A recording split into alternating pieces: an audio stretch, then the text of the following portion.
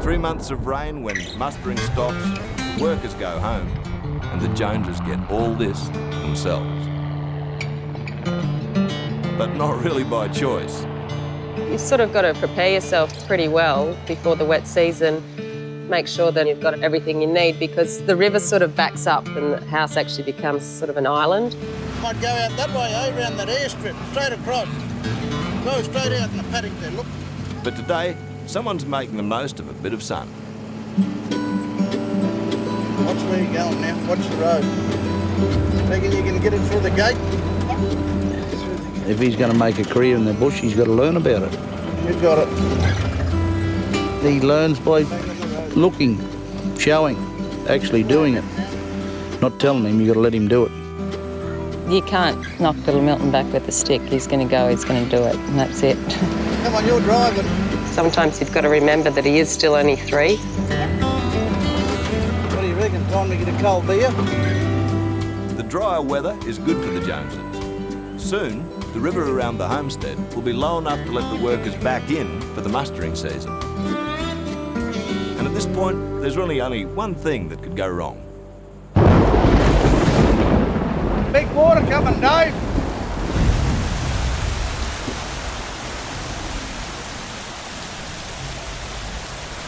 We've had this last bit of rain and I think we're going to get a bit more yet. You know, you can't drive anywhere, so you just got to sit down and...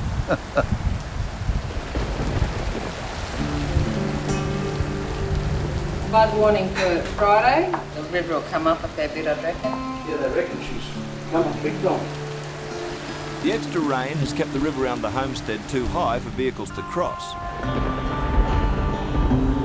And the workers are still on their way.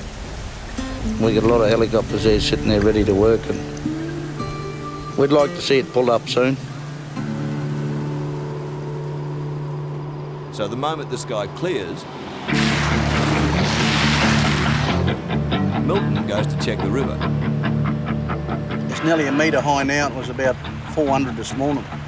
So, yeah, it's coming up quick. Been big rain upstream somewhere. See what's going on here. But he's about to find a more dangerous problem. You see a big slide mark here where he's been coming in and out somewhere? Obviously, there's one big old crocodile been hanging here, so we'll just try and do something with him. He's pulled up here this year in the flood, you know, come down. Mind you, he could be here too, don't worry. Anywhere. Anything that's sort of still on the bank of the river, which we are right at Cooleybar, is potentially bloody food for a crocodile, you know. So keep your feet out of the water.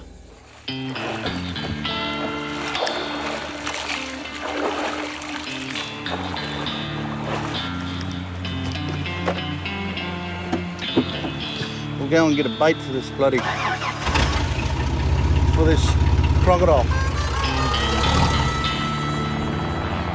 When the river finally drops, the workers will have to cross it safely. So there's really only one thing to do. It's time to go croc trapping. We put the bait in here, the crocodile swims in there, and he pulls the bait, and we got him. The only problem is getting the trap over to the river. But Milton's got that sorted. Milton sets traps and catches them and removes them, otherwise they eat the stock. The crocodiles, they're pretty common in the river. Yeah, you don't go in the water. We'll put it half in the water and half out. And the old crocodile will just slide straight in there. That's all we need to do. Oh, we'll get him eventually, one way or another, eh? Either that or he'll get us. While Milton waits to see if the crocs are biting, back at the homestead, Mrs. Jones also has some errands to run. And this is how she gets around. We bought this from the wreckers for $500. It's just perfect for scooting around the place.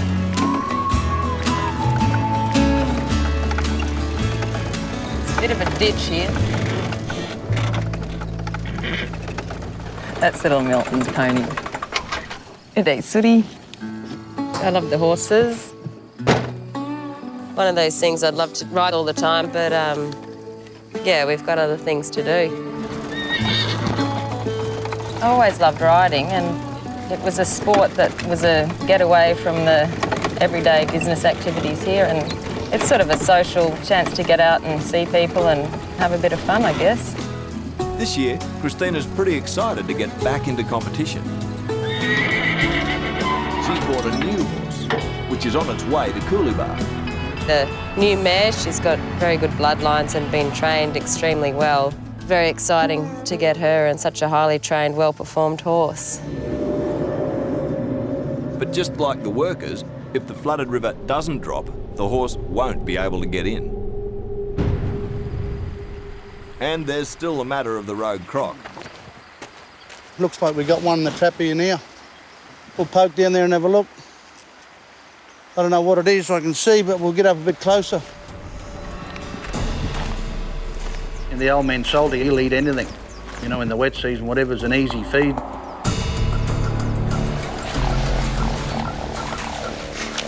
Eating me when I come here too.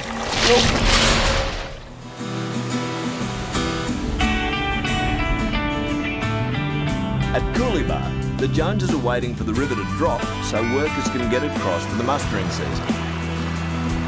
But first, Milton's trying to make the river safe by ridding it of a saltwater croc. We've got a crocodile trap in here. Looks like we got one in the trap here now. Best thing is whenever you're mucking around with a crocodile trap, you always have a stick in your hand. Because if a crocodile comes, that's the best thing you can do to him. Hit him on the head. There's two types of crocs at Coolibah. The man-eating salties and the smaller and harmless freshies. Just make sure there's nothing outside the trap here first. So what's Milton got in his trap? It's only a little freshie, eh? Only a little fella. The salties eat the freshies, eh? Eat me when I come here too. Wee little fella. It's a good indication that it's telling me there's no big saltwater crocodile here because the salty will eat those little freshwater fellas too, eh? Yeah, it's quick, aren't they, eh? There he goes. Just to be safe, you'll reset the trap because you never know. Hey, Milton? That's the thing, eh? You never know with them. Last year one nearly got me. But that's another story.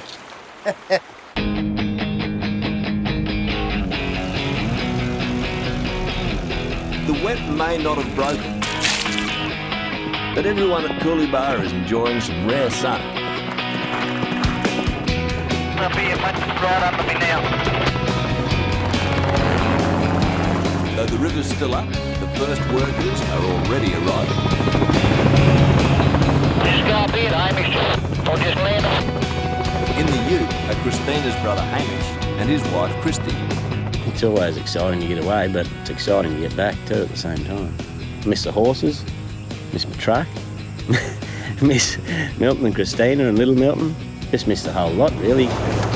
I got engaged to Hamish and I moved up here. I do lots of things around here. I help out with the horses and look after little Milton and help Christina around the house.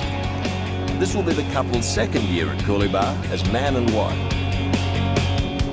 But this time there's only one way to get across the river to the homestead. It's always exciting to fly in.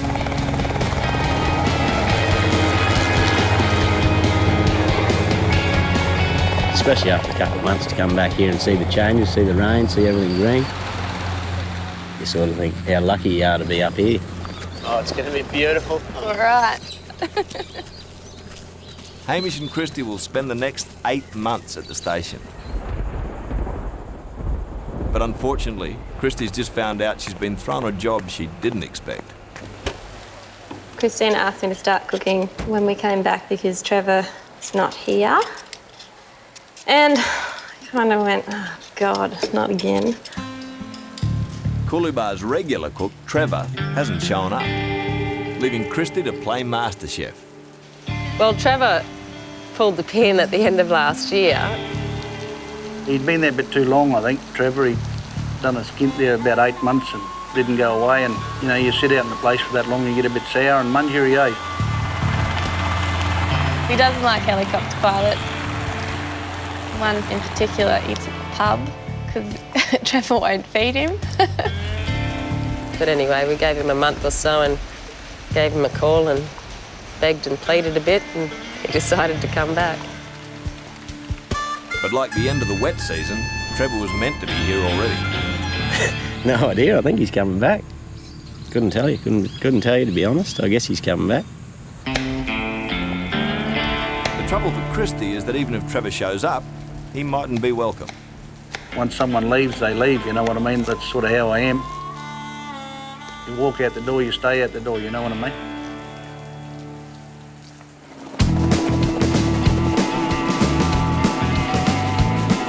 All right, no worries, Ian. A few meals later, Okay, mate, and Milton's decided to try and make a profit from his croc problems. I'm just up here going to collect a few crocodile eggs down on the Adelaide River. Fly along in a helicopter and locate the nest and locate where the crocodile is and land beside it, or walk in. Several different ways you can do it. Crocodile nest, they've got everything in them.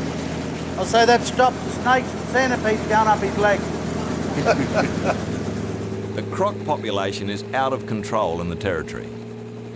To help keep numbers down, the government lets Milton collect eggs to sell to croc farms. It's hard work, eh? Especially when the crocs start jumping out at you. Joining Milton on today's hunt is local daredevil Andy. We carry a radio so I can communicate with the pilot, Milton. Beautiful. If the crocodile's going to eat me, I tell him to go. If the crocodile's there at the front of the helicopter, Andy will use the box to put between the crocodile and the nest. And as you can see, that's a box that's been used quite a bit for picking up eggs, all the bloody teeth marks, you know what I mean? They're probably the worst crocodiles in Australia anyway, for attacking you. Well, they'll eat you, put it that way. All ready to go. Stick, that's the most important bit. Stick in the box. Helicopters and crocodiles, it's all a pretty dangerous business. But yeah, it's all just another day's work.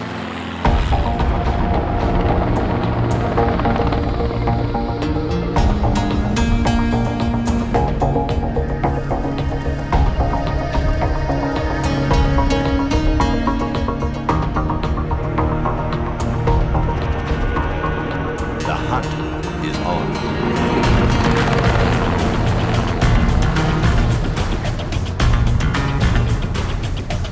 But before our blokes get anywhere near the bellies of the beasts, they'll need to find some nests. Crocodile there too, eh? You know, they nest in the same spot each year. Biggest old man there laying in the mud, look. That is probably one of the biggest crocodiles I've seen for a while, eh? There's 4 or 5 nests just along here, I think, eh?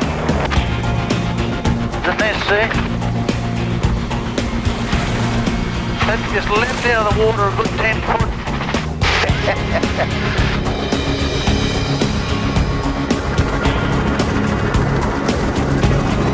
We'll just go around and we'll turn around and come back again. Here it is right here, this is the one we're looking for. It's time for the boys to get to work. Just check that hole, eh? Trouble is, they've got company.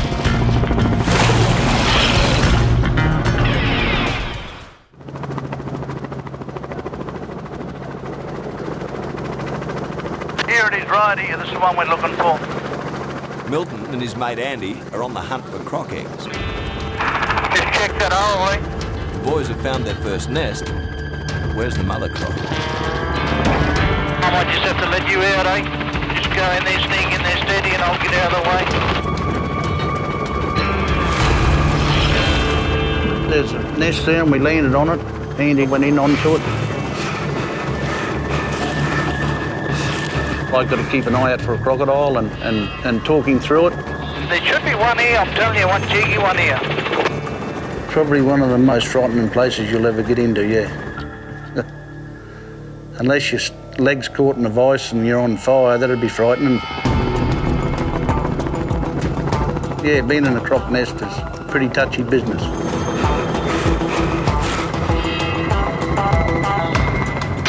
nothing in there. Cover it up, mate, and leave it. The nest is empty. But they can hold up to 100 eggs, which can be sold for about $2,000. Have a bit more of a look out there, eh? Oh, the empty nest is quite frustrating actually. It's either someone's taken them or they just haven't been laid yet. It's a frustrating waste of time and energy. Not much action there. All right, we'll find something here. We keep persevering. And with the chopper costing $300 an hour to run, you guys need to find some eggs, and soon. You go out there all day, you got to produce some eggs. You know, you got to produce.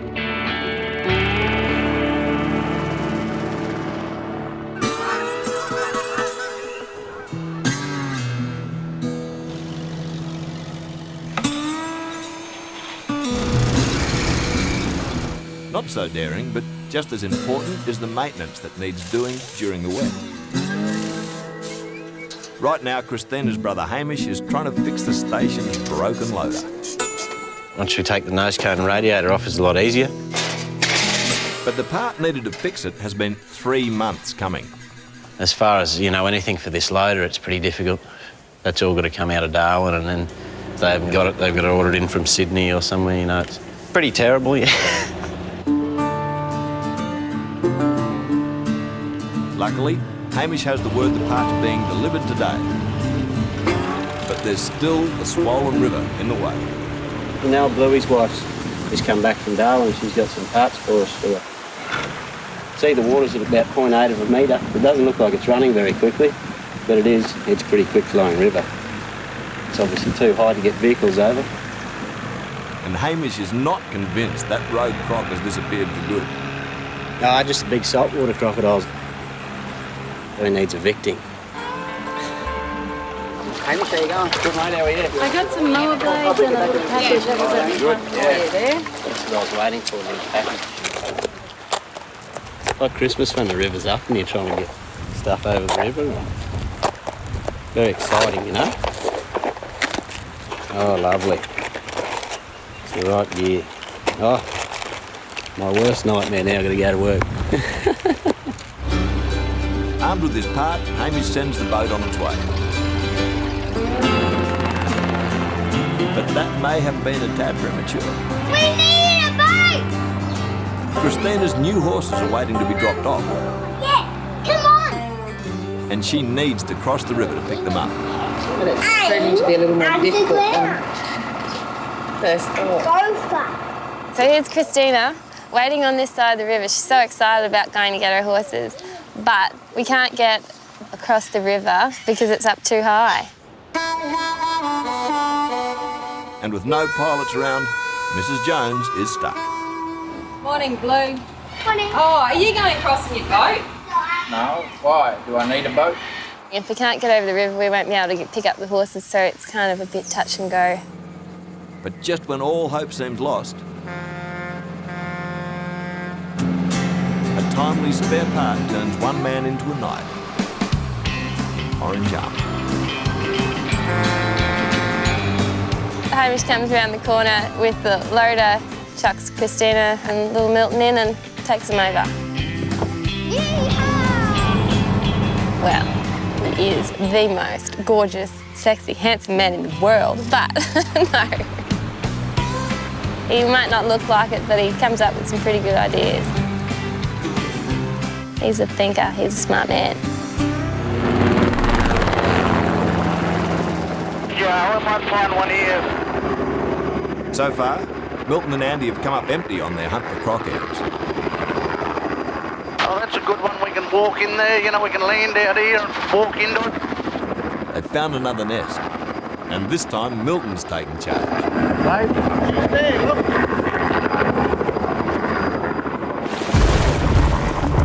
It just leapt there. You see the crocodile take off and you'll get that 4 or 5 minutes where he's sort of settling his heartbeat down, and that's when you get the eggs and get out, you know what I mean? Yeah, right, Andy, let's go, mate. The boys are in the thick of it. Oh, she's right there, look under the bush. See that little bit of, you can see the water moving there a little bit? But will they finally find their buried treasure. Quickly now. There's a good egg here. That's white gold. But it's no time to lose focus. You need to stay there and be quick with your egg collection because she won't go away, she'll protect the nest. We put a mark on them so you can tell which way they've been sitting in the nest. If they roll over, then the little baby croc will die and it's no good. The nest's a good haul, but not enough. Fertile ones there back in the hole, eh? Yep. The boys' 2-hour trip is really starting to cost. We've got to find something, not a lot of water. But Milton's got a hunch the biggest scorer is still out there.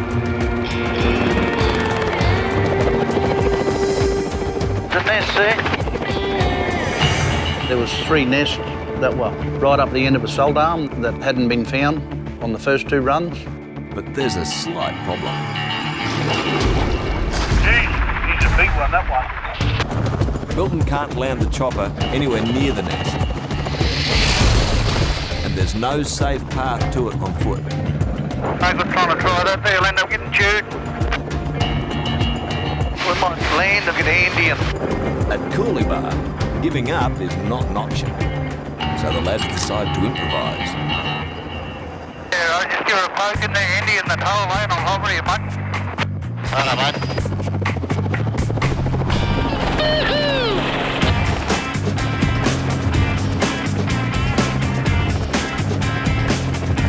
Oh, here you go, big one here. Biggest one here, and the biggest one.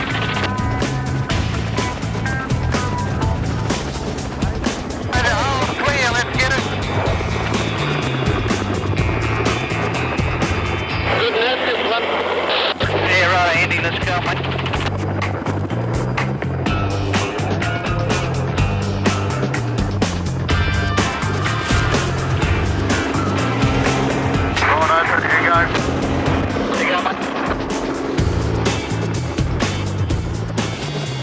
Two nests were good full nests and the other one was empty.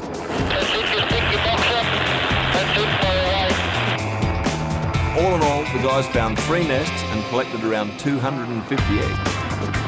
Good to be finished, near and close. At $20 a pop, it's a nice little earner before mustering begins again.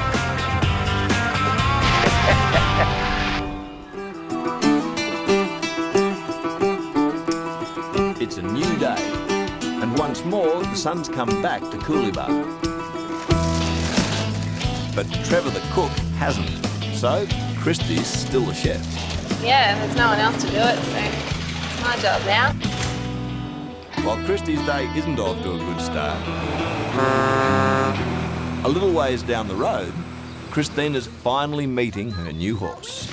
It's very exciting. This is the new one I just bought. She a beauty? She's arrived from Tamworth in fine form. I've come a fair way, however many thousands of kilometres that is. And this other one's for Milton, if Milton decides to ever get on a horse. But there's still the issue of getting them across the flooded river.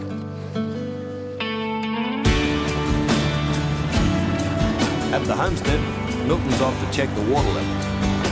And after a long wet, he may be in for a surprise. That's sort of dropped there now, I'd reckon. It was about a metre high this morning. Can go down quick, eh? We can just about drive across it. For Christina, the timing couldn't be better.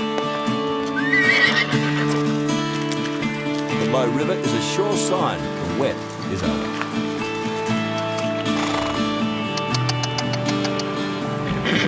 And the horses come home.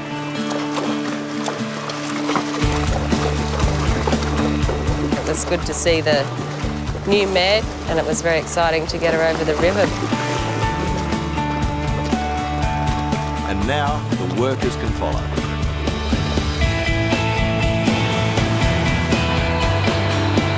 It's all coming together, all the rain clouds go and we start work.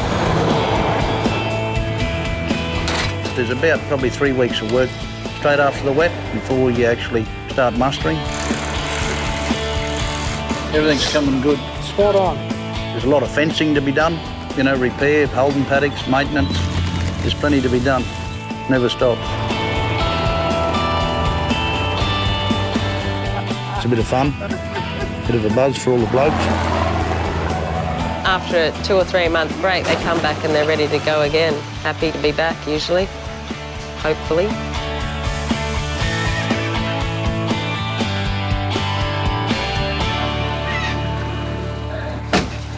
Welcome to Coolibah, Jeff. Arriving with the other workers is one of the new rookie pilots, and he's sure to add some colour around the place. Been on a cattle station before? Never, no. Got a hat? No. No swag? Not on me, no. Oh, we'll have to get that organised. At the tender age of 20, Sunshine Coast boy Jeff is already a licensed chopper pilot, and he's come to Coolibah to try and fly with the big boys. It's Lurchy. Not sure what Lurchy does, but he's been here a while. I'll show you your room. It's almost like a different country being out here. I mean, I know it's still in Oz, but just, yeah, everything's so different. Yeah, the nearest beach is probably about 500 k's north of here, so he won't be needing his boardies for a while. Yeah, I'm not sure what's in store for me for the next 6 months or so, but my goal's just try and get straight up into the air into a chopper ASAP. But Jeff's about to find out that's not how things work around here. I think he's brand new.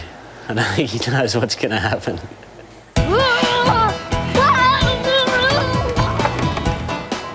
There's a saying, you got to learn to walk before you run. So at Coolibah, Jeff's got to learn to bulldoze before he can fly. It isn't what I expected. Like, it's a bit different. Finding out the rules more and more as we go along. They want to be mustering pilots, but I don't know whether they will be or not. They need to learn about cattle and stock and how a property runs first. You've got to be prepared to work hard. If they don't do that, they might as well go back where they come from. I reckon one of them will only last a week, I'd say. We'll find out. And with mustering approaching, the jobs are only going to get harder. So is Jeff going to stick it out? Yeah, I'm not too sure exactly how long I'll be here for. I'm really hanging out to get up. I'd love to. I'd so love to be in the air. Be good. But oh well.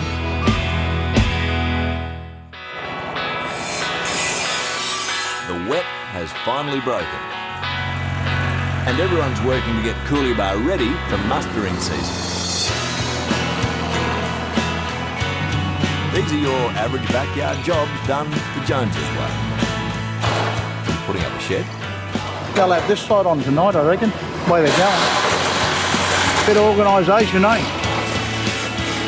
Mowing the lawn and watering the plants. Bit of gardening, that's it. This time of the season we should be into mustering and everything, but this has got to be done as well. But with all the work, someone has to play. Delivery for Little Milton. What is that? It's full of pirate stuff. Little Milton's on a treasure hunt. Yo ho ho and a bottle of rum. With Rainey, his friend from next door. Almost every day's dress-up day. He loves dressing up as a pirate.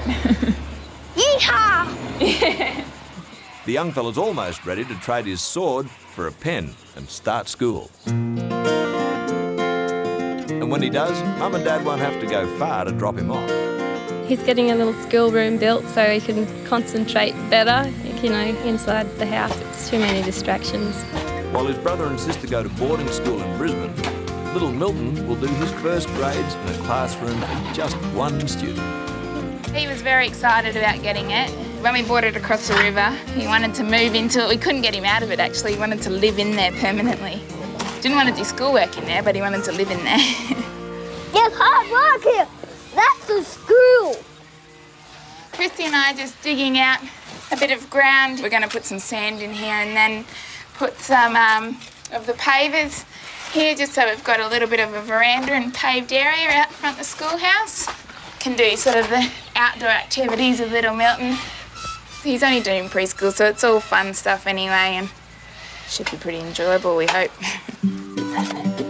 While the ladies plan for little Milton's formal education, Dad reckons it's time the little man learned a thing or two from the school of the bush. Righto, hop over. Well, grab them eggs, eh?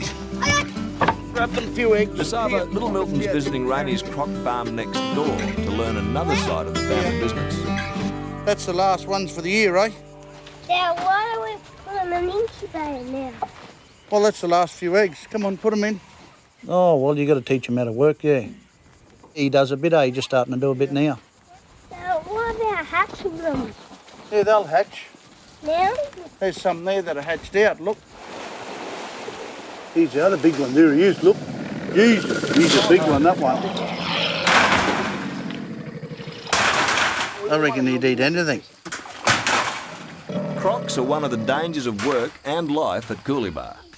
Break that bone. Oh, you are savage. And for little Milton, this is the perfect place to learn about his nasty neighbours. Quick, see how quick they are? Very big.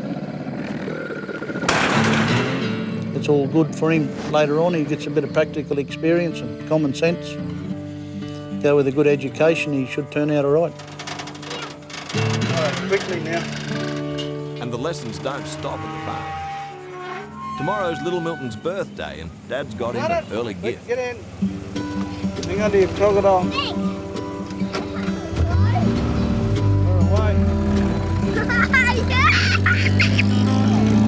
Gotta keep your hands under him, that's it. You're right, play with him. He likes that, Dad. Well, you know what we'll do? We'll take the nose rope off him. You want the nose rope off him? Righto, well, don't get rough with him. See alligators?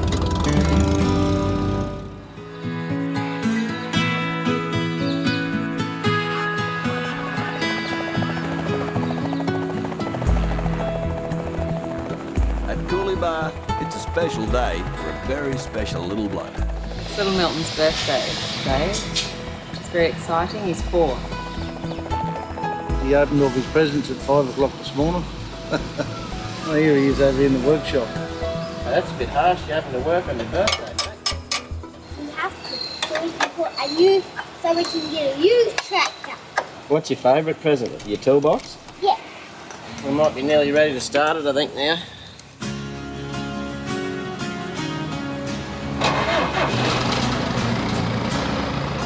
We're all going to knock off at about 12 o'clock, so yeah, have a bit of a party.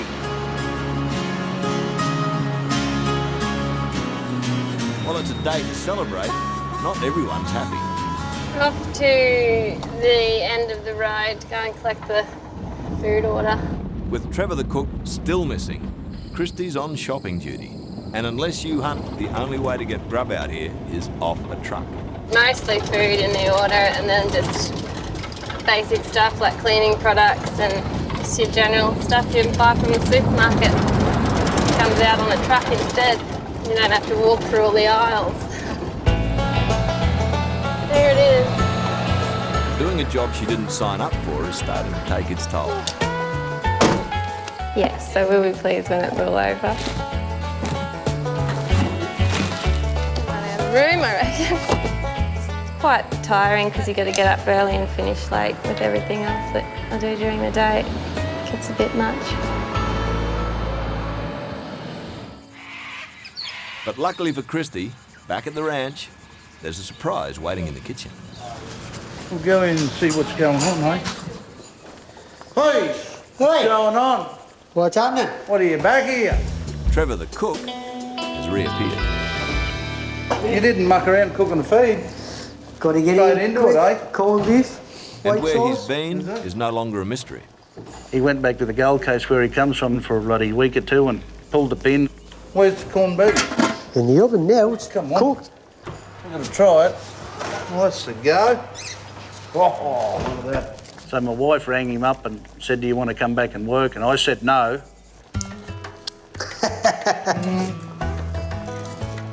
Is that the way? You want more? Hey, we've got more to come for dinner, you know. But I said, righto, I said, if he comes back, you employ him. He's your employee, not mine. That's right. So my wife employs the cook, yeah. Yeah.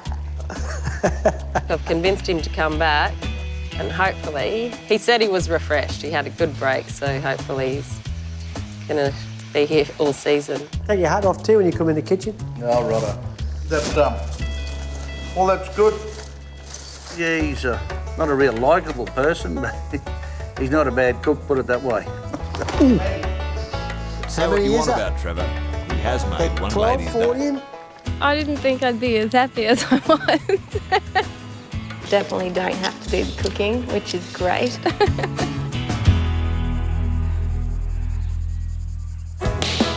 no worries. Talk to you later. It's tools down and time to celebrate. I have a bit of a party every year for little Milton's birthday. I will just have a cake and a bit of a party and a few drinks. But folks have come from all over to live it up with the birthday boy. Everyone had a really nice time. Little Milton was just so excited. He had a great time. Oh no, it'll go everywhere here. Why don't you save it? Obviously, it's not a normal little kid's birthday party because we don't have other little kids around to invite over. So we make a special effort for him, and yeah, we do all come together. I'd like to thank everybody for turning up for little Milton's birthday party. Let's have a drink. It's a new year and a young life. Can't do another one? And a new season at Coolibah. And trust me, knowing the Joneses, they're going to have a lot more stories to tell.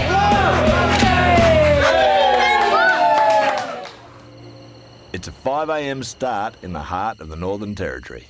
Morning already. Morning already. Another big day.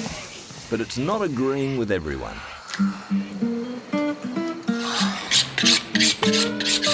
Big Milton needs a big breakfast. You're cutting it too thick, babe. Yep. While over in the workers' kitchen, Trevor the cook has 3 rules. No hats. Morning. No boots. And no whinging. Nobody complains at the moment. Haven't got much choice. They either let you or they starve. Make sure your plate's clean. There's a big day ahead for everyone as they prepare for the first big muster of the season. Oh, she's warm. Bloody warm. I hate running. I hate it. Now that he's fed the troops, Trev's on another mission. And he's asked Milton's sister-in-law, Christy, to help him. Trevor is supposed to be riding racehorse at the races this year. You've got to be doing something, otherwise you'll just go stupid. So Trevor's decided at age 60 to make a comeback as an amateur jockey.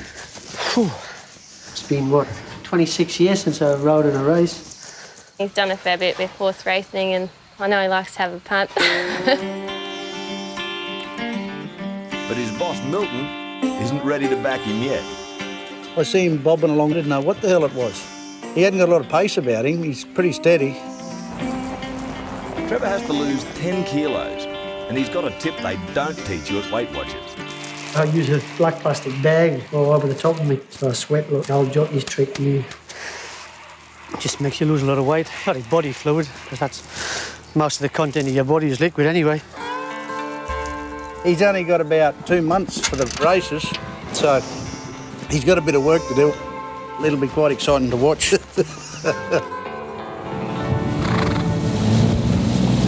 Another early bird is Milton's brother-in-law, Hamish. Lead away, kids, hey! He's got to round up a mob of weaners before the muster tomorrow. But he's not doing it alone. Coolibah covers 1.3 million acres. Chopper mustering is a must. Be lost without him. You wouldn't manage this country without him. No way in the world.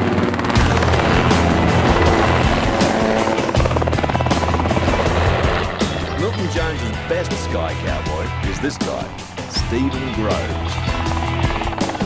I wouldn't say it's dangerous, man. It's exciting. Can go around over the top of your man.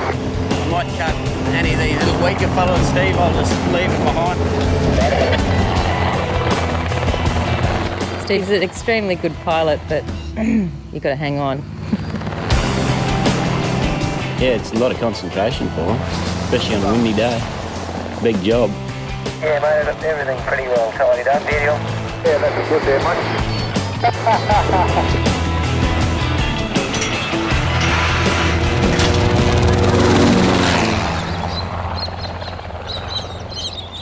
Santa Claus gave me this saddle. He loves Santa Claus. Yeah. Over at the homestead, Christina Jones is getting her own budding cowboy ready for her riding lesson. Will you just yell out if you fall off, or...? No. I can ride. I practice. Come on, Sooty. He loves his horse. He's doing pretty well, and he seems to be enjoying it. One time I ride, I got backed off, and I keep practicing and practicing and practicing and practicing and practicing, so I can know how I can ride. Giddy up. Righto, come on. Little Milton's got a junior rodeo coming up in a couple of months. It'll be a rare chance for him to mix with other kids. Don't be silly or you'll fall off.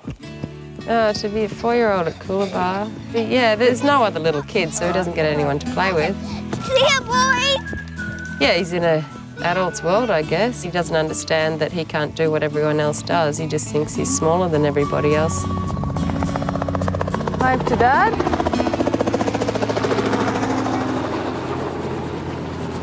Big Milton's on the warpath. There's a ton of work to be done, and the new kid from the Sunshine Coast is a slow starter. Where's the wire rope you had yesterday? I was the only one around there. Well, I'm if I know. You just pulled it off yesterday, didn't you? Jeff's a qualified chopper pilot, but before he gets to fly here, he's got to prove he's a worker. You got to work around the farm and do your own part and no jobs above anyone. I'm going to learn weaner, steer, heifer, freaking everything. 4 legs. Some have horns, some don't. That's it. Bull, cow. And yeah, that one's a cow. Hey! Use the big saw! You'll wreck that one there. It looks like Jeff's got a long way to go to convince the boss he's up to taking charge of a 300-grand chopper. Tie the rope around the log and short to your rail and cut it off. About half an hour up there trying to sort your f***ing self out and you're still doing it. Come on, quickly now! Anyone that knows him knows that he's definitely tough. Just wanted to be able to do everything as fast as possible. Quick, get your rope around this side of the tree. You have to, otherwise you'll get roused at. Mate, that's not even a knot. I wouldn't even time your horse up like that. Oh, your little Milton's tying not better than that bastard. And if the kid doesn't get his act together soon, his career at Coolabah could end before it gets off the ground. I worry that one's going to fall on the house, eh? I bet he drops one on the roof. Hey!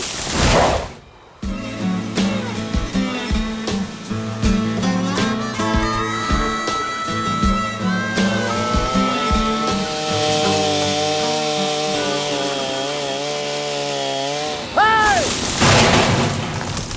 Oh, the f***ing Johnny Deere nearly got hit here.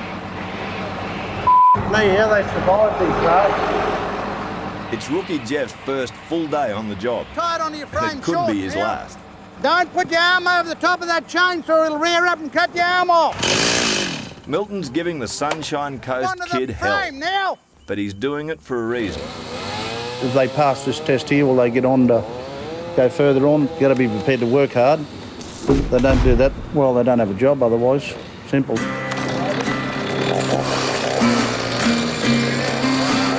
Yeah, trying to learn as much as I can, as fast as I can, so I can just sort of be one of the other guys that are just working out in the station.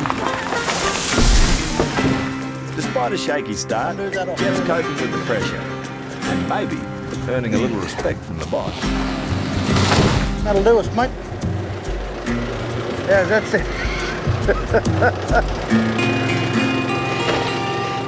He scared the pants off me. So, we'll see how we go. Hopefully everything will go smoothly from here on in. I've had one fella turn up here once and he didn't even know how to open that gate over there. And he ended up a good man, so you never know, eh?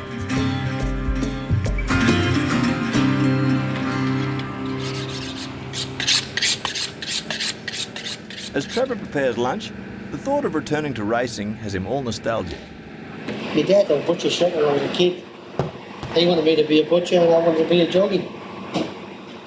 And that's where I went from there, and I came to Australia and rode for 15 years. Now he thinks Milton and Christina are going to lend him a horse to race on. You want to go and do it now? But the Joneses have decided to have some fun with their temperamental cook.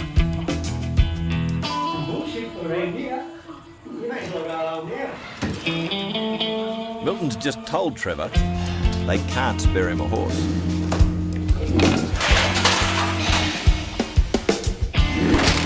Who does he think he is? They just said they're not doing it anymore. It's not racing. They haven't got another one.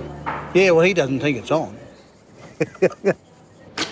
I think he's disappointed because he just realised that there's no horse. It would have been nice if it had have happened. It would have been nice to get back in the saddle again. The truth is, Milton has got something special in mind, and he's off to put his plan into action. It's actually down at the pub down here now, and he doesn't know about it. He'll have fun. He'll be surprised, I reckon.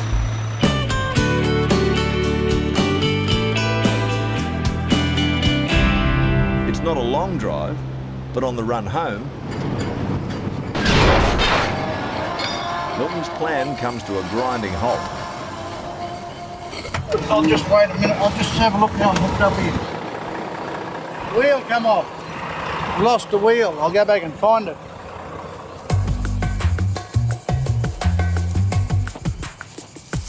Bounce there, right?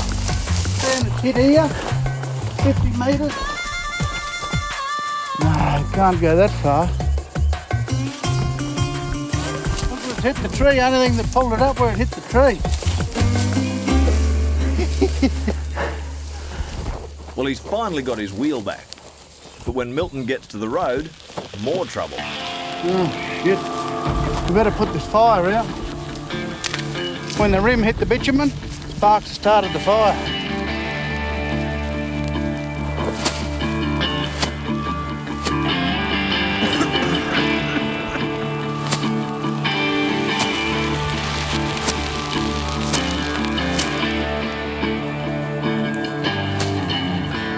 Put out quickly. But Milton's worries don't end there. It's pretty clear the country's a tinderbox. People will come along here and drop a match out of the motor car or a wheel bearing or something, and it'll catch all this on fire and burn us out. Bit of wind and hot weather and dry grass, oof, never stop it.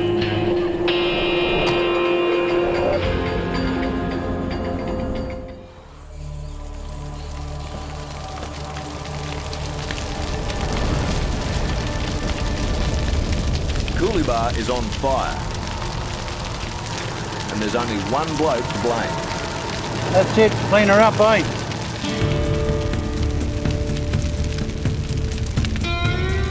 Call it a firebug. That's a mixture of petrol and diesel. Then we hit it with a bit of that, and away we go. Milton's runaway wheel sparked a grass fire, so he's decided he'd better do some back burning now. He's burning off the dead grass along the road. Otherwise, later on in the year, when it does get really dry, you've got too much fuel there and you start a massive fire. So it's controlled burning. Another month's time here, you drop one match here and the whole place will burn. Massive fire. Lose stock, feed, everything here now, but by doing it now, prevented it burning, you know, we lose a little bit along the road here and that's it. You don't have to love fighting fires to do this job, but it helps. It needs to be done, but yeah, he does love doing it. Definitely. He's a pyromaniac. Where there's smoke, there's fire. Where there's fire, there's me.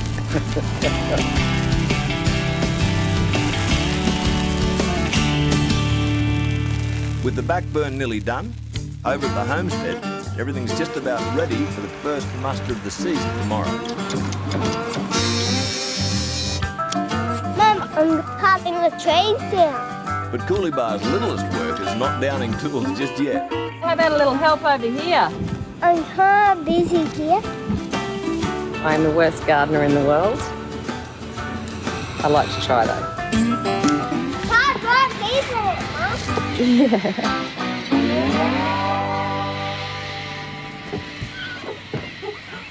Closest I've been to jumping in one, so it's good to touch one again. Rookie pilot Jeff's had a hell of a day. Having survived trial by Milton, now he's got to impress Cooleybar's top gun. Steve's a really nice guy. Trying to suck up now. There you go. He's got to get in and show he's got the right attitude and he's prepared for a little bit of hard work. I'm glad he's doing it, not me. So even though there's a muster coming up, until Jeff gets the nod from Stephen, he's grounded. Would be good to go up tomorrow, but hopefully time will come.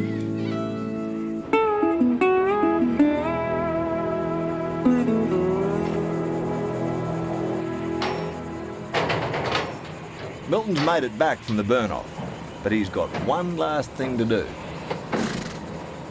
Oh, Trevor, the cook, he doesn't think we've got a horse lined up for him, but we have. We've been keeping it a bit of a secret, so we'll surprise him. Trev's been grumpy as all get out since being told the Joneses couldn't spare him a horse for his comeback as a jockey.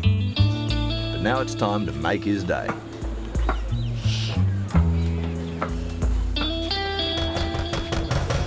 Oh. Look at this. Here. Is that mine? It's yours.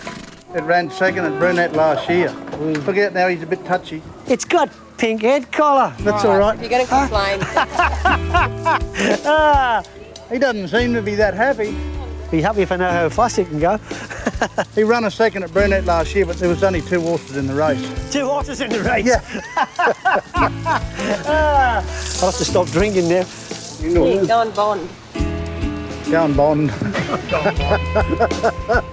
It's supposed to be quite a good racehorse. He's got about 3 weeks to get it fit and train it before the races. If it's a donkey, it can go back in the paddock. That's the way you have fun in the bush, eh? Don't tell him nothing, disappoint him, then surprise him. But Milton has his fingers crossed that his whole plan doesn't backfire. He's got a bit of work to do on the horse, so it'll probably throw him first up, break his leg, and we'll be cooking for ourselves.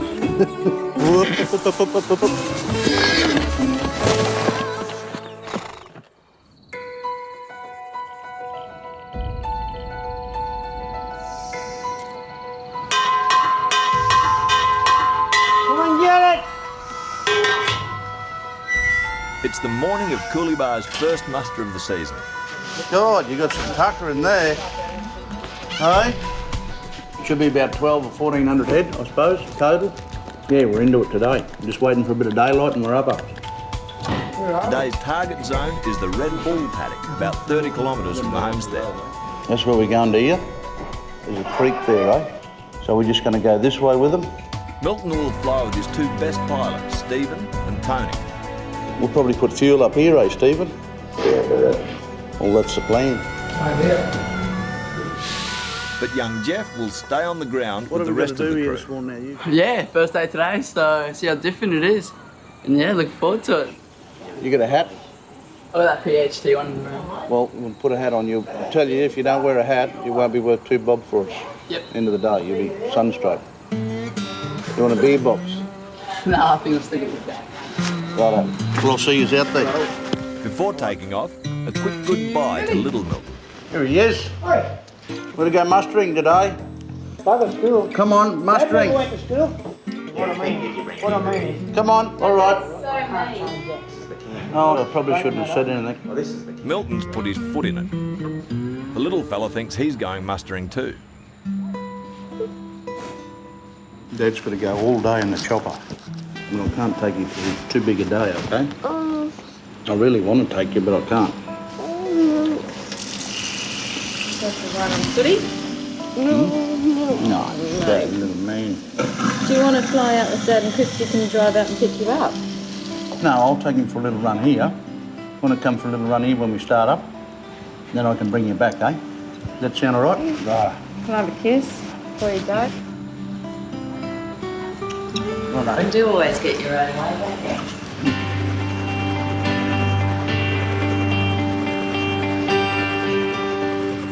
Now the muster's on. That's right. Milton will disappear at dawn and often be gone for days.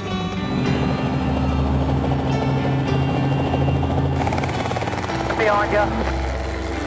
We're just going to go around the pivot here with this young fella and I'll drop him back at the house and we're away, eh? Look, the cook down there. Get the cook.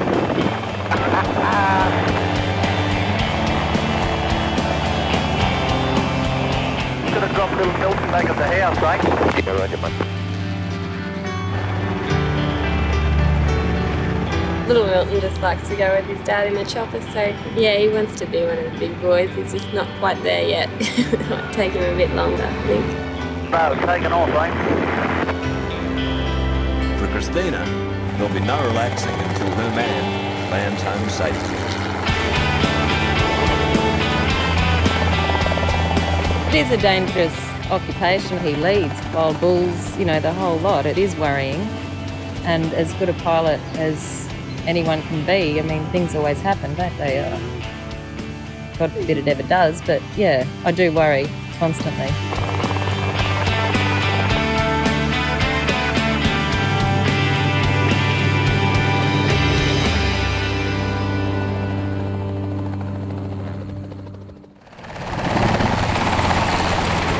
There's going to be a bit of wind on the side of this hill here, good boy. She's blowing 30 knots here now. At Coolibah, it's the first big cattle muster of the year, and the skies are full. Think that fella your side on old Hayes for you, mate? Oh yeah, I've got him. I might take him first, mate. The ground's chockers too, with cowboys old and new. I don't think this place has existed anymore, you know? It's like watching a black and white movie with cowboys and Indians sort of thing. This is what the Joneses do best. You got animals up there too, mate? Oh, just check this out here. There's a mob there, eh? The job today, they've got to drive 2,200 head of cattle into the holding yards. Locate your cows, push them out to where you can run around and grab them. Here's the whole paddock plate right here. Settle them down and feed them and load them onto a truck, and away they go from there. Yeah, roger, mate. We're just parked right here at loading ramp. All right, that'll be right. Just wait there then. Righto. You on channel, Milton? Yeah. Has anyone ordered any avgas lately? At the homestead, Christina's taking care of logistics. No one wants to talk to me today. Yeah, we better think about a bit of juice. Keeping 3 choppers fueled and flying for a 15-hour day isn't an easy job. But the hardest worker out there is Milton. During a muster, he does as much on the ground as in the air. Righto, cowboy. Righto, what do we got? That first mob of cattle's rounded up. Righto. And now the boss is running the show in the holding yards. Just block him there until we clear this. And he's got rookie pilot Jeff in his sights. Grab him on the half. Grab him on the nose. Push again. If Jeff wants to muster from a chopper, he needs to learn how cows behave. And this is the best place. Jump in there, Jeff! Jump in, Brett! Jump in! Yeah, he's got to learn somewhere. And right here's a good spot. He's about the greenest one I've ever had. Get in there! Get on there, boss! I'm going to start howling at you. What have I got myself into? Don't do half a job. Get in and do it or get out. You got him, cowboy. He's keen to do it, so let him go. You know, I've got patience, as long as he is. I guess I'm a little bit scared. When I tell a story, it'll be a bit bigger.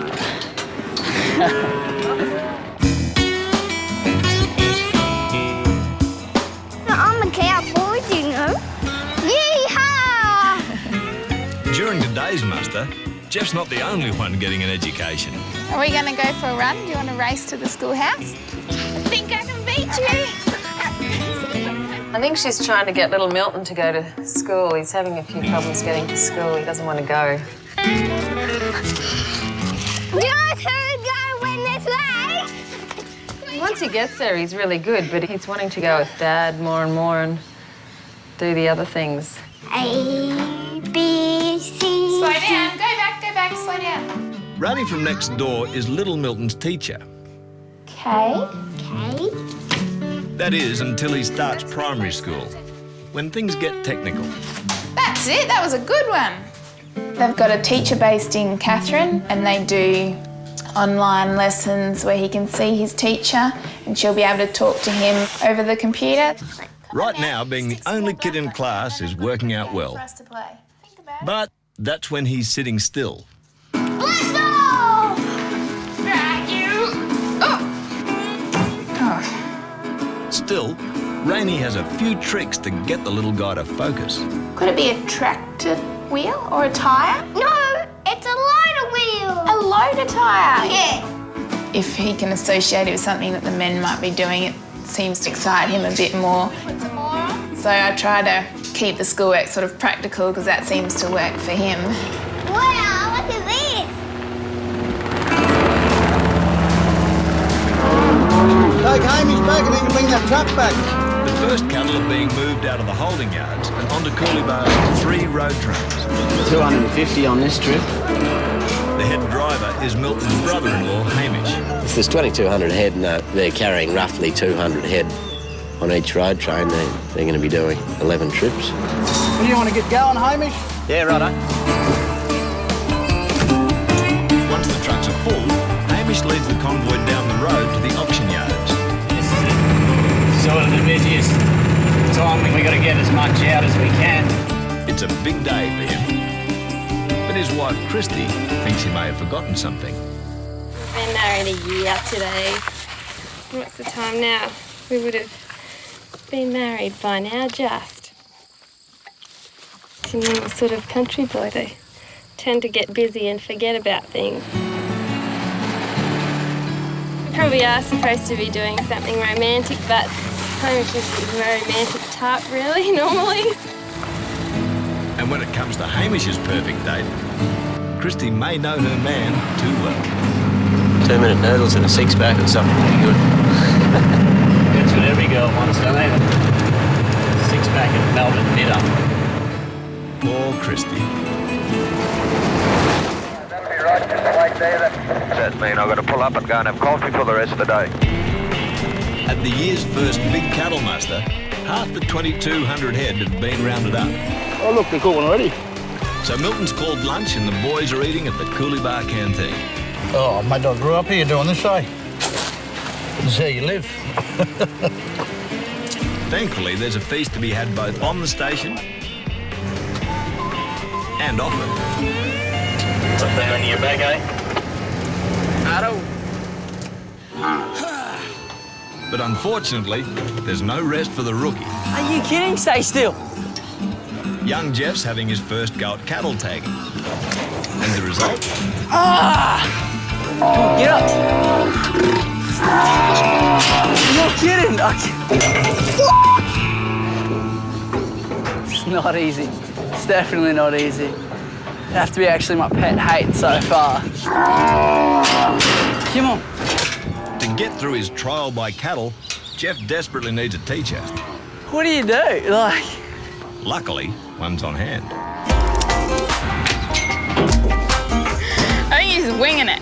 Doing a good job of winging it. Rainey's finished with Little Milton in time to help another student. It's not as easy as it looks.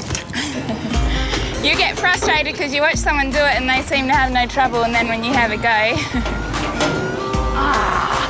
I don't know, they just keep going exactly where I don't want them to go.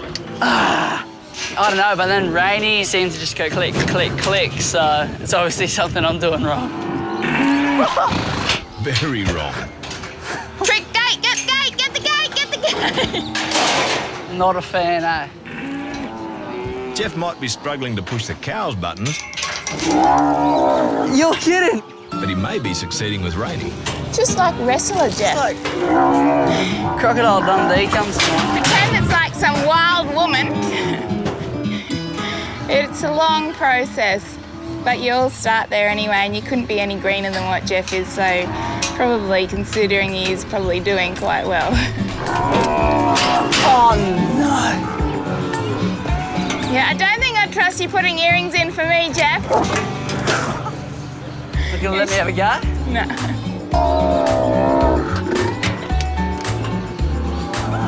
Is it done now? Yeah. I'm sending them your way, Jerry.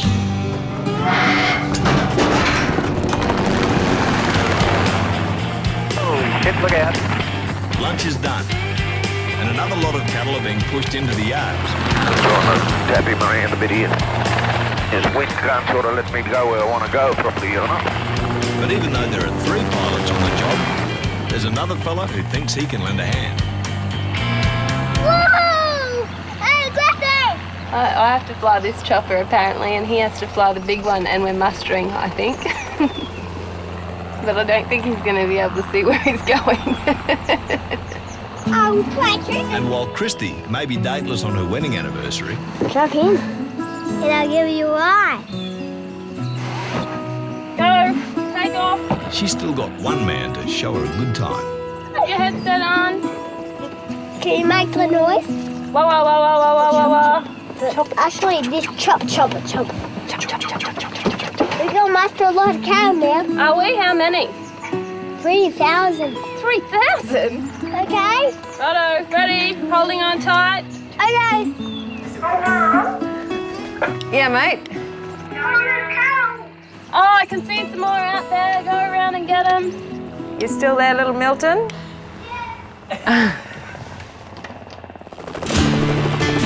over the top of your lane, just stay that level.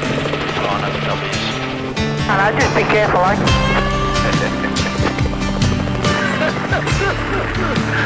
You want to stay away from there. Yeah, this is good fun. Out of the muster, the pilots are working like a well-oiled machine. You on channel, Milton? Yeah. You better come back to the house. But something may be about to ground them all. Policeman's here.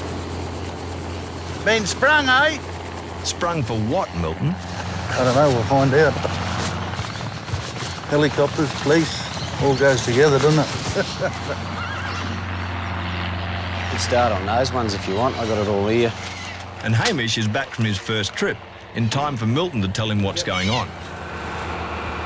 The policeman, he comes up each year and does all their registrations at once. They look for just obvious roadworthy things, you know, like your tyres, make sure all your lights and everything are working, just make sure everything's right for the road. Each of Cooleybar's 3 road trains have to be roadworthy. If they fail, there'll be no more cattle moved off station and the muster will have to be called off. So everything's had new brakes and new wheel bearings and the wiring and the plumbing done. The worst thing could happen, they wouldn't pass it, they wouldn't pass the rego. If you haven't got any trucks, you haven't got any business, have you? Can't deliver hay or cart cattle. Unfortunately for Milton and Hamish, the inspection's taking longer than expected. Everything going to be right? Not even close.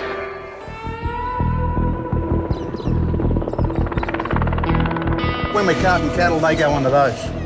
During the first big muster, the boys in blue have popped by. Oh, well, it'll be straight in there. Straight in. As soon as they're done, eh? So as soon as we can get on the road, we'll go in there and get them done. They're doing roadworthies on the station's 3 road trains. And now Hamish's truck has caught their attention. You always get nervous. You never know. Rules change, you never know. Never can tell. If the truck fails, there'll be no more cattle leaving the station today, and Milton will not be happy.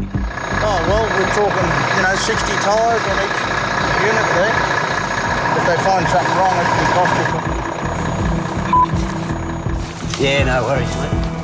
But finally, after a thorough inspection, there's news. Good, mate. All good. Yeah, everything went well. Everything passed. We got new regos done and all the old regos renewed. Everything's good. Everything was shipshape.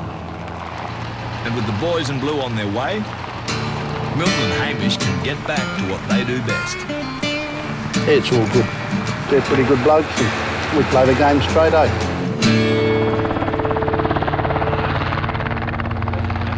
A crocodile! Do you think it might be a crocodile? Yeah, crocodile! The crocodile hunter here. Lucky. A policeman, a crocodile hunter. Policeman, crocodile hunter. With all the drama at Hamish's day, Christy's chances for romance on her wedding anniversary seem slim. but she's getting on with the day-to-day. Oh, it's only 8 k's to go and get the mail. Not too far, really. I'm a bit fortunate today to have an armed escort. Yep, close enough. And if Christy was hoping for a present in the post from Hamish, Is it too heavy for you? It's a bit too heavy. she may be disappointed. All right, what's in the mailbag? Any parcels for me?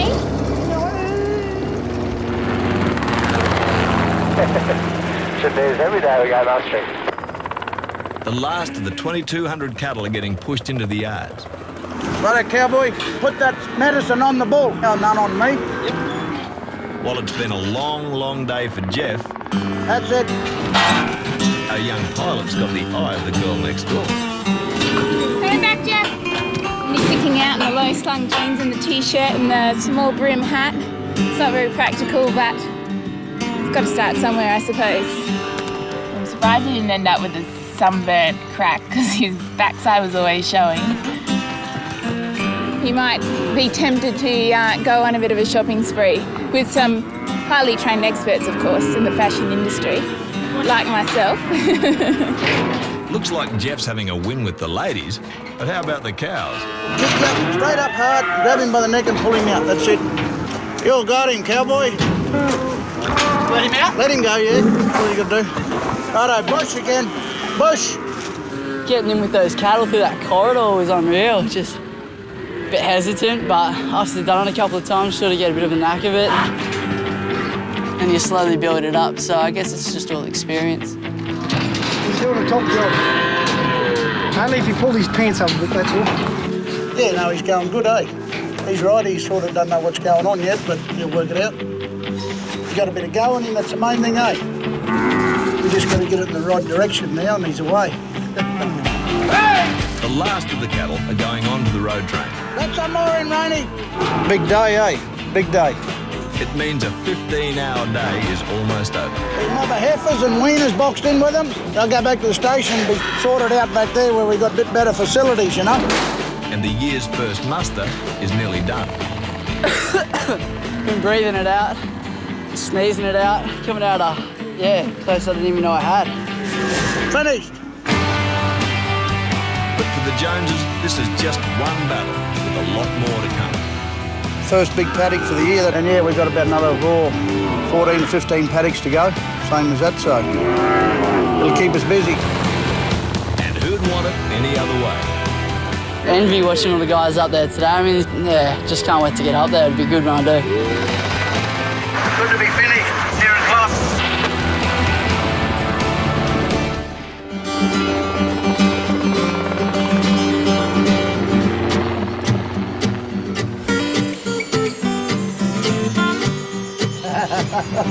The first muster is all over, and the Joneses are back together again. A bit of barbed wire after a hard day's work. But while everyone cracks a few coldies, Hamish has one more important bit of business to attend to. Oh, the things you do for love, isn't it? Seems our road train driver has a good memory after all. I suppose really should sit him like that, shouldn't I? We're not having a discussion. That's better. That'd be lovely. Seems this is supposed to be your romantic plan. Shouldn't you be getting the gates for me? Happy anniversary, darling. Thanks, darling. We were mustering and she was here working, so she probably thought I forgot it. Oh, it's going to be a beautiful sunset tonight, darling. Couldn't forget your first anniversary, though. Yeah, I had to do something special. Hang on, wait there, Christy. Such a romantic. Look at what I've done. Oh, you've even put garnishes on the cheese. Yeah. Whoa! But yeah, I put a little platter together and some expensive champagne, as you can see. Here, darling, look, I got your favourite. Is there really just weak? There is really weak mix in here. What is wrong with you? Cheers, darling. Cheers, darling. Thanks for such a romantic evening. Cheers again. Cheers, darling. Happy anniversary. Thanks, darling. Even after the first muster of the year, romance can still come to Coolibah. Ah, the serenity. Wow. Such a loser. Pay attention to detail.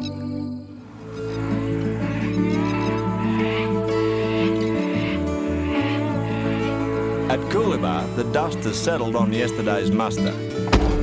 After doing some hard yards getting the first mob of cattle to market, everyone's got the day off. Some are returning to old routines. Others are heading off station. Are you excited about having time off? Yeah. Yeah. Yeah, definitely. And get to go to the big city. The big city. The big city. And a few can't stop thinking about work. A turtle. What's its name? Shilly. Shirley.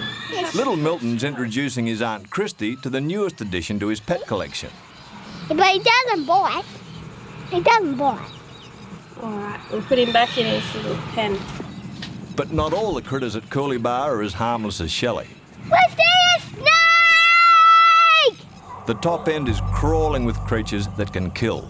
Kill snake! You got him, Christy. Brown snakes are the most poisonous in the country, even the little ones. Is he dead?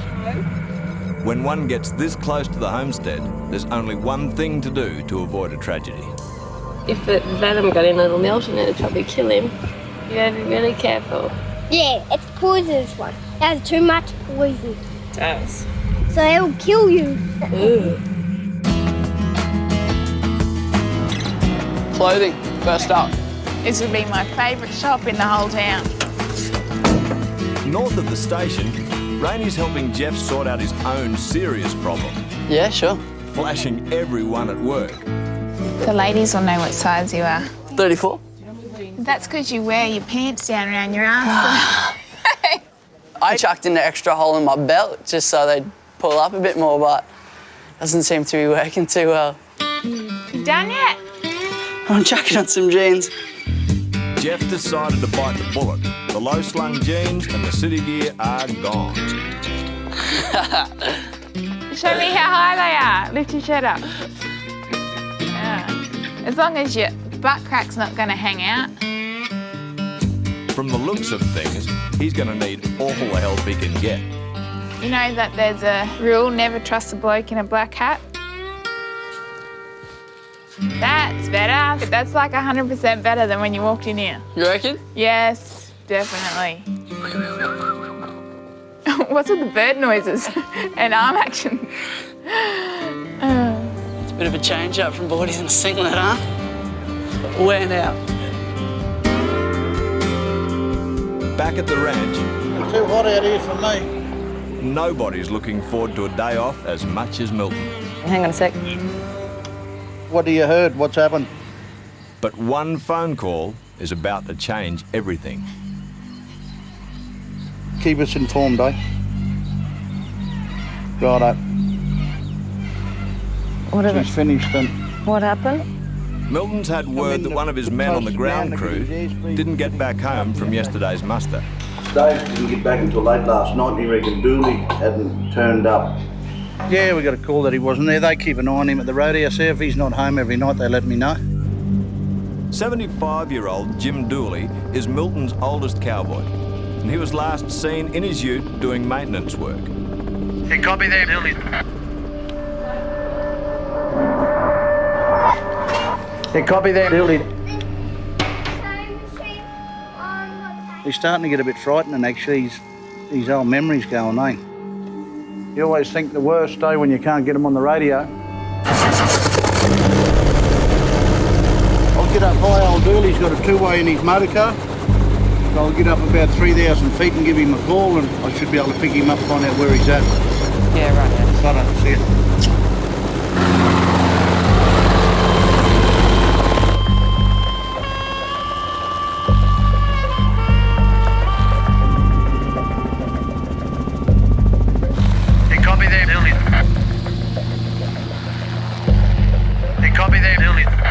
And when someone goes missing at Coolibah, it's everyone's business. dam and he's not there, so we better go for a look a bit further down. Ready, mate. Pilots Stephen and Mick are joining the search. You'll be able to come out this way a bit, Mel. Down that creek, come down that creek, eh? If someone goes missing, you got to be straight out there looking for them, you know. Pretty hard sort of country at the end of the year. You'd lost and perish in this country quick. Just things go pear-shaped quick when you get lost out here. We're going to go up to the bitumen and then come back this way, okay? Retrace his footsteps a bit, see where he might be, you know, you got to be here somewhere. In the skies above Coolibah, the search continues for Milton's missing mate, Jim Dooley. You copy there, Dooley?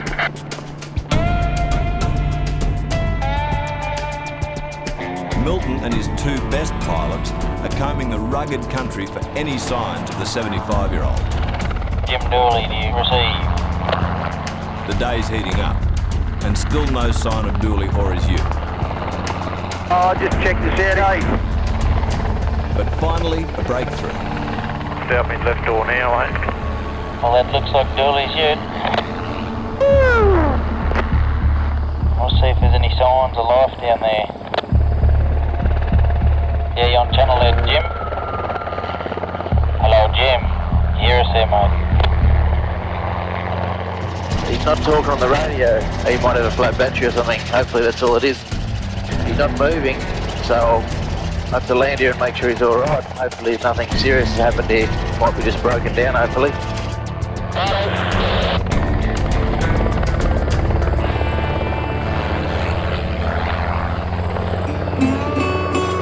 Oh, the old fella's waving.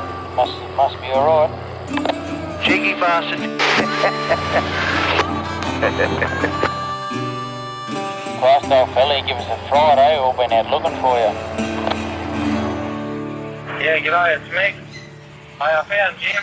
Reckon he's got a broken drive axle and he's reared in. Yeah, he's alright, everything's good. He just said he didn't want to lift anywhere because he was worried that he'd knock off all the gear out of his Toyota. Righto, see ya. We'll work something up. All right, thanks, Dave. Do you get you got the biggest hole in your pants? They're all his own. Yeah, I'll get it sorted.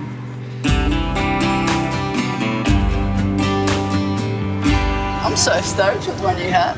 Are you? Yeah. Are you going to wear it? Hell yeah. Good. 200 k's north of the station, Rainey and Jeff are unaware of the drama back home. What do you reckon? Just need to rub some mud on it? The downside of going to town is you get stuck running everyone else's errands. What's this? From grabbing spare parts for Hamish or horse feed for Christina. I'm just watching and she does everything. He's such a gentleman. Yeah. Oh, and there's also a little package to pick up. That is a big looking crop. Oh, I thought it was looking small. It's a rogue salty, captured alive, and it needs to be relocated. Have you touched it yet? Touched its tail, yeah? Its tail? What about its teeth? Nah, you kidding? This is the first time Jeff's ever seen a crocodile. How come it's not moving? Like, I thought it'd be thrashing. He's a bit tired, mate, and we've given him a shot of Valium. We don't really want him bouncing around in the back of the car. Yeah, well, that was my thoughts. Yeah, I'm all good. Cured for life. Rainey's taking the sleeping giant back to her croc barn. Come. When he wakes up, the old salty will see out his days in a breeding program. Lucky fella. Thanks very much. I can't believe we've got a croc sitting in the back of the ute. Look at that. On the way back through town, Okay, what do we want? Jeff decides he's not going to let a man-eater stop him from getting a treat. I'm not saying Trev's food's bad. I'm just saying we're a true star. I think they're getting a good view back there. Look at this bad boy. Oh, I just caught it myself. Nah. We just went and picked it up. Oh, just went and picked it up from around the road. Oh, nice. As you do. Thanks. You too. We got our doggy bag for our friend in the back. No, I was just joking. She ran real. See, man. Yeah. 30 k's south of the homestead, Coolibah's mechanic Dave is on his way to fetch Dooley. I reckon he might might be bears. He lives on ice coffee, so I got him on there. That'll keep him going for a while. Dooley spent a night and morning sticking by his broken down ute. So Dave is a sight for sore eyes. See, you're a wild looking man, aren't you? Hey, got your breakfast and all. Spoiled or what? Oh. I'm too tired to get out of here, right? And what are you done to her, old fella? Doesn't take Dave long to work out what's wrong. You've done wheelbarrowing, I think. We can't really tow it home. It's going to have to go on a truck. That's all we can do with him, mate. We're up and there, we can hide it, Dooley. We'll pull all that gear out. Yeah, you just keep an eye out for each other. You've got to. If you're going to survive, you've got to keep an eye out for each other. For Dooley, it's been a long day. I'll take you home to bed, eh? Don't expect me to tuck you in either. I slept last night. In a tangled sort of a way. He's like an old Homan pigeon. It might take him a while, but he'll always find his way home. Ah, you're all safe. That's the main thing, Dooley. He's pretty tough, old Dooley. He'll be right. He's right, he always carries a blanket and pillow in his motor car. But not everyone's getting a welcome home on their return. Oh, look at this. You gonna take it back, have you? Look, shit. Cheers, man. What we got here? He looks like a real cowboy now.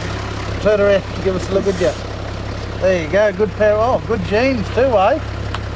All decked out. That's the go, mate. Milton seems to like it, I guess. Trev doesn't like it, which is even better because I like it that much more now. So, it's good. I want that. You'll get a horse ride wag when you get home? Yeah.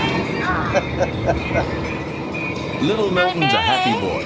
His big brother and sister are coming home. They let me go now. Yep. Good to have a little brother. I always wanted a brother. Hopefully I'll be able to teach him a few things. Milton's just picked up Bo and Alex after 10 weeks at boarding school. Oh, yeah, they grow up real quick, don't they, eh? I don't know anyone that doesn't miss their kids. But that's life up here, eh? That's what you got to live with. It's good to see my dad. I don't see him that much. I only see him on the holidays. The kids come home from school and everyone has a bit of fun, eh?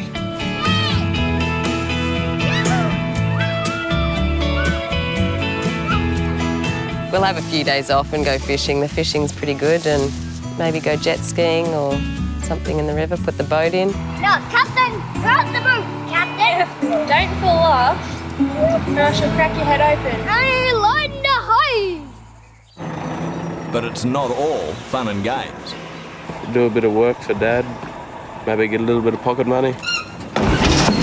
Go in. Having a bit of trouble at the moment.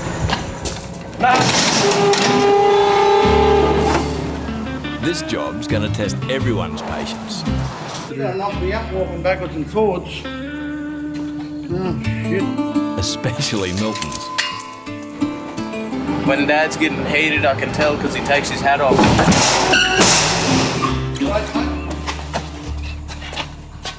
Oh dear, no hat. So I don't have to walk all the way backwards and forwards here. I'll tell you. You got to tell me whether to keep going or to get out of the truck or come back. All right. That's what you're here for. Yep.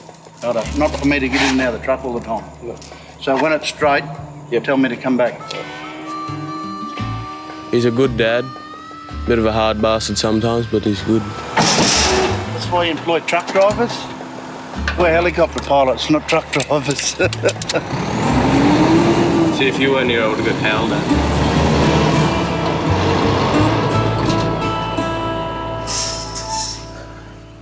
This is day one of the regime of getting on the horse. So we'll see what happens. Trevor the cook's in training for his return to racing. Piss off. The horse is a champion thoroughbred. What? Trouble is, he hasn't been ridden for about a year. This is when we try to get on his back and see how good he is. Let's be honest, the real trouble is that Trev hasn't raced in 25 years. Yeah, he's not as flexible as what he used to be. I was just trying to lie on his back. It's more guts than glory at this stage, but if Trevor thinks he's got the inside running, he's in for a shock. There you go, they got the head down now. This is Milton's sister, Terry. That's a rail rider. She can ride as well as any Coolabah cowboy. Look out! She's come to the station to take on one bloke. Trevor and I are competing against each other in a race, and he's lost so much weight. So I'm going to sabotage him when I go over. I'm going to put everything in his coffee or whatever I can. I'll make him a fat little bastard. Well, I guess there's nothing like a little rivalry. Skinny lunch today, Trev? No, it's a fat one for you. Skinny one for me, but fat one for you. You'd have to buy me a beer after the race. You'll have to buy me one. I'm just going to kick your ass. Sledging aside, Terry's come to Coolabah to do an important job. Feels nice, doesn't it? Nice to have a haircut. When the nearest salon is 200 k's away, you bring the hairdresser to you. You're doing well there, young fella. Now it's Milton's turn to get his ears lowered. And when Big Sis is doing the cutting, you'd better sit still and listen. Milton had come over from Kingaroy to see me, and he thought this girl looked all right. And I said, well, you can spend a bit of time with her, only if you let me perm your hair and colour it. He said, yeah, do whatever you like if it means I can sit here and watch her. That lady turned out to be Christina. Not really, but it would have been a good story. OK, little Milton, do you want to do the dusting of Dad's neck? Quick, dust me. You might be a hairdresser, right? Yeah, that's what we're planning. Okay, all done. Hey, how good's that? Beautiful. Thank you very much. Pleasure, pleasure. That's a good haircut. Beautiful, look at that. You're going to run over and get a beer? At Coolabah, it's been a long, eventful couple of days off. We don't often get down here at all, really. But the Joneses can finally enjoy a family holiday at home. Jet ski, skiing and having a few beers and a few nibblies, eh? Bit of fun. Dad's a pretty good jet skier because he's not game enough to fall in. Oh! You'd think they'd be worried about all the crocodiles. You got to get on from the back, Dad. Hey! You got to get on from the back. But they're not. Far out, that'd give me a fright! You try not to think about it too much when you're sitting in the water waiting for the jet ski to come back around. First run I had this morning, I saw a little one down further, but yeah, it wouldn't be enough to eat me, I don't think. Not saying that they're not going to be here, but we just built one. Perhaps they should be listening to the voice of reason. There's a big crocodile down here. It just lives there. When you're there driving with walking, you have to be really careful. Forget the crocodiles. Right now, the biggest danger in this river is Milton in a chopper.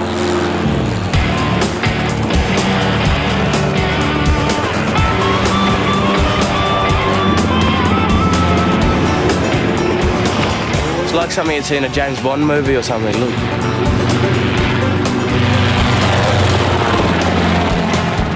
I don't know if I trust Milton that much.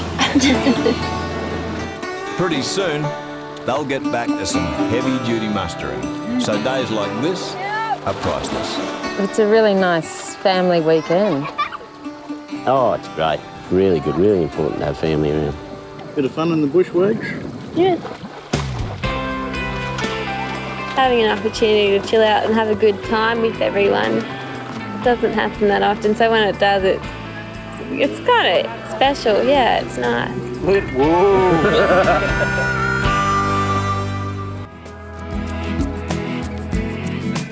The school holidays are nearing an end for the Jones kids. Well, let's go, Big J. Today, the biggest kid of them all is taking Bo and little Milton Not a hopping cowboy. on a special assignment. Put your seatbelt on. You got any chewies, babe? Yeah, in the cupboard. But both don't need a headset all day. Don't they? How come? Because they like loud noises. Clear prop.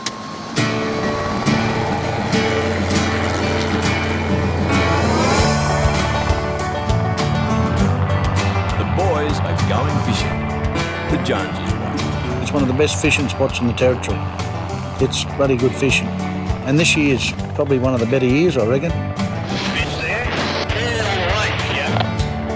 With your kids, it's great fun taking them fishing and whatever you do, you know what I mean, say outdoor stuff. It's a great time of the year to be doing it. Everyone has a bit of fun, eh? When it comes to fishing, you got to listen to Dad because he knows his stuff. Now you got your boots wet, have a cast over there. Look, walk over there a bit. Just in that bit of backwater there, you'll get one there straight away. You might get a crocodile there too. With the river still running fast, it's the best time to hook a barra. There now. And to make things interesting, Milton is putting up some of his hard-earned cash for the great Coolibah Fishing Challenge. Oh, well, we just have a bit of a competition each year here who catches the biggest fish. $100, say, for the first prize, that's all. Then they usually got to shout it back in beer, so... The field's open to family, workers and friends, and the race is on. Oh, well, I've got my lure. It's my favourite lure. Put a lot of fish with this lure, and he'll only get the big ones, so any little ones sort of don't know not to come near him. Underneath that log, that's the spot. Most definitely there'd be lots of cheating. I would say Milton would go down there 10 times and allow everyone else to go down there too. We kind of had one last year and I caught the biggest fish, so nobody said anything about the winner. I don't think they wanted a girl to win. He seems to think he's going to win it every year, but got news for him, eh? I'll cheat if I have to. Milton always catches the biggest fish, whether it's that big or that big. It's always the biggest. I don't think I'll catch anything. Don't really like fishing. Fish off! Blew him again!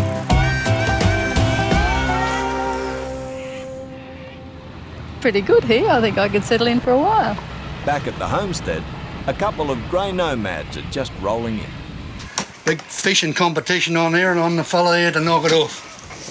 Wayne and his wife Janine are old family friends of the Joneses. Yeah, I've known Milton for a fair while, since he was a big kid. He used to hang around with his hat pulled down over his ears and didn't say too much, but he'd done a lot of listening. That's why the man got on. After travelling 7,000 kilometres, they're stopping by to make some easy money. You had a rod before you left, and the first place you went to, you had to buy another Got to one. have a special barra rod to catch barra. Okay. Just make sure you catch it and you win this competition, because we could do with a bit of money. Every little bit helps. Getting money out of Milton be like getting it out of a stone. Oh, well. Well, I've never caught a barra before, so I got to have a bit of practice on these locals. The first rule of fishing, hang on to your rod. Lee, we haven't got him yet, but we will. Wayne better get his act together, because the fish are biting. Yeah! That's a good fish, Tone. Beauty. What you got? Just a black brim. Chuck it back down. Yeah. It's a bit little. You know, it's going pretty good, but I haven't really started yet. Gonna ease everyone into it and then just bring it home. We can, Paul. Yeah? That's my first barra. Wow. Wow. Put him up there and we'll get another one in a minute. Even the cook's getting some action. Come up here, you bastard. Ah, he snuffed it. Still there. We're keeping him. It's a beauty. I'll knock it off, I'll win it. Looks like Wayne's weighing in with a monster. I think he'll knock it off, this fella. I really do, he's a good barra. And Milton hasn't even caught a cold. Yeah, Queenslanders coming up here beating us. Hey, Steve. You won't be able to lift that big bigger on there. What does it weigh? It is a good fish, isn't it, eh? 8 kilo. You bastard, you got that in his mouth. I knew he wasn't that heavy. Look at the cheeky bastard. Look. Here. He nearly got away with that too. He nearly got away with it. Well, come on, you got to fill up the bastard now for cheating. That's it. Jesus, he is a good fish, isn't he, eh?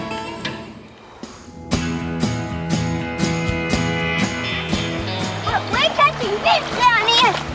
The Coolibah Fishing Challenge is on. But you have to be careful snapping real alligators. Yeah, we'll be going good in a minute. Just got to get the rhythm right, you know. But the real challenge is beating Milton at his own game. One year he cut all the barbs off my lure when I was fishing because I was catching more fish than him. The competition's not over yet. But yeah, big fish. There is one person with enough local knowledge and rat cunning to beat the boss. Oh, I've just got a little spot. It's a fair ways from here. The water's crystal clear and there's a big waterfall drops into it. And you can sneak one helicopter down in there and catch whatever fish you want. Milton's chief pilot, Stephen Groves, is heading to his favourite spot to bring home the barra. You show Mr. Jones a trick or two. Here we go. First cast, first fish. Oh, he's only a small one, mate. There's some bigger bastards in there. Second cast, bigger fish. And then, well, it just gets silly. Oh, he's all right. He's not a monster. In just shy of 20 minutes, Groves pulls in 6 healthy specimens. It's not easy being this good. Look at the size. But Groves' pain has hooked him the big one. I reckon he might have won the comp, this one. If he didn't, he'll be close to it. Yep.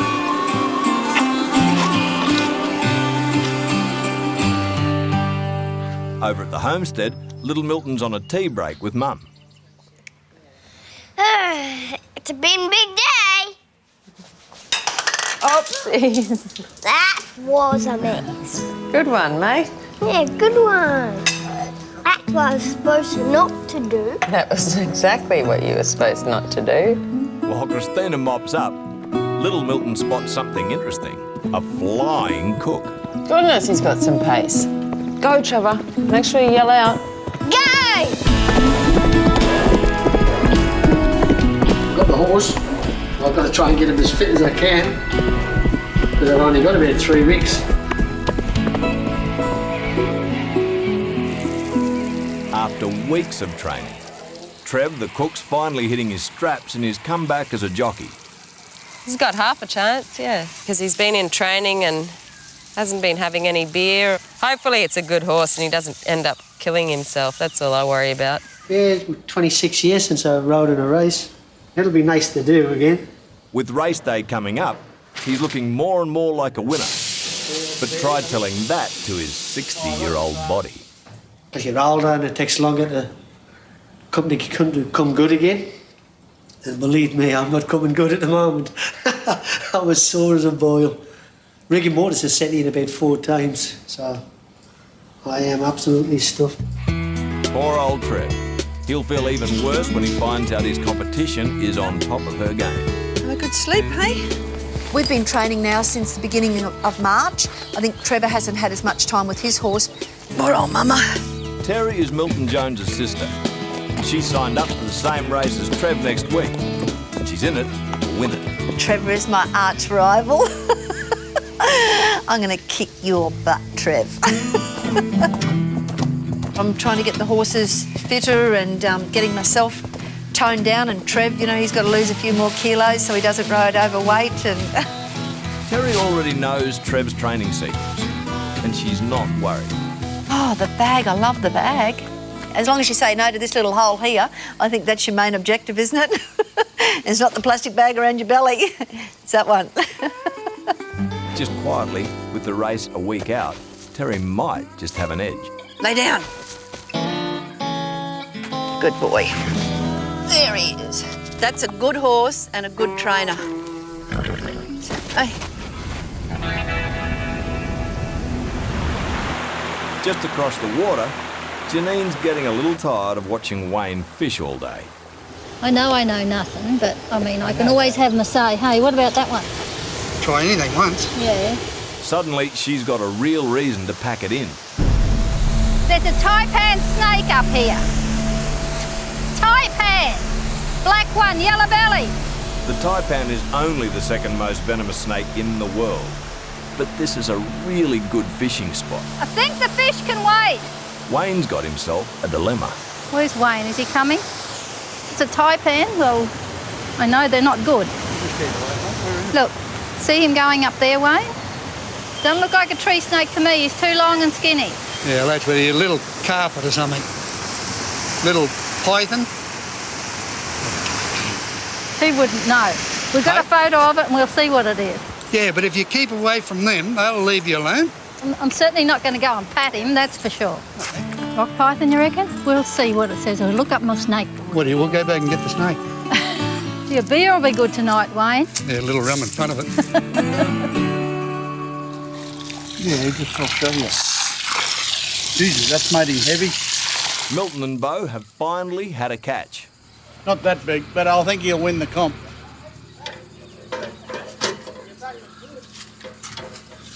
God.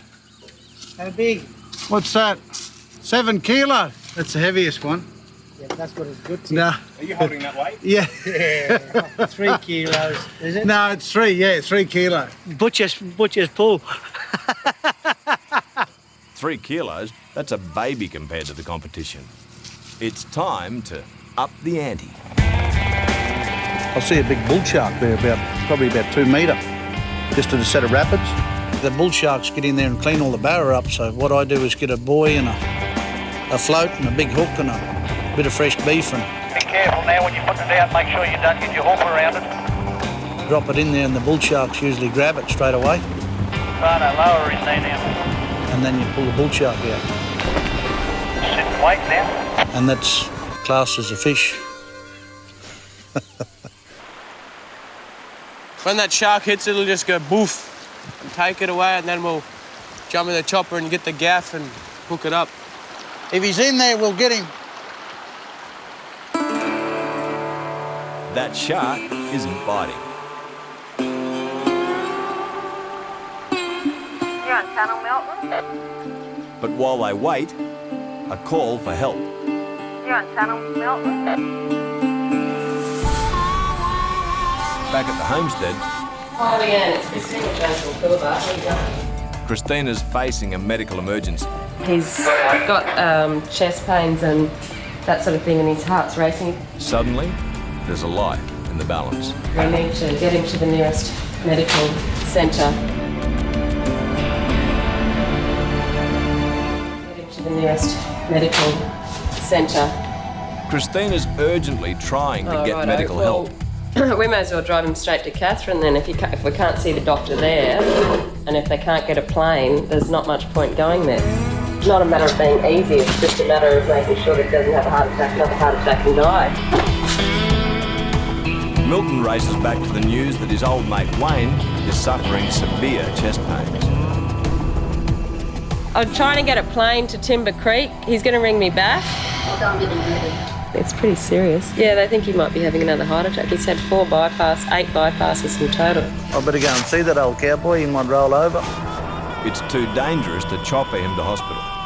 So Christina's called for an air ambulance. If we've got to get the flying doctor in, they won't land here on this airstrip because it's not bloody registered. We'll have to get him to Timber Creek and fly him out of there. You've got to change your clothes. Grab a few clothes because you'll end up in Darwin. Come on, when let's not going down the road. Righto. Be careful. Drive safely, not too fast.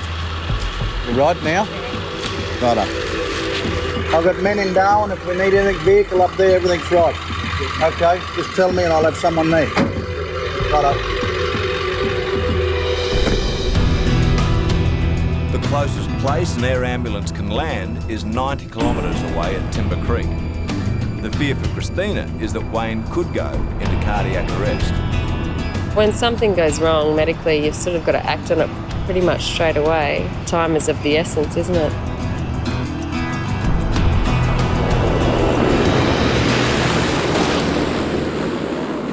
The flight to Darwin will take an hour. It's a harsh reminder of just how remote the Joneses are. Got such a history, bad history, and we're so far from anywhere, you can't be too careful. Don't want anything to happen to him. Poor old fella.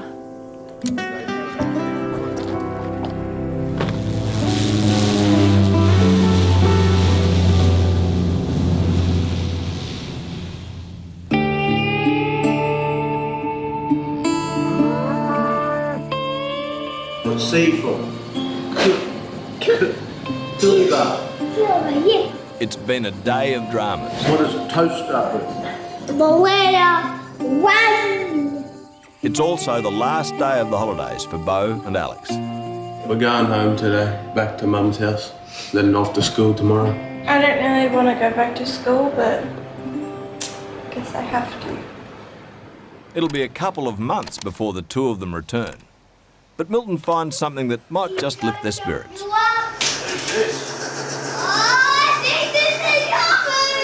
When he was just 12, Bo's schoolmates couldn't believe the life he led at Coolabah. So Milton made them this video. Going to go get some crocodile eggs, and we've got to go get them in the helicopter and go down and get them out of the nest. It's pretty dangerous. I don't know what you're doing. It was just for a bit of fun that we did, and just to show the kids at school a bit of what we do with the crocodiles, and sort of the first time I'd ever collected the eggs. Chap behind you now. All right. Now. Ah! Look out. Sorry, mate. You audio. You right, BJ? Where did it get you? Hindquarters, BJ?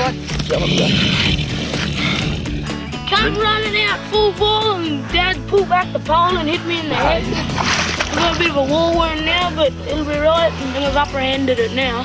So hopefully no more cases will happen. That was the first time my dad had got down there and helped me and taught me everything what to do. Righto.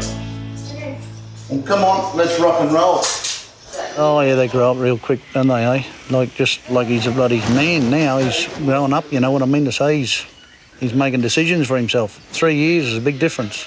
It's time for the teenagers to leave. Bo handles it good. He doesn't want to go back now, but once he's back there, he'll enjoy it.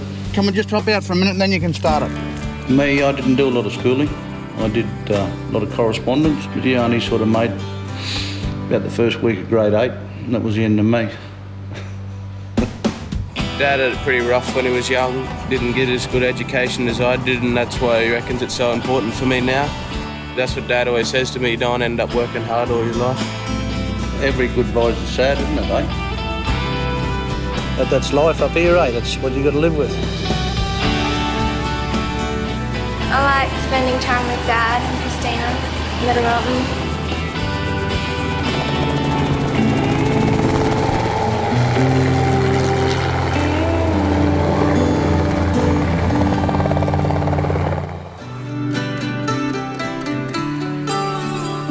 It's been 2 weeks since the teenagers went back to school. Now there are some other visitors making a welcome return. This old bastard survived, eh? You made it, bros. Beat all elements again, eh? Eh? You beat all elements again. No trouble, no trouble. Oh, that's good. I thought you might have died. No. Eh? Can't kill a good man, eh? Well, come on, let's have a beer. Sounds good to me, mate. You feeling all right? Yep. Oh, let's go. Wayne's not long out of intensive care in a Darwin hospital, but he and Janine weren't going to pass up a chance to swing by. Oh, it's yours. Good luck to you. Thanks for looking after us. You're not too good. I just got too excited. Bit of heat. It's all part of growing. It's all part of growing up. The Joneses, they have been great. You know what friends are when you've got people like that around. And there is one other piece of unfinished business. Milton's fishing competition. Hamish, you're going to present this bloody fishing competition or what? Gather around, everyone. No, well, I think Wayne's the winner. Congratulations. There's your prizes. Racing plate. The boss has come good on the cash. That's your bloody money. Plus a pair of silver horseshoes for luck. No, you're joking. I've been robbed. Protest. Put your shoulders back and cowboy up a bit.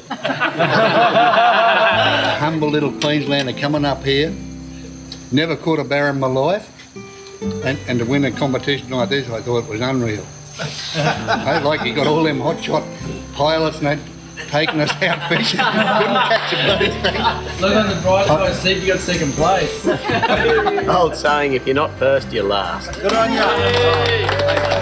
Very humble. And I just had me left door in now. They're just coming to clear up 2 wieners there, bud. The sun's barely up, and already the station's a hive of activity. Top of you, Tony. Get these cattle around a bit. The boys in the air are driving 1,000 head of cattle from the scrub to the holding yards. See a few more down the front here, eh? That leaves the girls on the ground to pick up the stragglers and push the last few in. It's not all a man's world anymore. No. Milton's sister-in-law Christy and Rainey from next door are making it look easy. There you go, hey. But believe me, it's not. The chopper will come and help us get them all into a mob, and then we just get them in the yards and draft them, pull off the calves, take the weaners home, or bullocks. Yeah. It's a nice one. I like being out here and doing stuff, and I like the physical side of it. I couldn't sit in an office all day, that's for sure.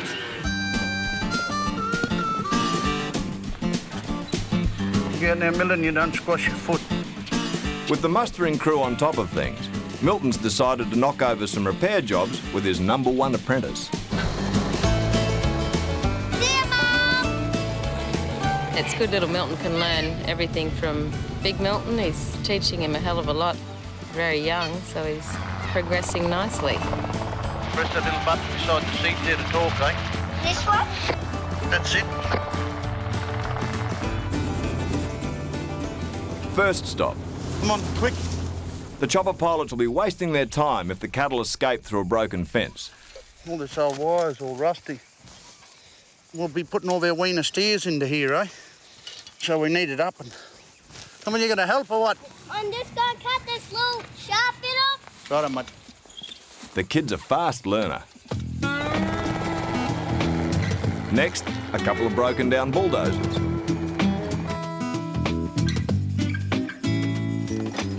He's learned the ropes, yeah.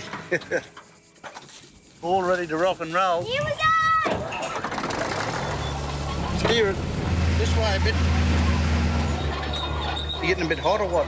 We'll go for a cool drink, eh? You know, like snappy things, crocodile veil in there. No crocodile here. Go on. Out there, look where it's clean. That's it, don't put your boots in the water. There, right on, now get one. Good me, that's all right.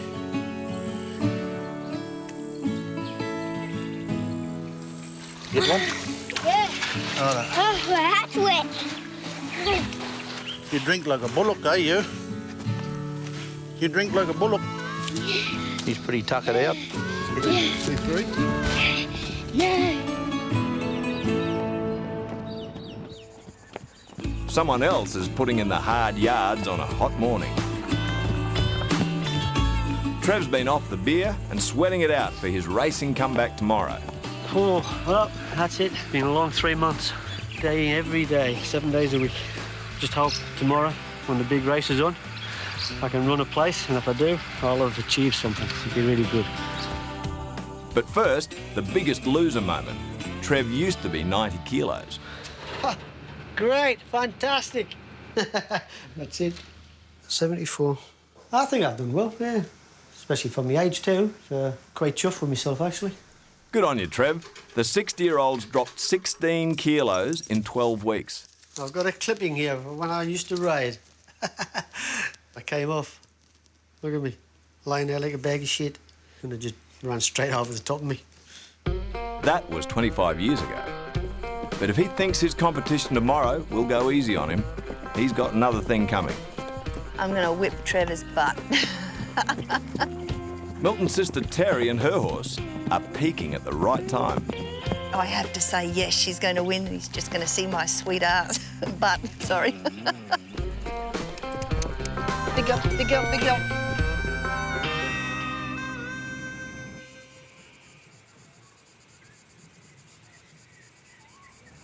Unconscious there, isn't he? He's tired.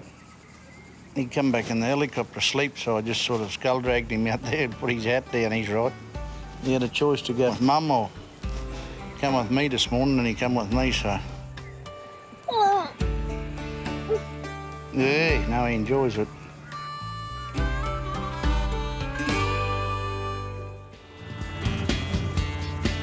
Today's muster has been a dance between the Sky Cowboys No, they're walking in there somewhere now, mate. Yep.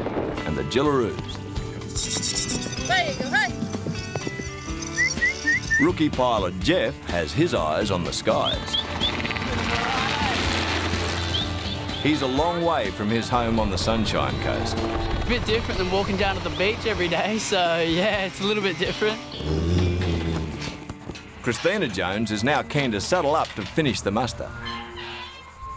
Jeff, can you go and grab a halter? Hear me? The boss wants a halter, but Jeff has no idea what that is. What are you looking for? A hoister. So I'm guessing a holder, a hoister. What's this? Please God. Thanks.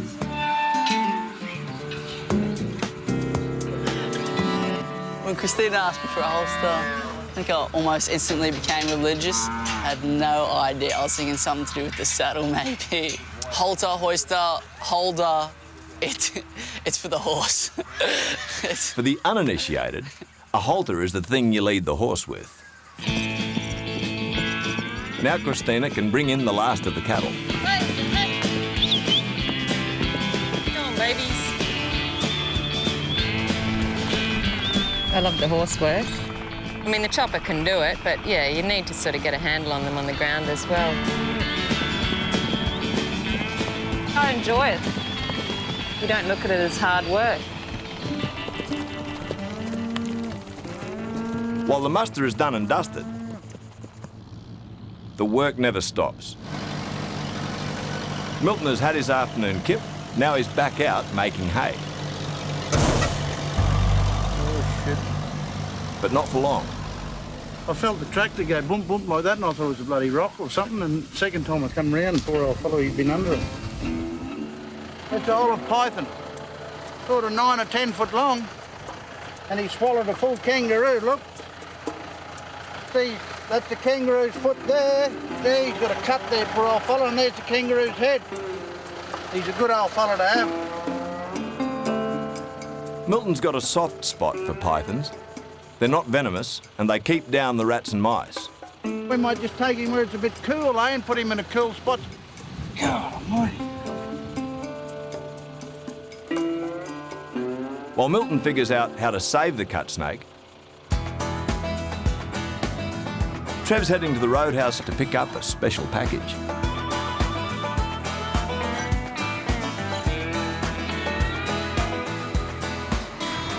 That's the one. That's the one you're after? That's the one I'm after. Thanks a lot, mate. Cheers. That's my saddle. It makes a big difference for me.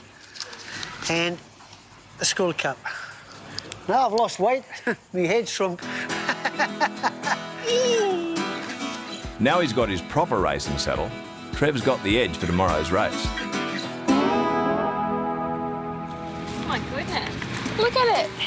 How can that snake fit one big fat wallet through that ramp there? Back at the homestead, the injured snake is drawing a crowd. These aren't that deep, really. Like this one on the tail is. Up home and see if he fits in this car.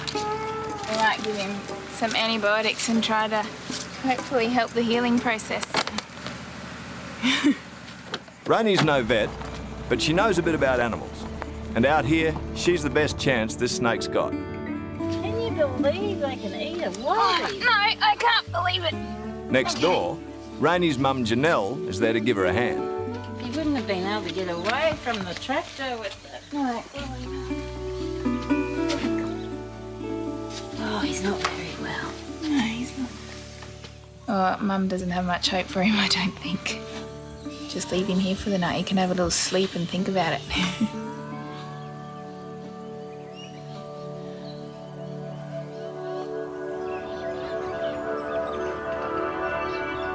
Next morning, the news is not good. It would have been very impressive to be able to save this one and release it back into the wild after its wounds had healed, but when we came to check on the snake this morning, it passed on, so we've disposed of his body. Unfortunately, it's not Rainey's day. But things are looking up at Coolibah. Today is race day, the showdown between Milton's cook and Milton's sister. Christina! Terry's arrived to drum up support from the Joneses. Can I get a drink, please? Yeah. Not too much brotherly love here. And Milton's not saying much about which horse he's going to back. Oh, well, it's always happening. You get a pom and a sister together, you're going to have trouble. I told them both this morning as they were having a big fight over who was going to win. I said, you'll probably both get flogged. Better not forget Bess. I'm ready for the race. You've got to get there and try and win. She has got a wheelbarrow full of money. I better go over and see what's happening. And chewing gum was sticking to the rail and banana peel just slipped past. It's race day at the Dust Bowl, and the Joneses are out in force. Oh, you good thing! Oh, you good thing! Day we've been waiting for, Big Trev's race day. The weight of the world's on his shoulders. There are 8 races, but only one that counts, the unofficial Coolibah Cup. Trev and I are going head to head as of 2:15. That's it. It's the battle. Terry doesn't have a lot of experience, so she decides to play mind games with former jockey Trev. How are you? Trevor! Roger, come on, how you feeling? Have a good look. Yeah, having a good look. Because that's the last time you're going to see that, but the next one's just going to be that. Good luck, Trev. Good luck. You bloody need it. I'm going to try and do everything I can to sabotage him. Trev better just watch his little tushy. Now, if you think Milton's torn between backing his sister and his cook, There it is! think again. We should have come here and let that horse of Terry's go and chase it with a Toyota. Trev's riding Milton's horse, so that's what the boss is putting his money on. Little Blue, it's a dirty bastard, don't worry about that. Trevor and this horse are about the same style, eh? Yeah, she's going to smell gorgeous and she's going to look gorgeous. Terry's got her own cheer squad, her 2 daughters and a niece. Just put a little plait in her tail and make her feel like $1,000,000. While Terry's horse gets all dressed up, Milton's giving his nag a dressing down. You watch this stinking looking thing here behind us. It'll run stone Mother's Day last, this bastard. Tie it onto the tow bar and I'll pull it. Race time is only an hour away. You think Milton's getting excited?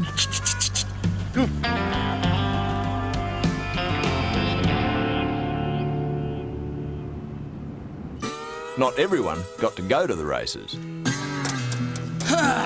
Rookie pilot Jeff still has a lot of jobs to finish off at Coolibah.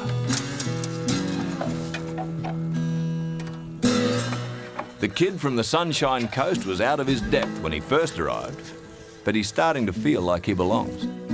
Definitely not going home. I'm sticking it out. They probably even had bets on me leaving, you know. It'll be gone in a couple of weeks sort of thing. Make sure you got somebody else lined up. But no chance of me quitting and sort of come too far. And learning something every day, every hour. I'm enjoying myself now.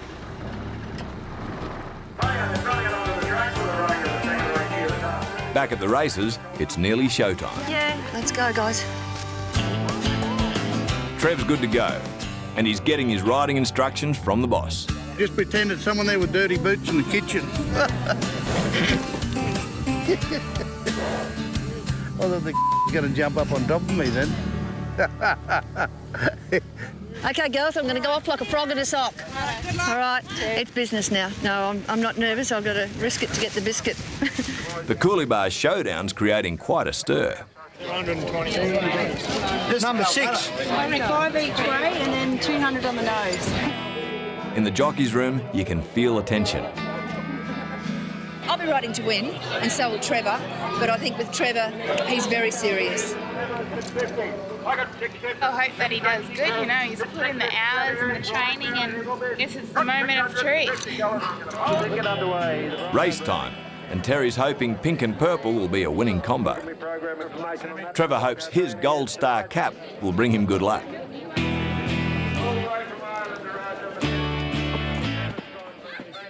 Come on, let's go and watch it. We'll probably throw him first up. We'll be cooking for ourselves. 900 metres, a flying start, and the winner gets bragging rights for a year. Look, they're starting.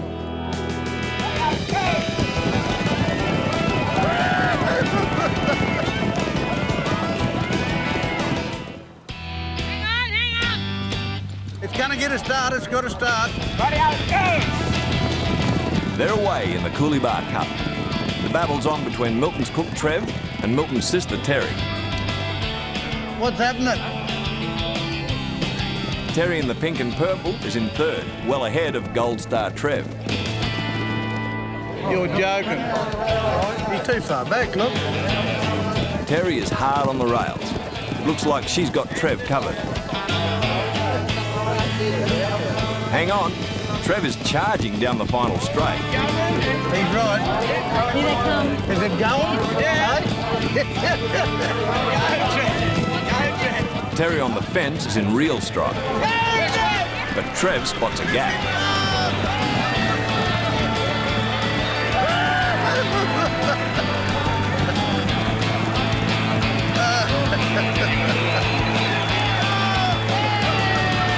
It's Trev's day. Did Trev win? He got second. Yeah, he did really well. Hey, that's really the go. well. We run second. Yeah, well, that'll do, eh? That was really, really good. Oh, yeah, it was, wasn't it?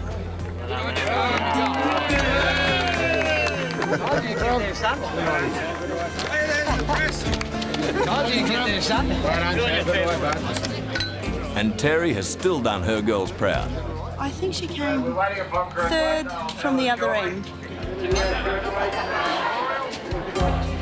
Good on you, Trev.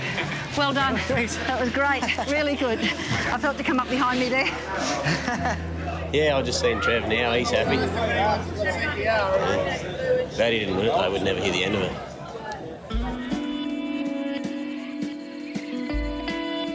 Back at Coolibah, young Jeff is also winding down.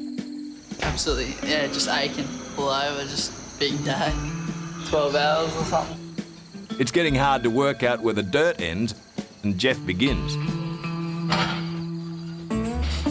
Get used to them. You do. They're just there every night, so you just let them go. After 3 months without seeing his friends or the surf, he's feeling a little homesick. You sort of wish you could just sort of jump back for a day, just go see everyone. I've got so many 21st coming up this year that I'm not going to be able to go to, so it makes it a little bit harder, but... Hello. Hey, Mum. Hey, how you going, darling? Good, yourself? Yeah, really good, good. Good to hear A familiar voice makes him feel a whole lot better. What's the swell doing? No, it's flat. Is it? Yeah. She always likes to play it down. I think that the surf is always flat, but even if the surf picks up, they wouldn't tell me. I love you and we'll catch up, sweetheart. Will do. Love you too, Mum. Okay, I love you too, lovey. Bye. So, mate, how's the work going anyway? You still learning plenty? Straight away, Dad hits a raw nerve. You must be going to sort of start flying pretty soon. Oh, I hope so. Yeah, it won't be long, mate, anyway. And when you do, bloody be careful. Bye. Cheers. See you, buddy. Bye, Bye, mate. Bye-bye. It's always good to hear their voices. You sort of have to leave out bits and pieces and sort of little details so they don't get too worried, especially with Mum. Otherwise, I think she'd probably drive up here and come get me. Just sort of focus on the good things that happen and tell them all about that. After their day at the races, it's back to business for the folks at Coolibah. As long as you're having fun, it's a good day. Except on any day round here, business is anything but usual. It's a little bit off-putting, actually. But you gotta eat, I guess. The only ones stuck in the same old routine are the rookie pilot and his patient mentor, Stephen Groves. What would happen if this ear fell? It'll come loose and just... No, if this ear fell off, you'd be sticking your head between your knees and kiss, mate. I don't get You're dead. Jeff's been 3 months at Coolibah, and he still hasn't got the okay to fly. You know, one of these is like getting in a Ferrari sports car, you know, it's not... They're not cheap. It's not your God-given right to go and jump in one. You've got to earn that right. Luckily, over at the homestead, Christina won't have any troubles getting into the things she loves. This is the camp drafting for little Milton and me. Inspired by Trevor's race, Christina's signed herself and the little man up for a competition next month. He's going in the mini draft and a potty ride. Real bull rider, eh? You're going to get ready for the potty calf ride. So every day until then, little Milton's in training. Now, big muscles there, that's it. And the buck starts here. Righto, into him. Yeehaw! Into him, spur him up a bit. He's hanging on good, isn't he? Yeah, I got it. He's got the action. Dad, do it again. Here, Hamish is first. Come on. Little Milton's leading the Australian champion title at the moment. No, I'm sorry. That's it, throw your arm back. He's got the style, you know, eh? I don't want to scare him with it. Concentrate on what you're doing now. We can look at it two ways. I could scare him because I don't really want him to be a bull rider for the rest of his life. He might be a bull rider. I hope so. No. No, you always wanted a bull rider, didn't you? Oh, yeah. I think so. Righto, I've got work to do.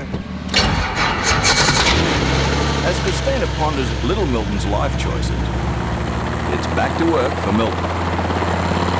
He's going to check on his grazing paddocks.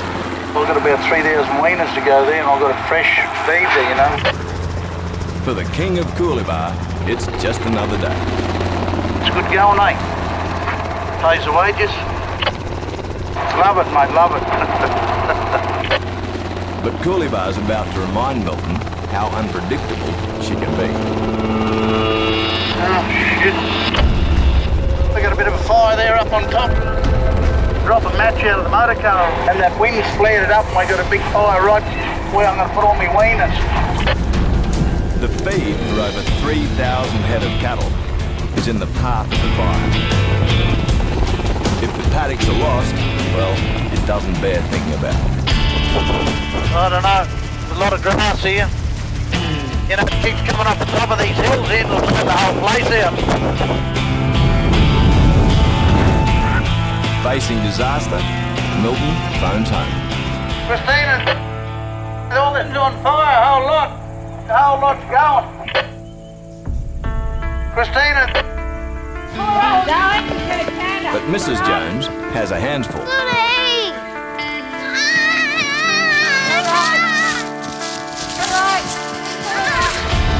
With no answer, Milton's got to get help from somewhere else. Last today, right there. You know, it's the last place I wanted to do, eh?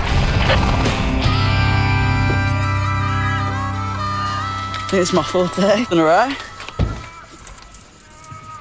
Oh well, getting good at it, I guess. Or better. Unaware of Milton's troubles, rookie Jeff's mundane day is still crawling along. There's a lot of fences on this joint.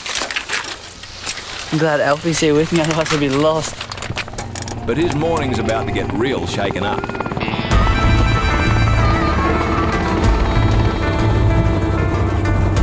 The Turtle Lagoon's on fire, a whole lot. You might get my turtles and throw that water cart on, eh? Just fill it up. We're not going to be able to get near it yet. When fire breaks out at Coolibah, the workers become the firemen. It's not exactly like you can call Triple O and just ask him to come round. We're just going to get into it now and we'll have a look. Right now, the fire's too intense to get close to. Still, Milton has to do something. See if we can at least put it out. I'll put a fire break with a grader. Go down the line. See that patch in the middle? Yeah. Cleared either side. Let's just go straight up there. Milton's making a fire break. An area free of trees and grass on the edge of the paddock. It's should stop the flames from spreading, but like anything at Coolabah, there's no guarantees. This country, 1 minute it's bloody raining, the next minute it's underwater, and then it's burning. There's always something going on in there, eh? Trying to make a quid fighting the elements.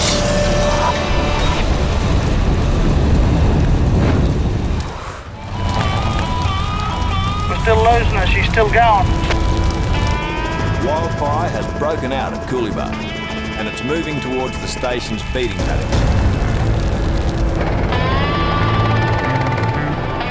Christina, all the turtle lagoons on fire, a whole lot.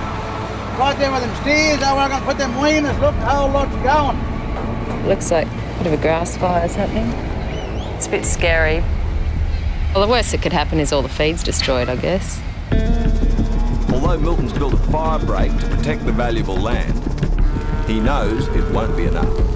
I'll have to get at it tonight with a water cart. We won't get near it now. It's bloody 20-foot flames, you know what I mean? Oh, just, you know, the best little paddock we got there too, right on the bitumen. I've been saving it full of feed, you know, for my weaners, and should be gone in about 3 hours, I reckon. The cooler weather in the evening will make it easier to get at the fire on the ground. But when it comes time to go out, once again, one guy's getting left behind. Very frustrated.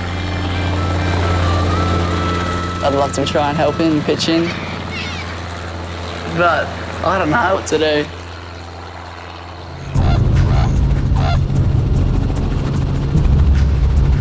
How big is it?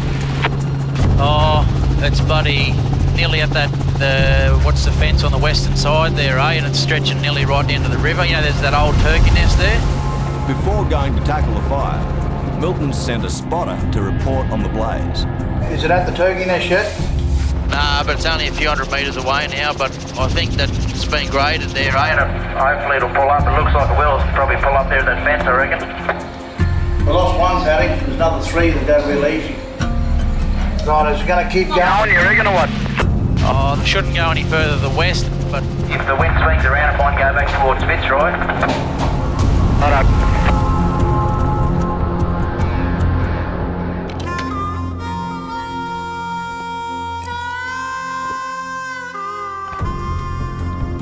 With the fire still out of control, Milton decides to take a man and the water cart to fight the blaze. We want to get out there and try and salvage what we can before they all go. But not everyone wants him to. Milton's very good at what he does, but there's always an element of concern because the fires can come out of nowhere and you don't want to get stuck. Where's Milton? He's gone into the truck there. With the seat going next to the boss, Jeff sees his chance. Just got told that Milton was going to go out there and fight a bushfire that had just broken out in one of the fields. Whoa, whoa, whoa! So just asked if he needed a hand, and he did. Organised, bro? All good. Come on, let's go. But Jeff has no idea what he's in for.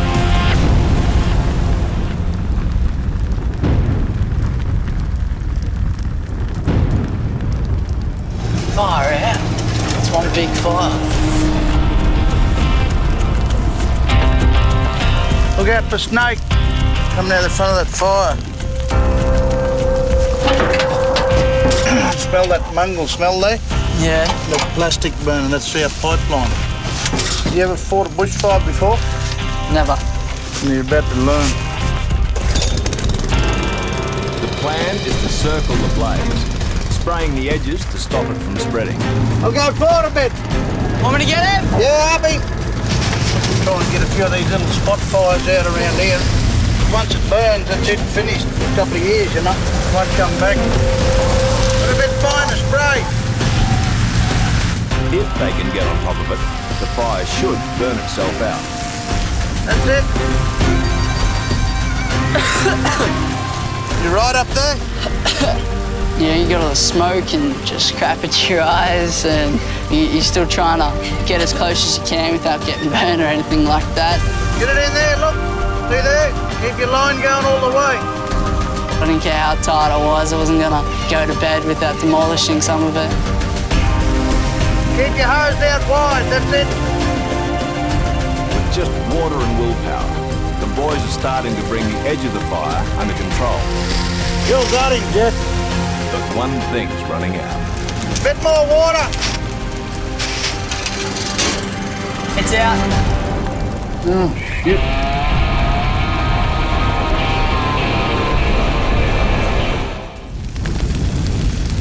Keep up it. Bit more water. While fighting the wildfire, It's out. Oh, shit. Milton and Jeff's water has dried up. Righto, let's go and fill her up, mate. Jump in the front and let's go. If the boys go back to the station, the fire will flare up. But Milton knows somewhere else they can get a refill. Though the cattle shouldn't mind Milton taking their water, every minute spent refilling allows the fire to spread. Here it comes.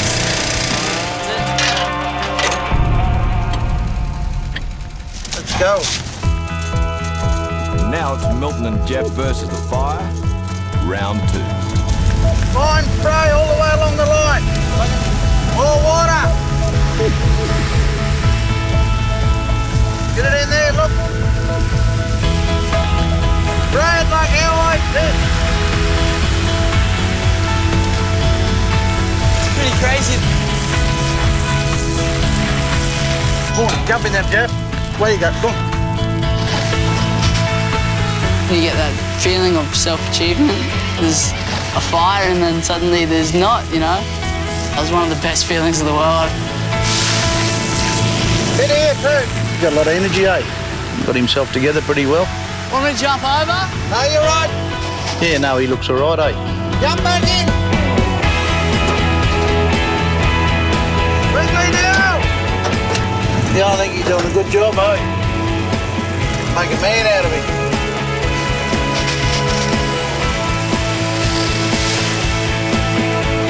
Anything coming up behind him? You all got him.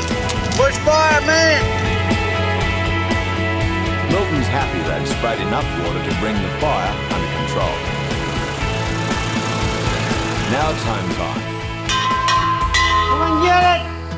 And maybe breakfast. Righto, that's it for the day. What a team. Definitely. Home rest and gone. Yeah, big day.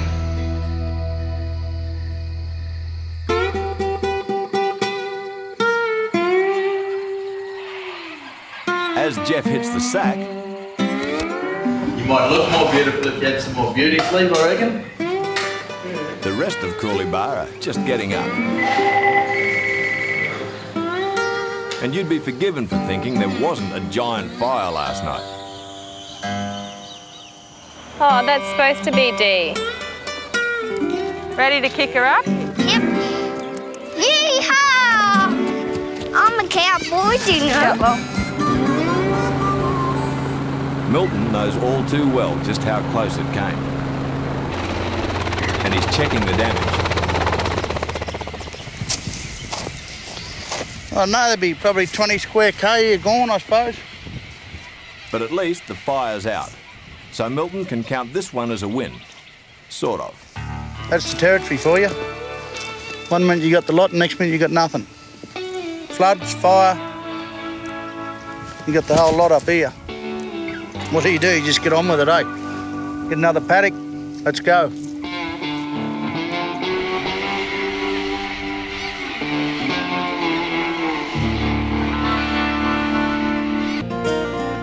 The morning after the fire's trucking along. Or trotting along, depending on who you are. We better get him over here and ask him a few questions, I think. How long since he's flown? Rookie pilot come firefighter Jeff is done sleeping in. Which makes him last to hear what his efforts last night have earned him. Jeff, we might chuck you in the machine there and go for a run. Yeah, definitely. You ready to go for a run or what? Let's do it. What's with the skipping, Jeff? Get to jump in one. Excited, eh? get to finally jump in the chopper, so that's why I'm here. Can't wait to get up. You have to keep talking me through everything you do, righto? Full movement. Clear. With his mentor, Stephen Groves, at his side, the kid finally takes control. Alright, so just put the needles back at 75. Righto, it's your machine, so just slowly bring it up till it gets light and skids, and then just put a little bit more in, okay? Righto. For Jeff, flying is everything. Nice and gently. Hold it, straight and level. Don't go backwards. But after being grounded for 3 months, it looks like he may have forgotten how. Get off your stick so much, stop biting your stick, loosen up, enjoy the flying, mate. Enjoy it, loosen up, your tent says, look. Stop. Stop it, stop it. Put it on the deck. Let the machine just settle itself. Don't try and ride it to the ground, otherwise you get what just happened then, right? Yep. If you go flying like you are now, tensed up like that, the 5-hour day is going to feel like a 10-hour day. Yeah. You learn how to fly to enjoy yourself, right? That's it. So let's enjoy ourselves, have some fun. Yep. Righto, pick it back up in the hopper. Plenty of power up your sleeves. Everything's in the green. See that little bit of yellow on the ground there? Yep. Hopper over to that. I want you to turn and then left. That's the way we're going to take off with a crosswind, okay? Yep. You want to take off out of here nice and professional? Righto, do what you do, mate.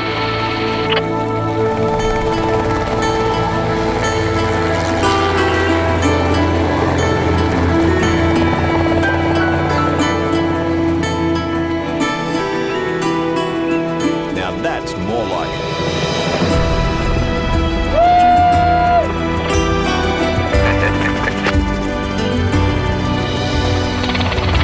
Get up there, towards those trees.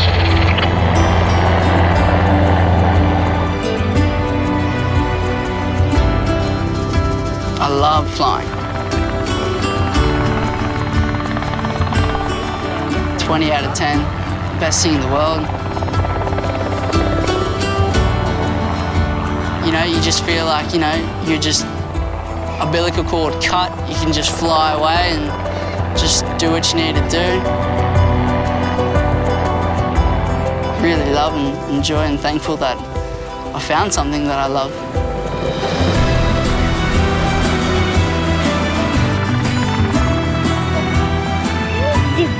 The chopper. He can fly all right, eh? Yeah, definitely. He's got plenty of drive to do things, so I'm sure he'll excel.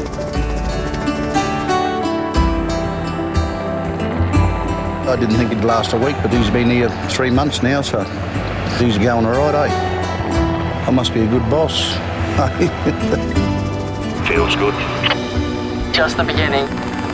Definitely just the beginning. And as the Joneses watch Jeff fly into the distance,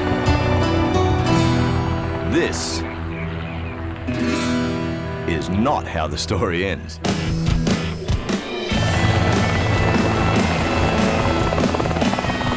When we come back to Coolibah,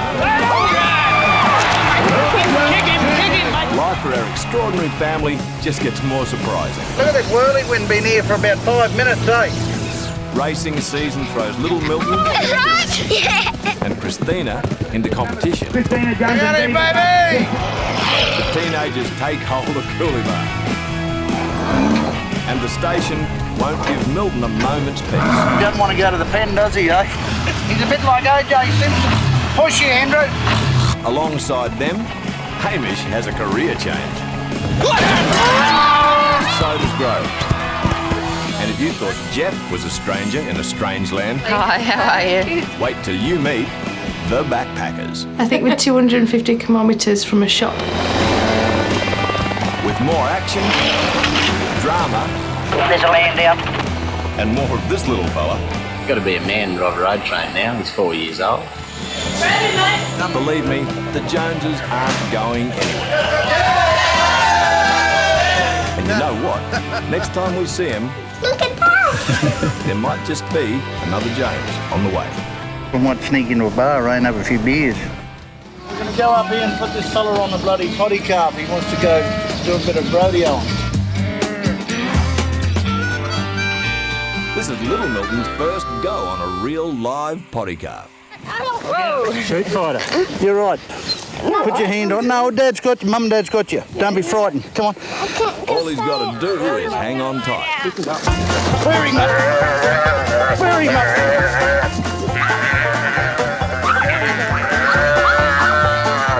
Righto, jump off. Hand out. You want a bigger one now? No. At age 4, this is part of Little Milton's training to ride in competition. We right? And it's come at just the right time. We're just all getting packed up and cleaned up and headed to Brunette, eh? The Joneses are off to the Brunette Downs camp draft and races, the territory's biggest sporting event. Dad! Yeah, everyone's pretty excited, eh? Just all keen to get going. That's because for a long weekend, there's fun for the whole family. It seems to be like a really big deal, actually. You got camp drafting, rodeo, races. Trevor's doing the races, and I think Christina is doing a camp draft. And Little Milton's riding in his first competitive rodeo. Yeah, I think everyone else is just going out there to have a good time. That is cold beer. There's even a little something for the ladies. So we have a bit of fun and be a little bit social, let our hair down. They get to spruce up for the Brunette Cup. Just any excuse to dress up. It's great. While Rainey gets ready for fun, there's one lady who's all business. I haven't started thinking about it yet. I get too nervous.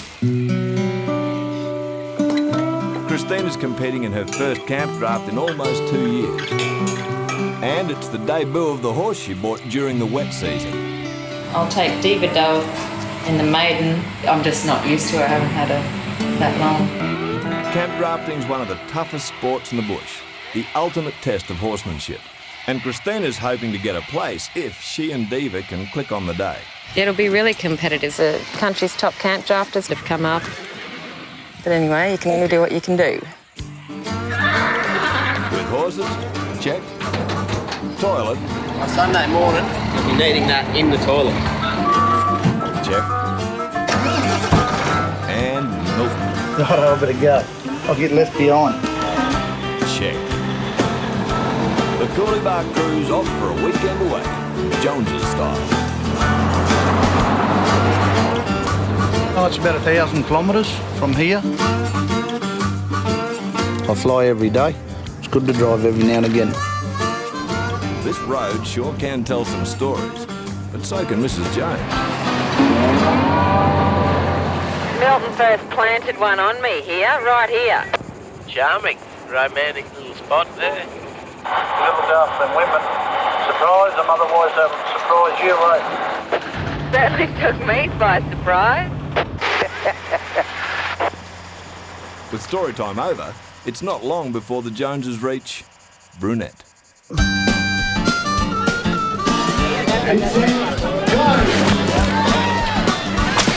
Brunette Downs, here we are. Yeah, Brunette's a bloody good setup. It's a lot of people. That's all you need for a party, isn't it? It's the best. This year, the crowd have come to celebrate a special milestone. I hereby declare the 100th anniversary of the Brunette races officially open. Oh, this is a massive event. This will be the biggest one nearly in history for the Northern Territory. I'm looking to crack a beer, I suppose. Keep up appearances.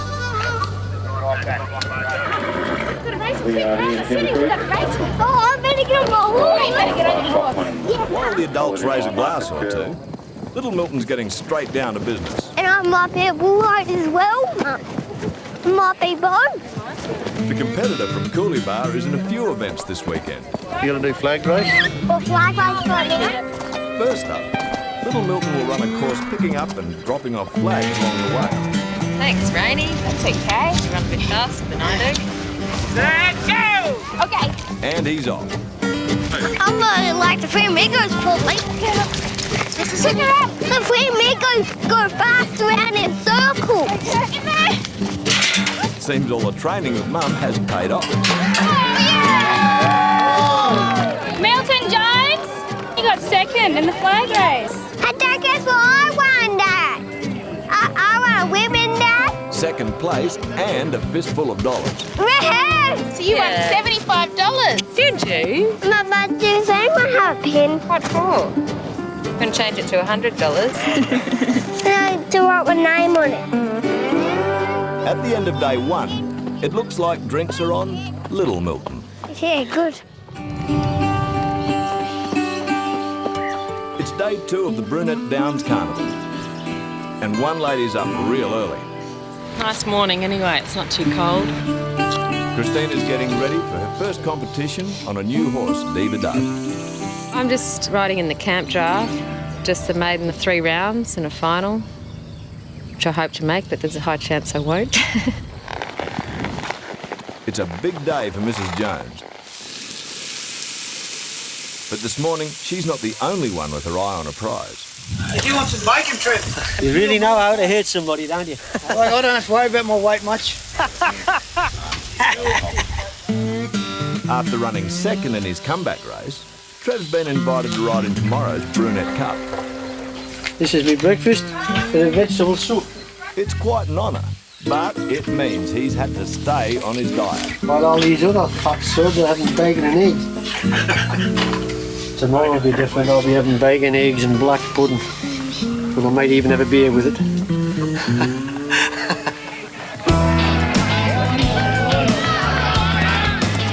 With every belly full, except Trevor's, competition's on. Camp draft, races, rodeo. We're all in it. All in it to win it. The most important event for the Joneses is Christina's camp draft. Brad McDonald on Sheila, 111 Christina Jones. And this is what she's in for.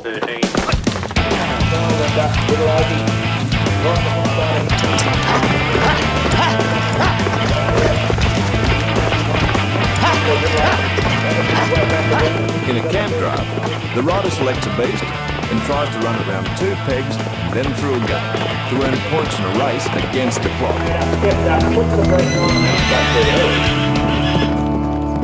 Hop up here and watch you now. This is the first round of the maiden camp draft. Christina Jones. Christina's up next. And one other thing. She's riding against the top men in the country. I bet she's nervous, eh? Yeah, I am getting a bit nervous. Yeah.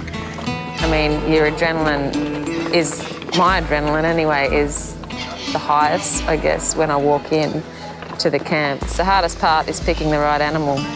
Once you get that, yeah, you can do anything. We look down to the camp, Christina Jones.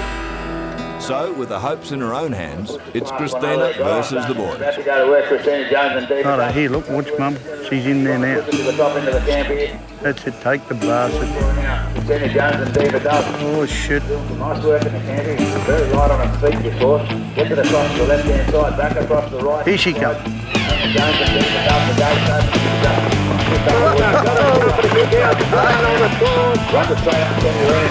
The cow's in the yard, but Christina may not have chosen well.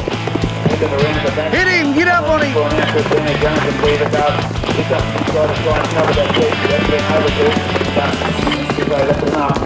After getting the beast round a couple of pegs, get up on him! Things get away from her. Get up on him! No, the bastard.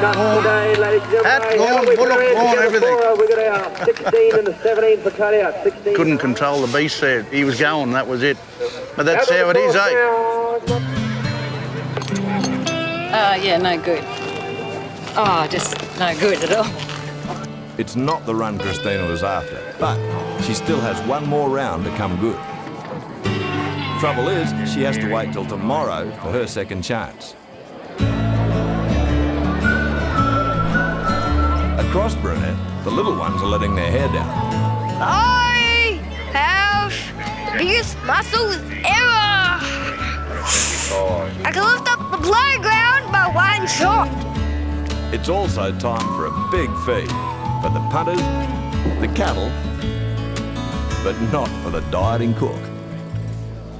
What can we get Mum? jewellery or saddle pad? Nice saddle The pad. Jones boys are on a more important mission. Cheering up Mum. She wasn't real happy in that campground, so I thought I might surprise her, I think. No, we'll get one of them for Mum. What else? Might get one of them for her, so she can put her hat in the car. We might get a couple of them, eh? Yeah, one for me. One for you. No worries. See you later. Yeah? Can we get my hat? Are you a horse rug? Thank you, darling. And something else. What else?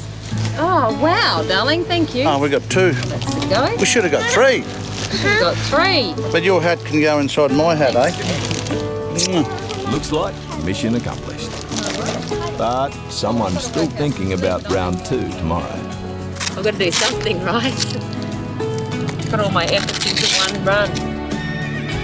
Diva, she's highly performed cutting mare and more than capable of doing the job. That's sort of what I'm looking at, yeah.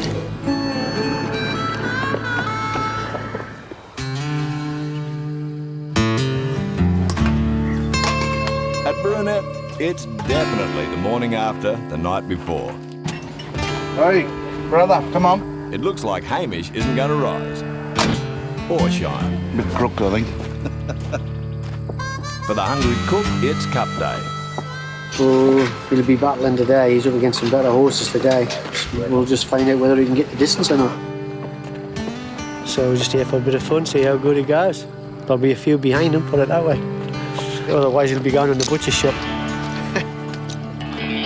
But the other horses aren't Trevor's biggest problem. Mother Nature is.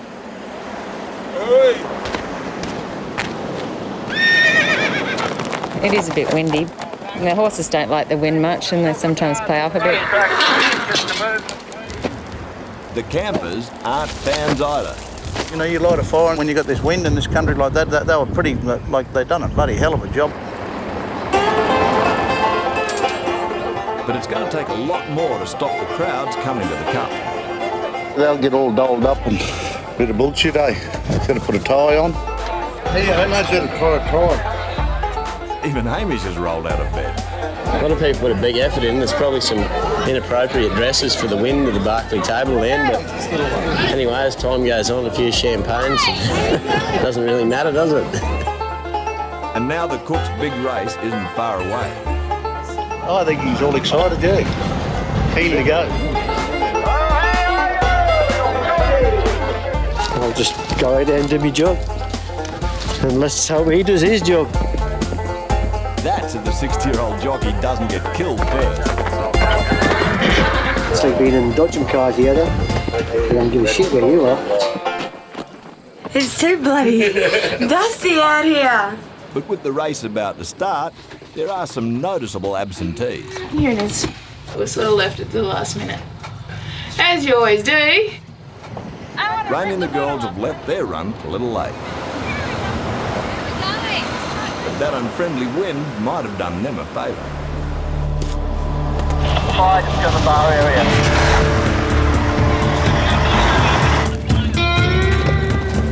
Over the PA system say that there was a fire out on the racetrack. Fire brigade people, they had to rush off and tend to the scene. Therefore, I don't think we really missed that much. Before long, the fire's out. And with the cheer squad on the scene, there's nothing holding up the cup. Yes, the corners admiration in the brunette comes down, getting away quickly. You'll find the Earl going up there now. They sort themselves out, we'll sort them out now. It's a leader. Wild Ten Car goes out and edge in front, making a head in front of Earl. Running third, settling down with about time in the top six. The final bend, Treb's lost in the dust. Then comes 23 and Homer drops to the tail. They go down at 1,100 metres left. It's a first-class field. And Treb's come... Got second last. But it was all worth it because we looked stunning. Ended up all good, eh? A lot of fun. Trevor's happy, I'm happy, so it's all in fun. The cranky cook happy? I doubt it. Couldn't go early and he couldn't sprint, so just useless. That's more like it. But there is a silver lining. I've been looking forward to this for 2.5 months. Trev may have missed out on the cup, but his real prize is coming on a plate. I'm going to just feed me face and get fat for the day. Oh, how good's this going to be? A bit of dead horse and just cooking. The long dive is definitely done. Oh, got having an orgasm, yeah? Great.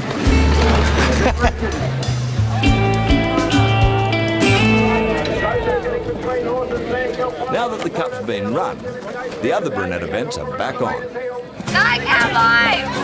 The cowboys But she's got her head in the right direction. She's kicked it out behind the and gate. cowgirls of all Towards ages. the gate here, Christina Jones, Diva Duff, trying to add to the 84 points from the first round. Her time is gone. We'll get a score for us from me. After a better second draft, Christina's won herself a wildcard entry into the last round. I've got Diva in the maiden final. I don't know how we'll go, but it was good to get a good run on Diva anyway.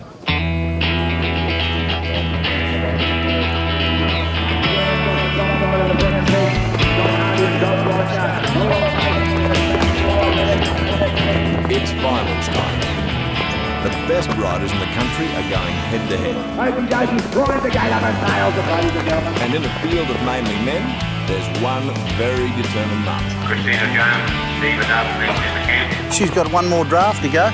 Christina Jones and Diva Duff, 84 points from the first round.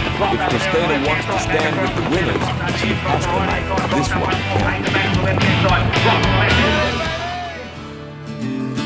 Two-hour total, 167. New leader, ladies and gentlemen. Shane Templeton, Noji Goji. Christina Jones and Diva Duff, 84 points from the first round. It's the final of the maiden camp draft. To have a chance of winning, Christina needs to control the beast. Back across to the centre. Blocked idea on the right-hand side. Out on course she goes now. Christina Jones and Diva Duff run straight up the centre of the arena. Now gets a minute of the first. She starts to work it down. Christina Jones and Diva Duff. Little bit travelling on course now. Crosses over now. Gets around the top side of the second peg. Around the back of the second. Christina and Diva Duff are on fire. Heading back on a lot of pace on, but she's got it. She moves out around, puts the pressure on it once more, and lines up again, and puts it through the gate.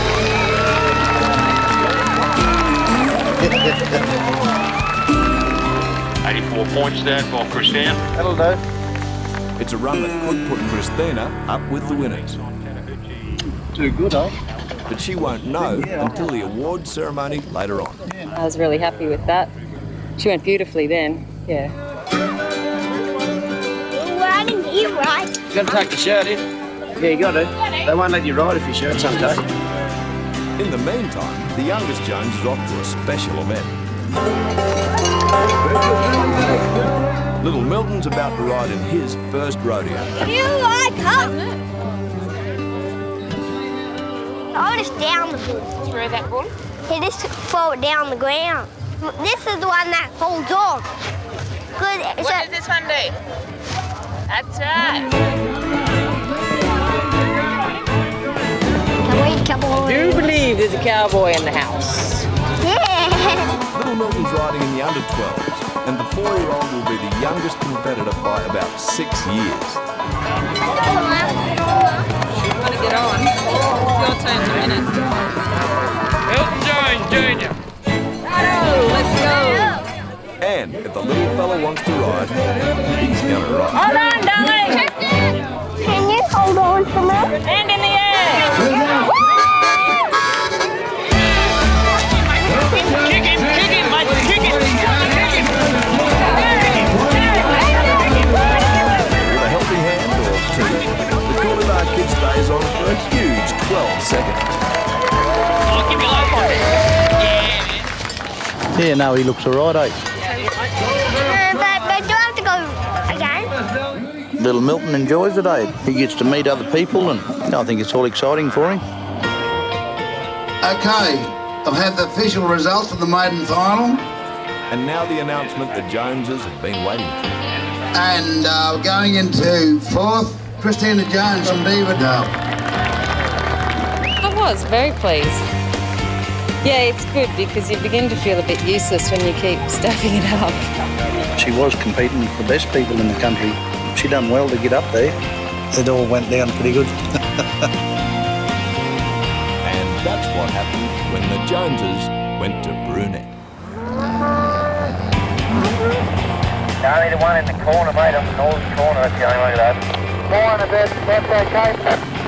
The fun and games of the Burnett Camp draft are over. Push! Craig, push! Still got him. It's back to work for the Jones gang. Can't let them have too much time off, otherwise they expect it all the time, mate. Milton's picked up a couple of stragglers on the way home from Brunette. No, you're right, you can come with me, I'll tell you what you can do. The teenagers Bo and Alex are back from boarding school for the weekend. It's no holiday, they're straight into helping in the cattle yard. Fun and hard work all at once, darling, isn't it? Yeah, it's good. Come out here and Dad gets us to do a bit of work in the yards, do a bit, just while we're here. But the regular crew are currently doing more than their fair share. We're a bit short-handed here, eh? Trevor the cook's taking a break from Coolibah, so the boys have to fend for themselves. Bit of beef for lunch, yeah. And the work it needed, eh? Come on, in you come. Shut the door. But the boys might be in luck. Christina's organised something that could make their day. We're just going down to Big River Roadhouse to pick up two girls. A couple of backpackers, I think they're English and Scottish. A lot of testosterone flies around. It's quite funny to watch, actually. A couple of girls turn up. The Joneses often help backpackers out with a bit of work. Come on, darling. The girls will take over the kitchen and feed Milton's army. Hi. Christina. Yeah. How are you? I'm good. Hi, Katie. Nice How are to you? meet you. Hi, I'm Caroline. Hi, how are you? Is that everything? Is that all yours as well?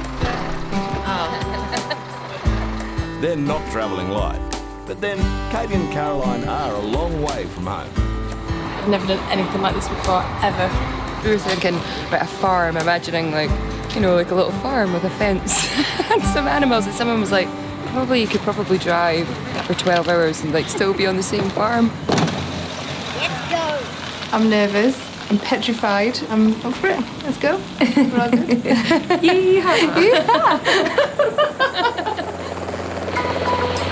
Don't turn it, don't let it turn. It seems like only yesterday that another nervous newcomer came to Coolibah. Yeah, look at. Hover over to that one right there. Yeah. It's the best feeling in the world, being up in a chopper. Righto, turn it left pedal. Loosen up on your controls. Yep. Rookie pilot Jeff's learning the importance of safety from his boss, Stephen Grove. See that tree's a bit close? I want you to go that way a bit. If you can get them, especially at that age, to respect and appreciate that sort of stuff, then you know that down the track they may be all right. Just nose it a little bit forward. Beautiful. A little bit of a kick at the bottom with your pedals, but you'll learn that as you go, mate. Just as Jeff touches down, Christina arrives home with the backpackers. Hello. Nice drive. Sure, there's a bit of baggage, but are they here for a good time or a long time? It's all great. They enjoy it.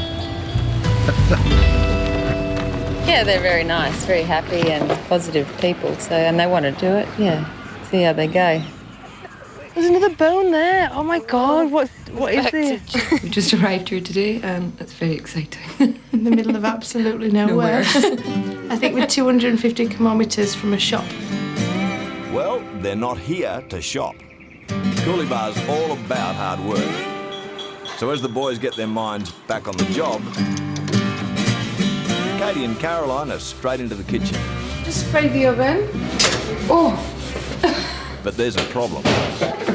Oh, sorry. They can't even light the oven. Is there not a switch somewhere then? Now, when something needs fixing at Coolibah, there's one person everyone turns to. Lurch, the handyman. He's heard about the damsels in distress. Don't worry, girls, he's on his way. I still ain't got green light or anything. That's fine. We're totally under control. As soon as Lurch you hear, Hey, I done the right the other night. It's gonna be amazing. This is a bigger oven than normal. That's definitely got to be up, so let's where I am now. pump that up. What the heck? That's just No, what the heck you girls done? nothing. With the I think that power? should be the oven. No! I didn't do Somebody's done something here with the power. I've got no red light here. Yeah, this is what we need. We need a red light. I don't know if I'm hitting the right button. Well, we've got to go and get them as soon as we can. Do we need to turn the oven on? Oh, that's a green light. Where? Yes. Yeah! Finally, Lurch hits all the right buttons. Hey, look at that! I can't wait! The oven's working. Thank you so much. Exit the hero, stage left.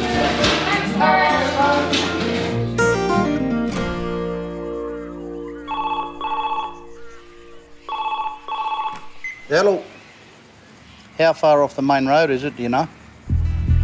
Is that... Milton and Christina are relaxing after Right, lunch is that the when they engineer receive there some today? alarming news. I know where. Is he all right? I don't know. I'll give you a bell when we know where to go on, mate, A helicopter has crashed somewhere on Coolibah Station. You down one helicopter? No, we don't know what's caused it yet. It's their worst fear. Milton quickly organises a search party. Yeah, Roger. We better go for a look. If things go wrong, you want someone to find you pretty quick. Righto, no worries, I'll get something happening. As Milton heads out, he doesn't know what he'll find. As long as the pilot's safe, worry me when someone gets hurt. Just come up here a bit further, eh? Yeah, no worries, mate. A helicopter has crashed on Coolibah Station. Milton and his pilot are searching for the accident scene. Just come up that fence that goes up to the hill, eh? They're not the easiest thing to see once you're in amongst these trees. You can fly straight over the top of a helicopter and not see it, you know. Accidents do happen, yeah. One of my best mates, young fella that's flown for me for years, is what he killed himself there 2 years ago, you know. Then they spot something in the heavy tree growth. I've got her here. Not one of ours, thank Christ. He's cut his way through a few of them trees there. Doesn't look real nice, eh? He's made a bit of a mess of the machine. There's no sign of survivors. You don't see him anyway? We're going to land right there, mate. Then Milton and Chief Pilot Stephen Groves receive some welcome news. Yeah, mate, we got them both out about an hour ago. Pilot's okay, the other bloke's a bit worse for wear, but he's all right. All right, no worries. Milton radios Christina. Copy there, Christina. What's happening there? The next door neighbours. One fellow was not unconscious for about 2 hours, and the pilot got out of it. Right, I think they've just run out of power. You see the blades where they've... See those trees up there? Where they've hit there. Look, 1, 2, 3 trees, 3 limbs. Just too heavy, too hot, inexperienced. They've taken a hell of a hit, eh? It's had that pulled right up, looking for every bit of power he can get. Very lucky to be alive. The chopper's a write-off. There's not much else he can do. However, he's had an idea. Bought it for about the cost of salvaging it. So whatever it costs us to get it out of here, that's what it's worth. What do you reckon, mate? After a call to the owner, the deal's done. Gearbox offer. Milton will clear the wreck for free and keep it for spare parts. When you're operating 30 or 40 of them, you can get a few bits and pieces off them, mate. Not that we're using second-hand parts, but like the engine, you know, you're looking at 30 grand there straight away. There's just one problem. In this dense bush, how are they going to get it out? Good girl. With the chopper drama over, Christina can get back to her plan. I'd like to ride the horses all the time and get prepared and practice. She and David Dove finished 4th at their last camp draft. Next time, she wants to win. There you go, now trot forward any point you want. Christina's called in Mark Buttsworth, one of the country's top teachers, to help.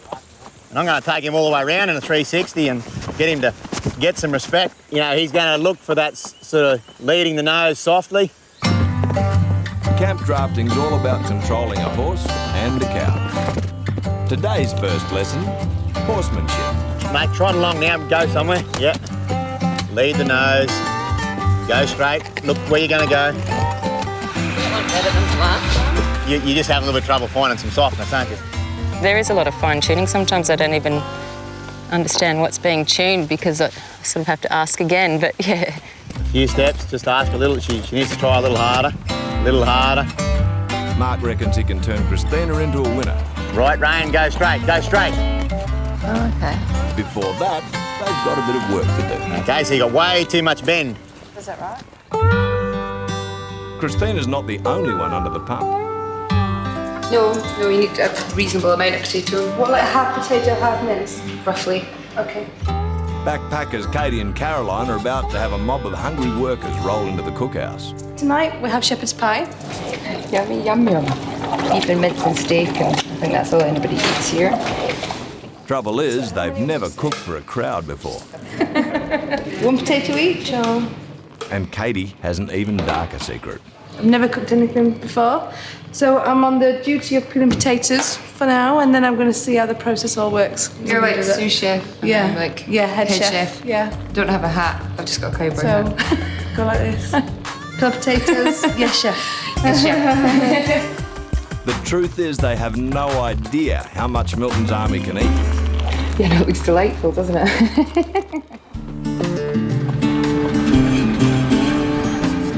It's been a day when no one quite knows what's going to happen next at Coolibah.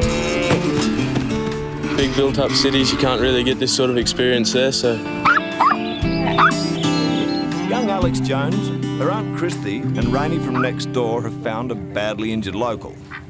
I found this duck in the fence this morning. It had twisted its wing nearly off on the fence. A hawk was trying to get at it, so I went and clipped its wing off, hoping it'll survive. It'll only be a swimming duck. I don't think you'll be able to fly again. Its flying days are over, but hopefully it can still swim. There's no crocs in there anymore, Alex. Anymore? Oh, look at that. Gypsy! Gypsy! Gypsy! No crocs, maybe. Just one pesky dog. Gypsy! Gypsy! Come here! Crocodile getting you now, quick! Here it comes. That'll do, Gypsy. That'll do. Now we have a pet duck because he can't fly away anywhere. We know he's here all the time. Feet out and sit down and stop when you stop. Not far away, Christina's chasing animals too. Hold the stop. Hold the stop. Hold the stop. After struggling at first, she and teacher Mark have moved to stage 2 of the training. All right, stop right there. Back up. Back up. When it's fast, he still stops and pulls his nose. He's going to be twice as efficient. What a difference a few hours with an expert can make. Good. Righto, be defensive. Wait. Now turn around. Aim over to your right. Over to your right. Over to your right. Whoa, back off. All right. Yeah, she's going great. It's got a fair bit of natural feel and talent anyway, so it's pretty easy to mould somebody a little bit that's like that in the beginning. The next camp draft is just a couple of weeks away, and Christina's now good to go. Yeah, today was really good to have Mark up here, and I've never done one of Mark's schools before. He's just, he's great. Learned a lot from him and was really good. That's what I was looking for right there. How is she, nearly? Oh, Bit of a mess. bit of a mess, all right. Come on, Milton, you're going to hook onto this. Milton's having problems salvaging the crashed chopper, so he's called in his chief mechanic, Neil. This cowling's all right, eh? Nearly hasn't been cracked. Oh, a little bit there. The first step is to strip it right down. Is it on? I got. So yeah, it's all. And this one use bits and pieces, eh? But while the men pull the wreck to pieces, little Milton's doing his best to put it all back together. I think this has a bit on here. You can't cut it. Oh. Broken? Bit of a crashed helicopter, isn't it? Finally, the chopper's ready to move. Got a bit of extra rope to tie that on, Nearly. And Neil's figured out how to get it out of this dense bush. Here comes the jetway.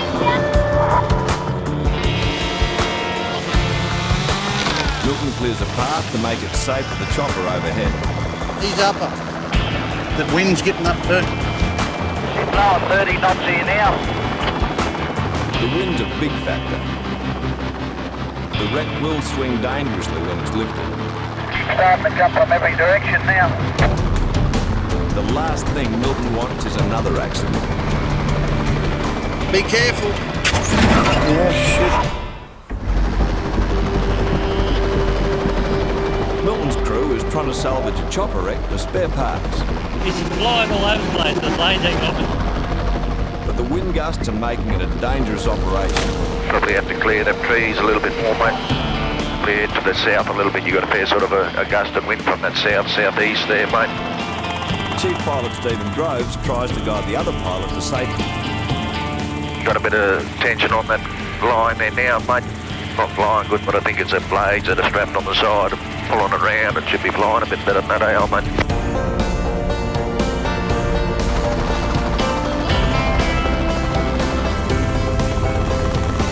Finally, they're out of the danger zone. No, she's looking good, mate. Good job. She's going real good, eh? Meanwhile, the two Miltons are waiting to load the chopper onto a flat top. There, you can play up there, look. Little Milton had better clear the decks because the salvage team has arrived.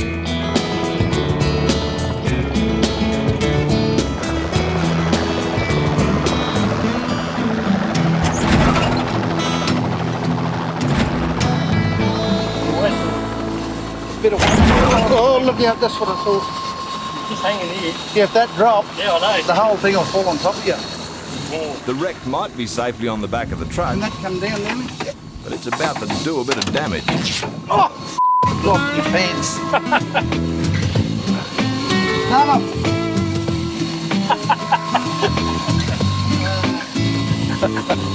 What has happened? I split me dags. I better pull up now. I haven't got a spare pair. I haven't got underpants either. Well, there's no gain without a bit of pain. You have to get a new one. I think we'll have to get a new one. Why is that? It's a bit broken, isn't it, eh? Before they head home, Milton decides to mark the spot where good luck smiled upon a fellow chopper pilot. Come back here 20 years' time, wonder if it'll be still there. Might come back here one day and see it, eh? When you're an old man. And you say, geez, I was there.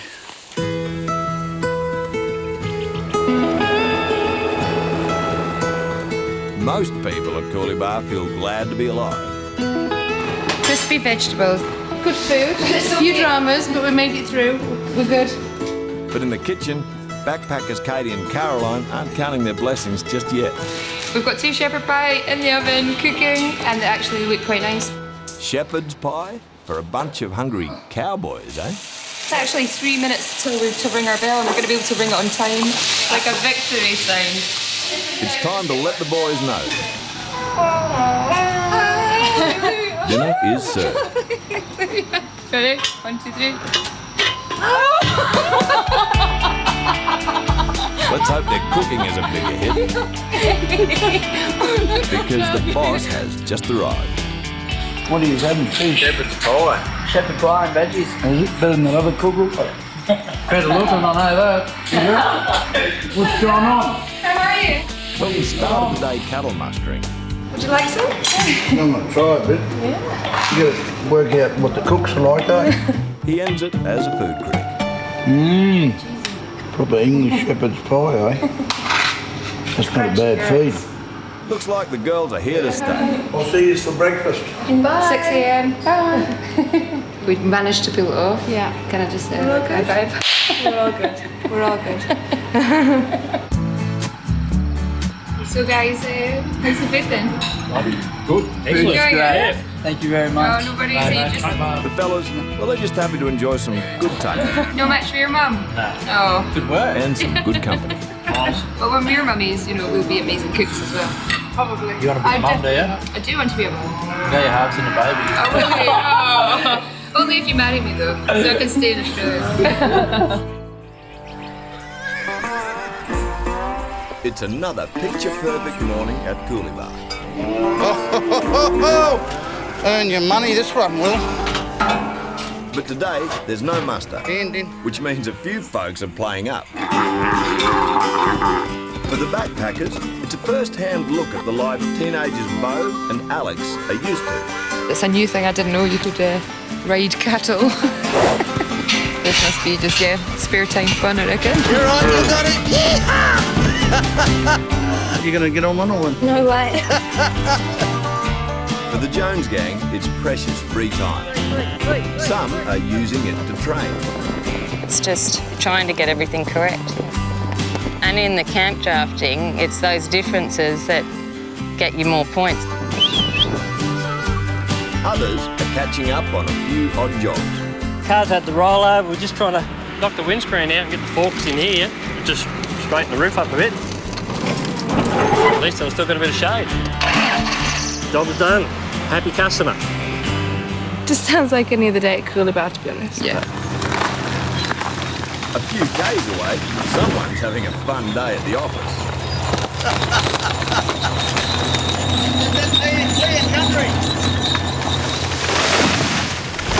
After fire destroyed his best paddock, Milton's making a new one.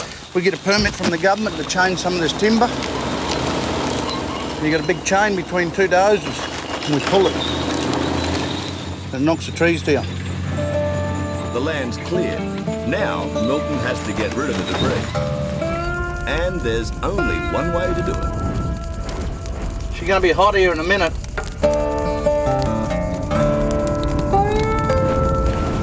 We'll burn now, and by morning it'll be all gone. Anyway, we'll get going and light the whole lot up. But even on a still day, there's still a chance the fire could spread. How's it that side, Jeff? Yeah, all good over here.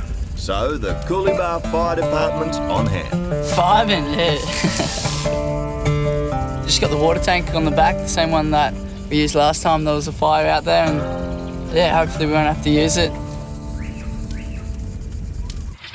Down we go.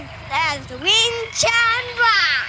There may not be a lot of wind about, but that's not stopping Rainey and little Milton from trying to fly a kite. All right, have you checked the winds up? The wind is blowing nowhere. Hold it up. First launch is a bust.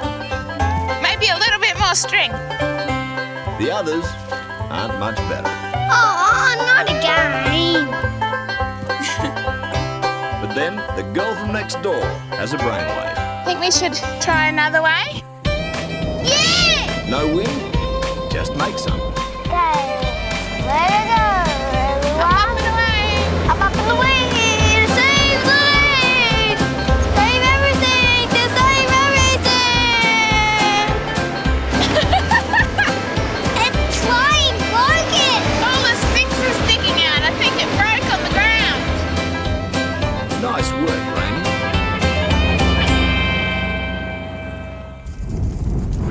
Right, I just keep driving around and around the fire, right? Yep. Over in the new paddock, Milton's fires are happily burning away. And it's then, when everything seems under control, that things get weird. Holy, have a look at that out there, look! You look at that! Spout! Look at the tail of it! Jesus, that'd be hot! Look how high it is! What have we created here?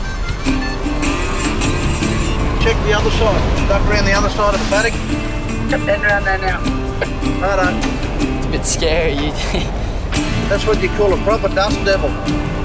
Just in between the heat, see? In between those three fires there, and it's just sitting there. The fire's caused a vacuum that's blown up into a mini tornado. Round here, we call it a dust devil. I've never seen anything like that before. It's good to see Coolabah still has some surprises. Really spectacular. Yeah, it looks good. Nature's a funny thing, isn't it? And just like that, it's gone.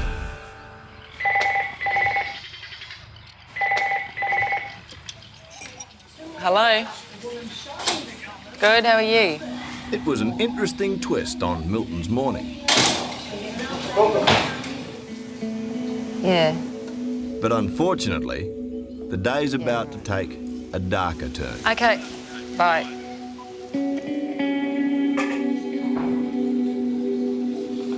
That was the hospital. It's not good. After a long illness, a close friend of the Joneses has passed away. Poor thing. Richard Allen Buckley, his name was, yeah. I met him about, 30 years ago, I suppose. Built a lot of these roads along here every week. Pushed the gravel for him, and 15 or 18 years, I suppose, he worked for me.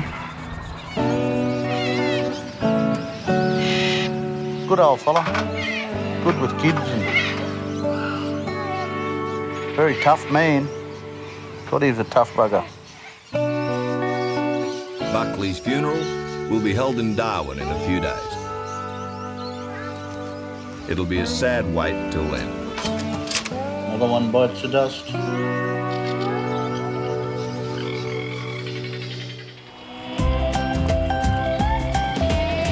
At Coolibah, it's lunchtime, which means a kip for some. The kitchen's alive, though, thanks to Katie and Caroline. And the stereo they've taken from Trevor's room. It's a happy place, the kitchen. It's great. Look forward to going in there, and yeah, there was music playing in there last night, which I never thought would have happened. But the real question is, what's going to happen when Trev gets back? I don't want to talk about Trevor too much. I don't want to get in trouble. Yeah, he's got a temper, but I mean, he's got certain expectations with his kitchen, I guess, too, and if they're not upheld, I guess he gets annoyed.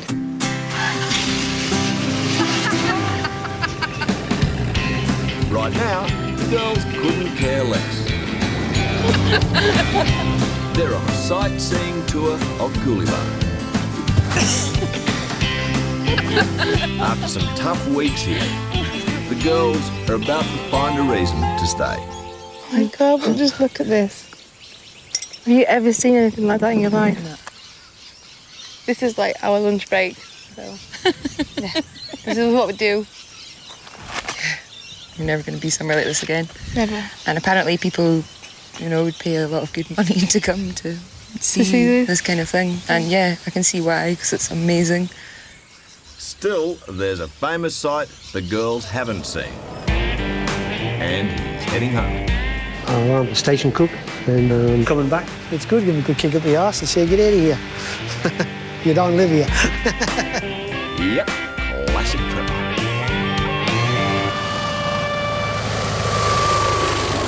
Back at the station, someone else is coming home.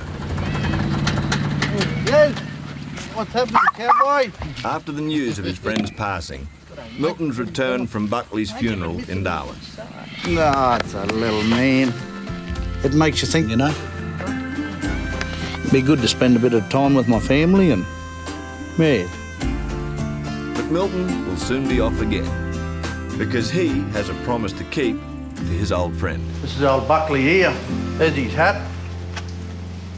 There he is there, the old fella. Knock a bit of dust off him. That's who we've got to take down to the Lemon River. We'll spread his ashes. He'd make me do that last bit of work, I reckon, that old fella, eh? He put it in his will that he wanted his ashes spread over the lemon there. He used to spend a lot of time down there fishing. There's a big water hole there. We'll do that for him, mate. It's the least we can do. But before Milton sets off, he has a job to do. Righto. And he's brought the kids to help. Oh, well, this is all old Buckley's gear here. All his life's possessions. What do you do with them? When Buckley left Coolibah, he asked Milton to look after his things. That looks like Buckley, that hat too, doesn't it? But the old fella never came back for them. All his old cards for Christmas, eh? Lived there on his own. Oh, yeah, it's not a good job, is it? But it's got to be done. Someone's got to do it. He used to play this. He never had any wind to blow it, though. He only had half a lung, eh, poor old fella? Oh, there's me. Geez, that's going back a bit, isn't it? And there's old Rick there, look, ready to abuse somebody. No matter how you cut it, it's a tough time for old Milton. What's all those books there, Wags? The poem about Buckley. Oh, well, we'll have to read that. Come on. The party had assembled. They were loaded up for fun near the mouth of the Roper River at landing number 1. So let me tell you about a place where you should never be, anywhere aboard a boat in company with Buckley on the... poor old fella. That's a good one. It's a ripper. Bit of an old character, eh? Come on, catch up. Well, I've seen him jump out of a Toyota once doing probably 60k an hour on the airstrip. Silly old bugger. But yeah, he's right, he's dead and gone now. Righto, got Buckley in the box. Let's go. Well, it's a 4.5 hour flight and a 44 down to the Lemon. Long way down there. Yeah, that's where he wanted to be buried. I always told him I was going to throw him out of the helicopter onto a crocodile, so I think that's why he lived for so long. He refused to die.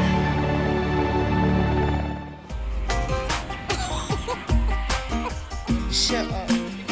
Over at Coolibah, the backpackers don't have a care in the world. But that's all about to change. Trevor's back, and the girls have forgotten something which could get them in trouble. Yeah, now I'm going to go and actually try and move the stereo. And apparently it can be quite grumpy. And yeah, we've got his property that we shouldn't have. Oh, don't think he's going to be happy about that. Maybe I'll just put it back out. Hiding it, I think, is maybe worse. Don't know what to do. So while Trevor's distracted, Where is he? Caroline's on a mission. Right, he's going over that way. Have I got time to run over with this? Put it back in his cage.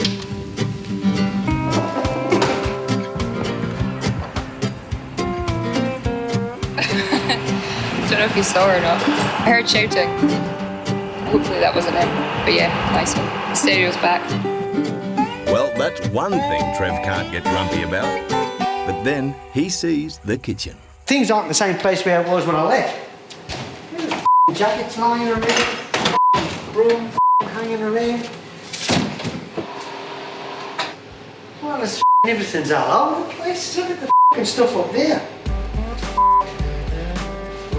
Seems Trev will have plenty to say when he meets the girls. I wonder if he'll remember to say hello.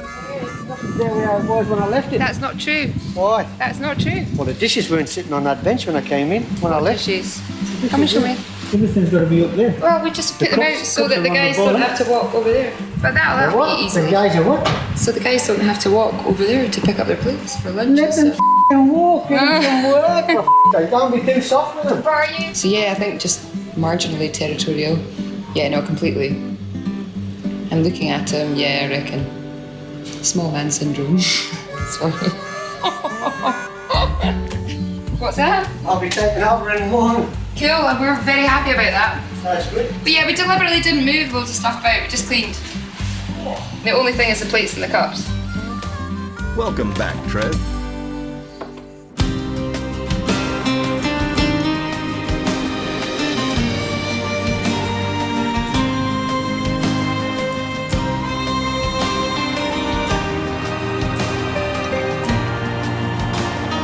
Headed down there to the Lemon Bog down here. That's old Buckley's old stamping ground, all this country.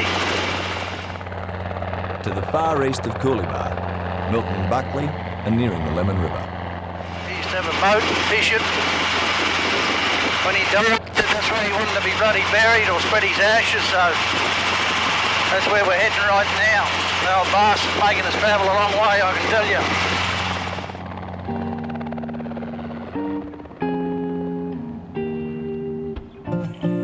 And the geldings are boys. They are. What are the girls called? Mare. That's right. Back at Coolibah, little Milton's also about to experience the circle of life. Come on, I'm showing you something.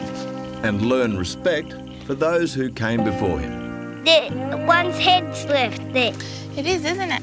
They bury themselves? It's a human skull, and there's some other bones in there as well. Have you seen that before? Yeah. Have you? Who showed you? Dad. They used to live here at the Billabong and up in the hills, because there's paintings up in the hills. Yeah, they were here before you were here, and they're still here now. Yeah. He was a good man. Speaking of good men, Milton almost has Buckley home. I'm I'm sure there'll be a fair few of his old mates here, so we'll say good day to everyone and jug him in the water and come home.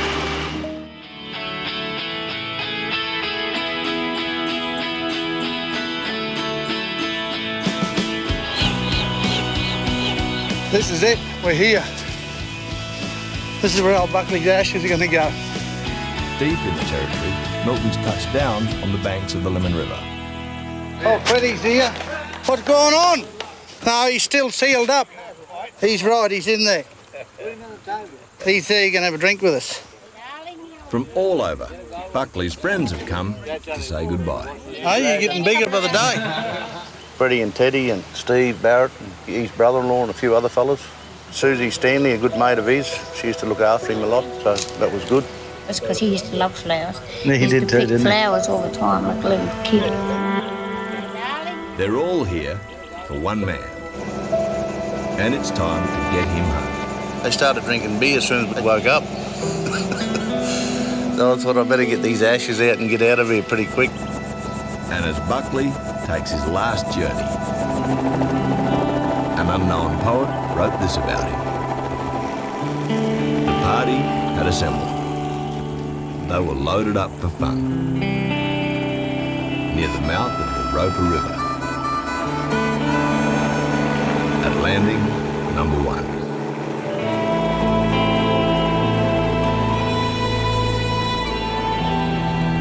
A good old bloke Mohammed, in company with me, and another bloke we all knew well. A bloke called Rick Buckley. That's it. She's all done and dusted, mate. He's gone the river, hasn't he, eh? He's finished. Yes, every time he come to town, he'd flog everybody's flowers and give you. Little bugger. Yeah, see you, Buckley, you old prick. He'd be right. He's a good spot there. Big river. And about the Carpenter Gulf, there's a tale they seldom tell. About a bloke that rode a dugong and rode him rather well. And if Buckley ever finally dies, he might even go to heaven. The old man didn't eat the dugong. He just sat on 6 or 7. Oh, he won't go to heaven. He'll definitely go to hell.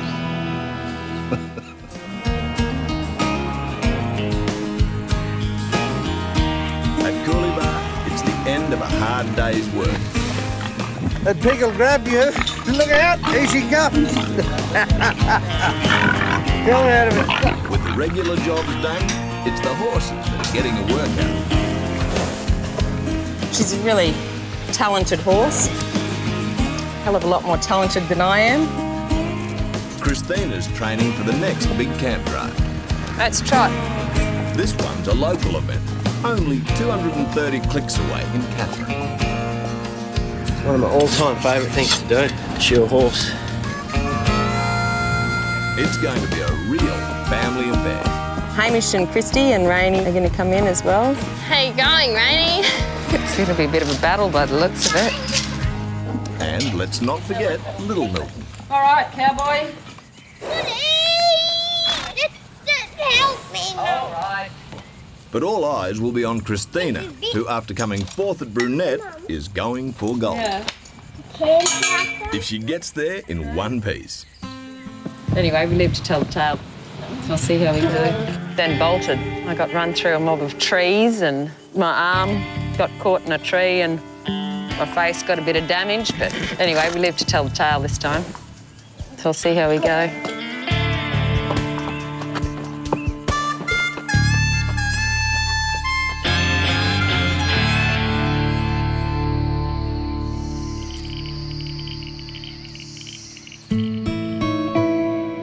It's barely dawn. I'll put him in the car. But before Christina goes to the camp draft, she's got something bigger to do with Little Milton. We're off to Katherine to the School of the Air in school. This is his first time, yeah. School day today. Go to school or what? For the next 6 years, the youngest Jones will do school from home with a computer link to his teacher. It's a chicken head business. But this is the one day he'll get to meet her and the other School of the Air kids. He's never been into a classroom before, except his own. Yeah, it will be interesting to see how he goes with all the other kids because I don't think he's ever really played with kids his own age. He's in an adult's world, I guess. Dad can't go because we've got a mob of cattle in the yard. Is that all right? Christina's little boy is growing up fast, and that's what Mum is learning today.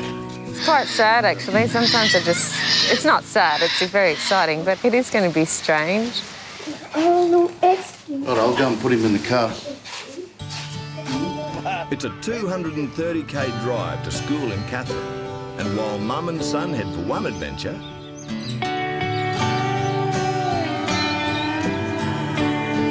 two other people are getting ready for their own. Ta-da! Trev's return has done Katie and Caroline out of a job, and if they want to stay at Coolibah, they'll have to earn their keep. We just spoke to Christina and we found out that we can go out and work with the guys and the cattle and everything, so that's going to be amazing. Middle yard, middle yard. There's 1,000 head of cattle in the yard, and the boss wants them sorted. Righto, you two girls, stay in there. And when I say calf, you just lift the chain off and open the gate. They won't hurt you. Push! Drafting's kind of hard when you've never been near a cow before. Absolutely crazy. I'm opening the gate for calves. But thankfully, help's nearby. Quick, step in, your brain. After half a season of Coolibah, Rookie Jeff knows the drill.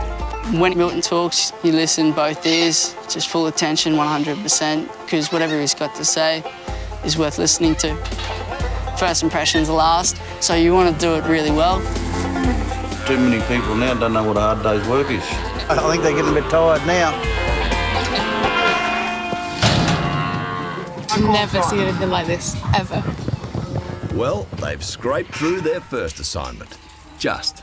I've never, ever really worked in a manual, physical job, so completely out of my comfort zone. I'm so glad I've seen it, but it is hard work. These are work hands. Over in Catherine, Christina and Little Milton have arrived at the School of the Air. Since that's what you're in, darling. It's a milestone. It's very strange. For both of them. And this must be Milton. Hi, Milton, how are you? Well, thank you. He's just waken up. Oh, okay. So you've just driven in this morning. How far was your drive? Oh, it's 210. Oh, okay. Milton, would you like to come and choose a puzzle?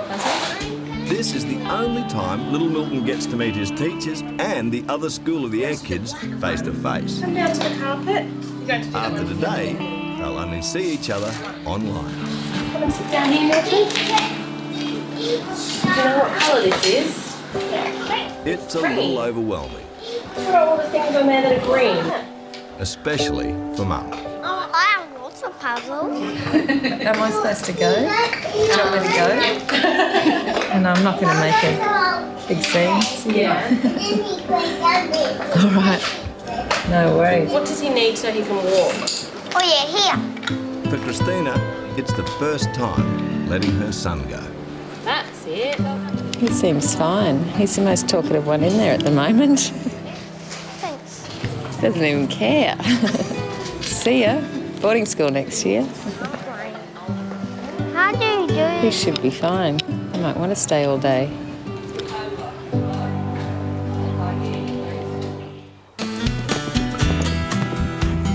I haven't done anything like this on her yet. Christy and Rainey are doing their final workout before tomorrow's camp draft. That's better.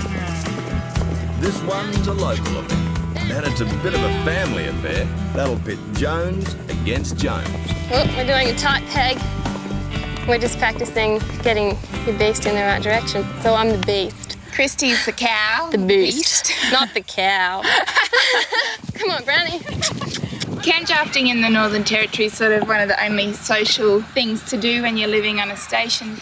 You can't exactly go into town and have a game of netball. It's a sport that everyone from the stations can compare their horsemanship. Christy and Rainey aren't the only budding Jillaroos at Coolibah.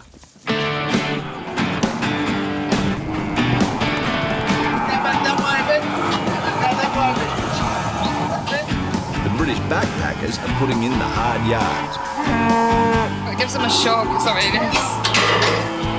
I think I've aged about 5 years since I've been here. Covered in cuts. Just constantly dirty and filthy.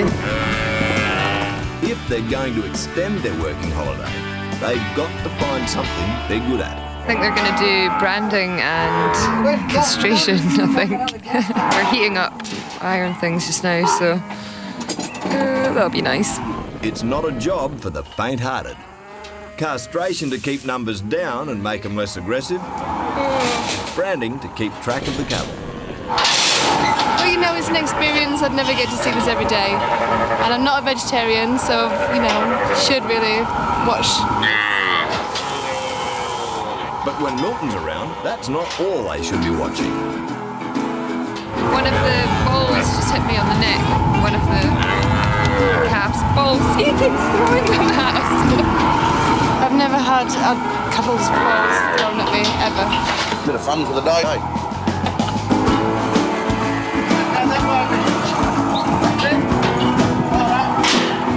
After 8 hours in the yards, at least the girls have survived intact. High five. Best day in the yards done.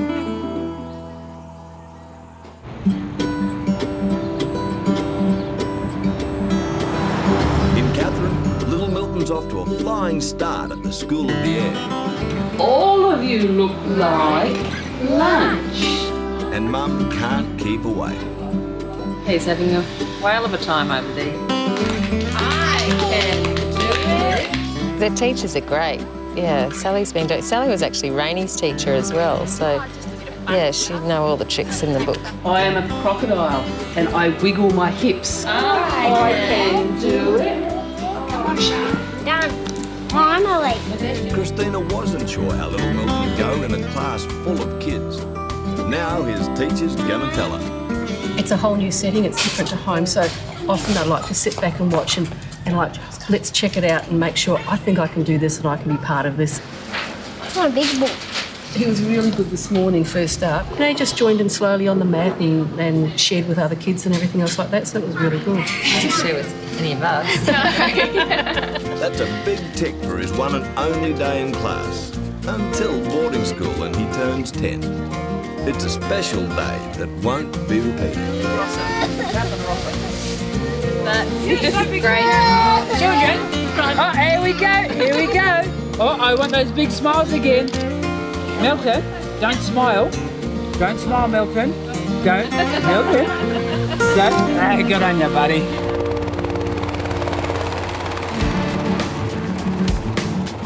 Back at Coolibah, the rest of the Jones gang are packing up and heading out for tomorrow's camp drive. A bit of evening wear. They'll meet Christina and little Milton and Catherine. And for Hamish, Christy and Rainey, it's game on. I've got 6 runs in total, so it'll be good. They're all in the same event. Christina Jones is the favourite, but little brother Hamish isn't phased. I expect to have a few more ribbons by the end of the weekend. So I give a lot of them to Mum. When I go down there, I can rub it into my brother and sister then. So you reckon, Hamish? We'll see, mate. We'll see.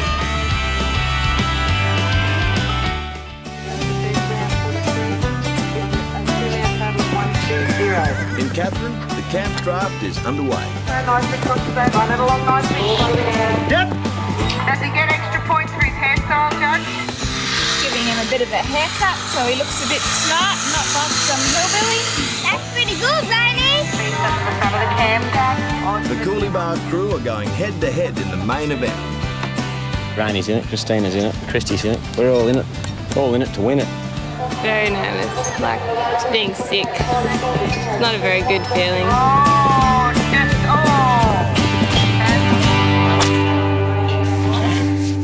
The word on the ground is that Christina is the one to beat.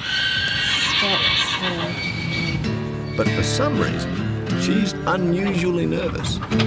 Oh, this is the challenge pattern. I've just got to learn before I ride it. Well, there is one Jones without a fear in the world. His event is first up. I'm gonna go to sleep. And even Nana and Pop have come to watch. I'm Milton's grandmother. Well, he's just waiting for his ride, which hopefully won't be long. The goal is to get around this course fast. First out will be Milton Jr. Jones on the 20th.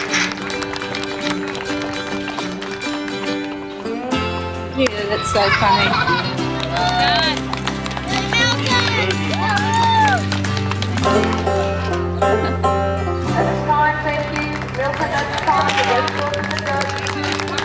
You got second.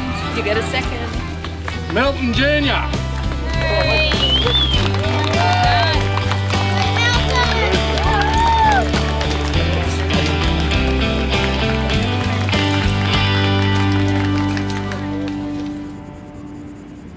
While the Joneses are away, the British backpackers are finally putting their feet up. And they're pondering one of Cooleybar's biggest mysteries. We've been trying to figure out how old Lurch is. And it's quite difficult because of his hair, because his hair isn't grey, and we're trying to figure it out. Oh, good, Lurch.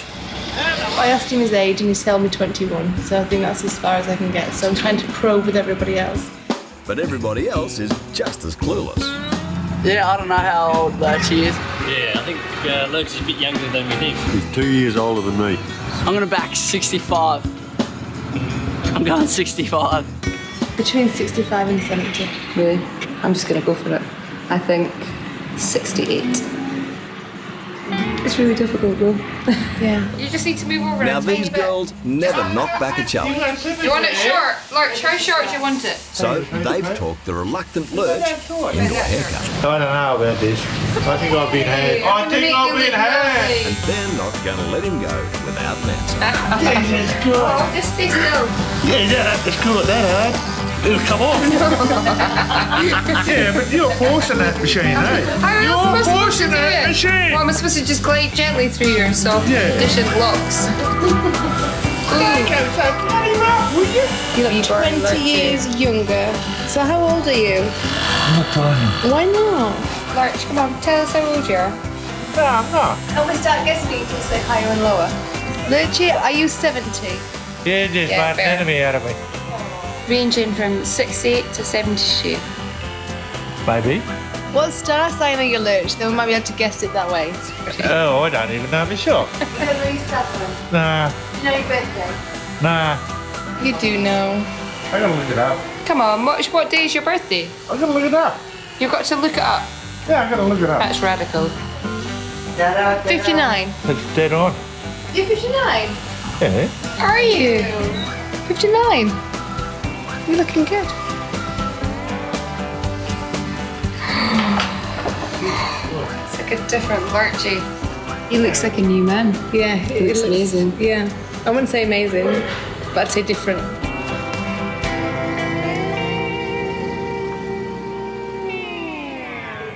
Heading out back to the gate. Jesse Humphries on the left. Back in Catherine, the Joneses are lining up for the main event.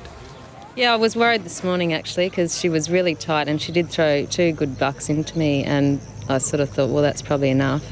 But yeah, I definitely don't want to fall off.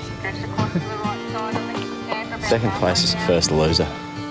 Butterflies are active in my belly. Nerves are happening. Rainie's first up. Out on course, Rainy Pugh. And she posts a good score.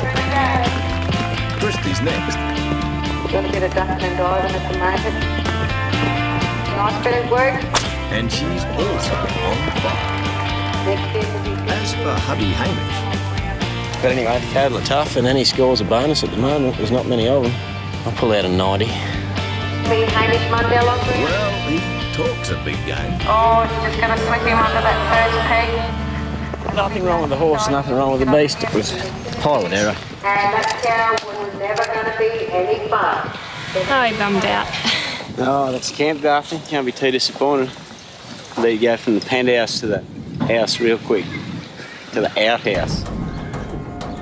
While Hamish licks his wounds, all eyes turn to the favourite. Competitor number 38, Christina Jones on Hazelwood Nitrogen. They should be next in camp. Jeez. But something's not right.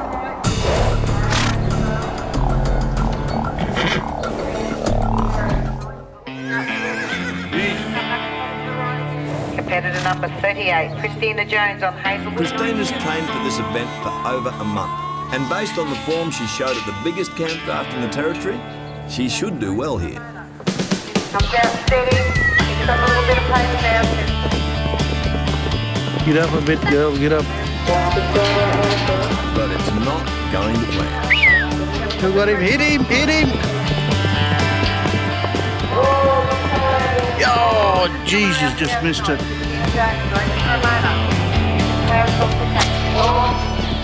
That was bad luck. She was just back a little bit too far. But anyway, that's the go. So Christina missed the finals for the ladies. Just doesn't seem right.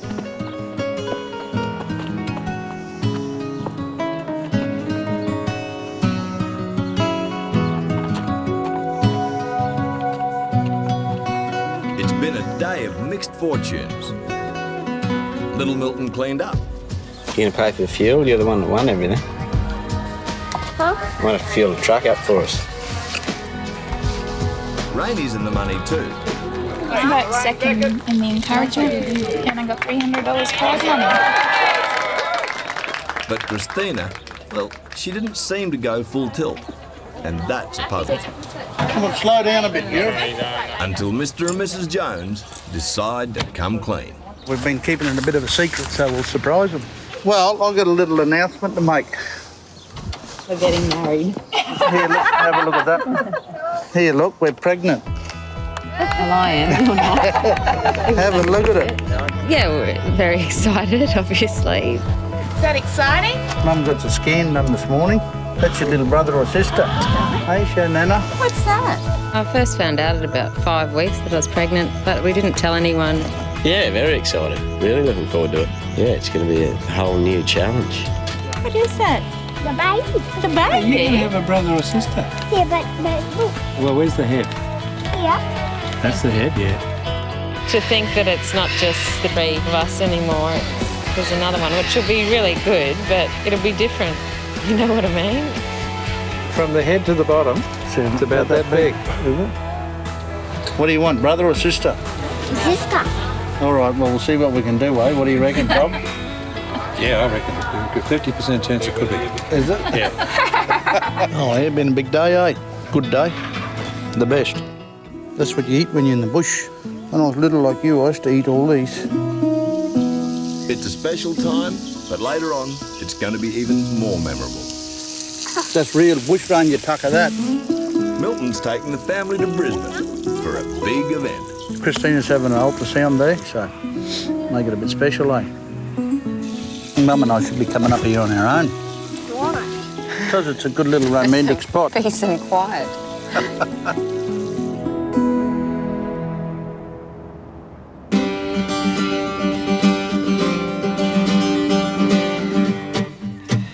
No matter what's going on, there's always plenty to be done at the station.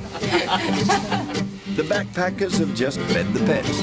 Yeah, where I'm from, people normally have like cats, dogs, never sort of watch crocodiles. It's another strange sight. But after a few months at Coolibah, the girls have a favourite. Head chopper pilot Stephen Groves. We were chatting about Stephen. He's got these most amazing eyes. Yeah. Like Top Gun with a hat. And he's meant to be like the best mustering pilot in Australia, and it's the way, yeah, you see them walking off into the sunlight. Yeah, towards it's the way he's got his top down. And we're like, The ladies like it, but one of the most dangerous jobs in Australia is becoming a problem for Grove. He's getting bored. Yeah, some mornings I wake up, sun's coming up, you're flying around and you think, yeah, it is a good job, but that soon wears off pretty quick. I just do it because it's a job. Couldn't say I love flying one bit, but it's a job.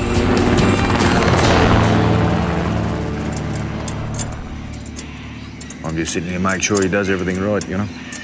The good news is that Stephen has a hobby that helps with the boredom. He's a competitive bronco rider.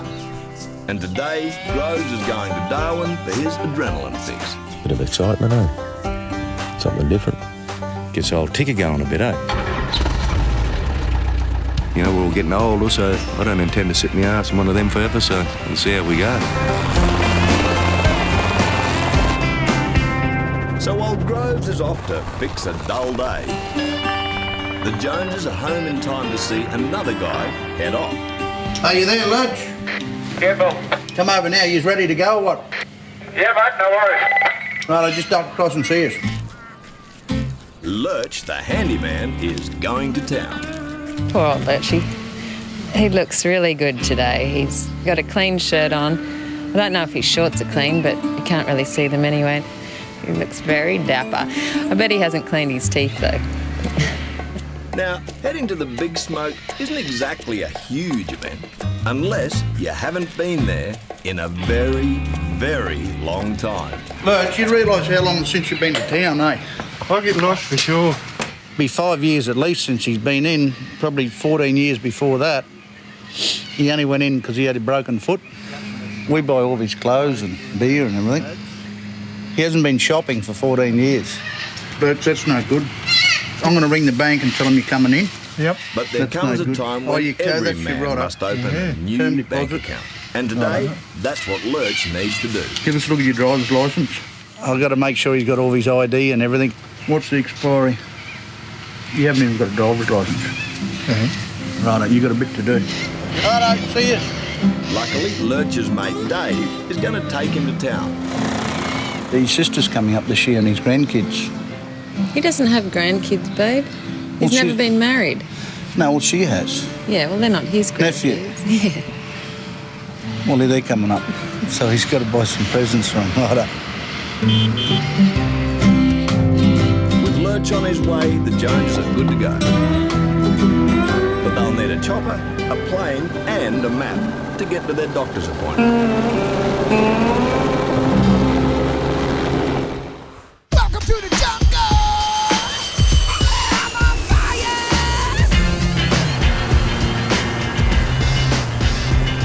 Today, most of Cooleybar's off to town. And the Joneses have arrived in Brisbane. R.M. Williams, Country Road.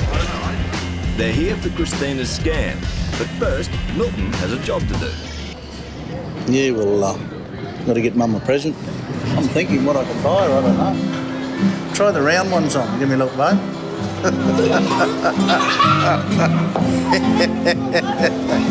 Brown or blue? Where are you going? But it only takes one shot before Milton's distracted. This old Sheila and the blonde, look. Here, look at that hat that kid's got on there. Plenty of people here, it's never indoor, is it?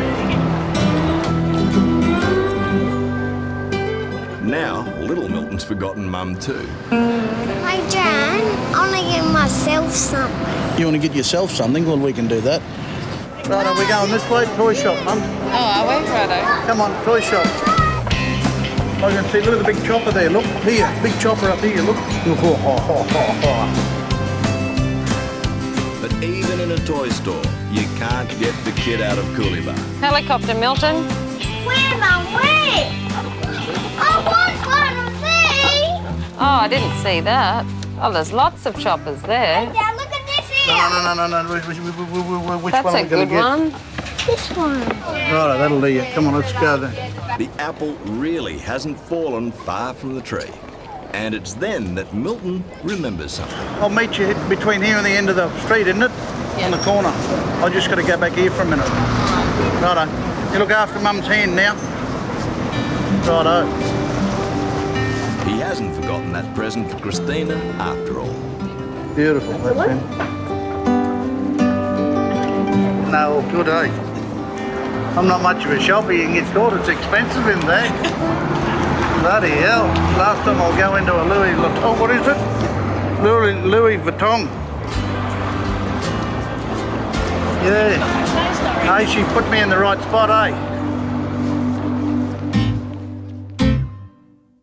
1,000 or so k's west in Katherine, another fella's arrived in town.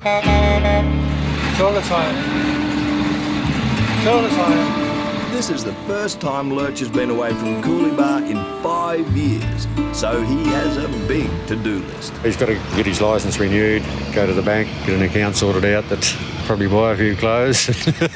Who knows? Like a fish out of water. But first, a man's got to do what a man's got to do. What kind of fish are you chasing? Barramundi? Barramundi. Price of the lures are probably a bit more expensive than when you were in here last time, mate. Yeah, about $6 it was. Yeah, $6. That was a long time ago. How long before you're back? What, another 5 years? When they have you in a box. Oh, no, come on, go. That's a bit harsh. But Lurch soon finds a friend. Pretty skinny copper around here. Must have been out of water for a while. Now he's back on track. Bank account? Open. Driver's license? Sorted. And that gives Lurch a license to shop. Hi, how's it going? How you going, mate? Well, I've got a medium in that one there. Yep. Yeah, that really suit me nicely. Okay, now, did you want to look at some other shirts as well? We've got some like your dress shirts in the pinks. Not really, mate. Thank you very much. Fit floppy. I reckon it's going to be too big for your head. Wow.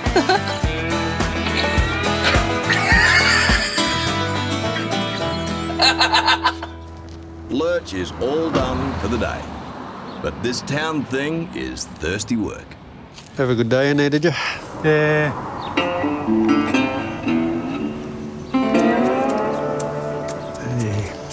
Wait another 5 years before you come in, or you? I don't know yet. Might come back in next week. See how you pull up after this lot. Yeah.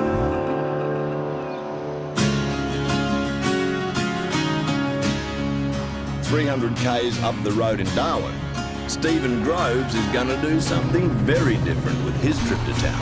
You're going to rip in a bronc ride? Yeah, just get on the bronc there and see how I go with it.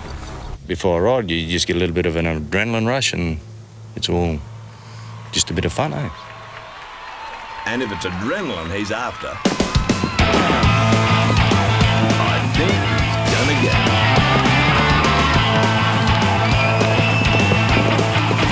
In a bronc ride, a competitor gets 2 goes.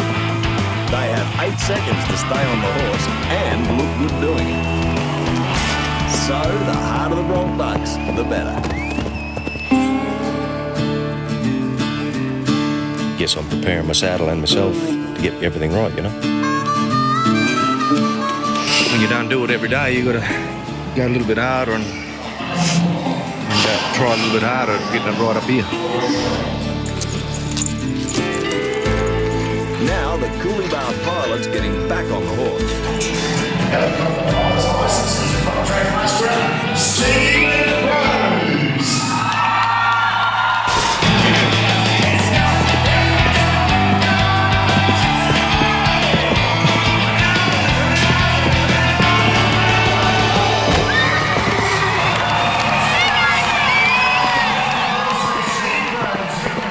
That looked all right, but was it good enough for thrill-seeking Groves? Would have been a lot better with a nice horse, but as I say, that's rodeo. Shit happens. Can't win them all, But luckily, the man has one ride to go.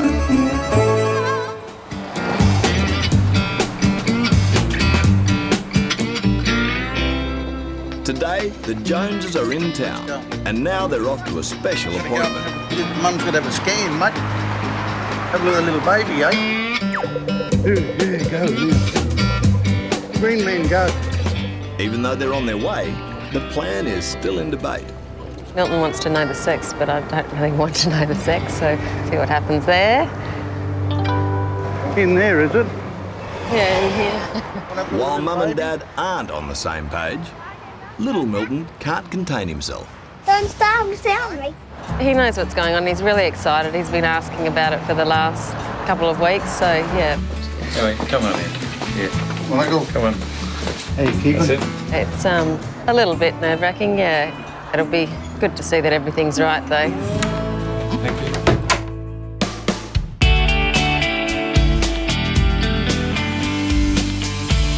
Today, not everyone at Coolibah has gone to town.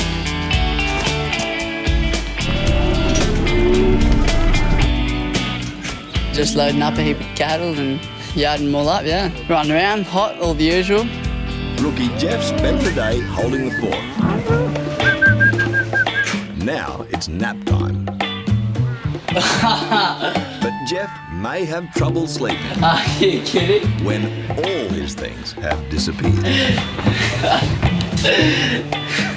Took a minute. Very frustrated. I gotta get in bed, so I want to know where all my gear is. I got nothing. I got a can of Spam on my bed. That's it. This is ridiculous. But who would want to steal all Jeff's stuff? Nowhere I would. Oh, wait. I'm sure it'll all turn up at some point. Maybe.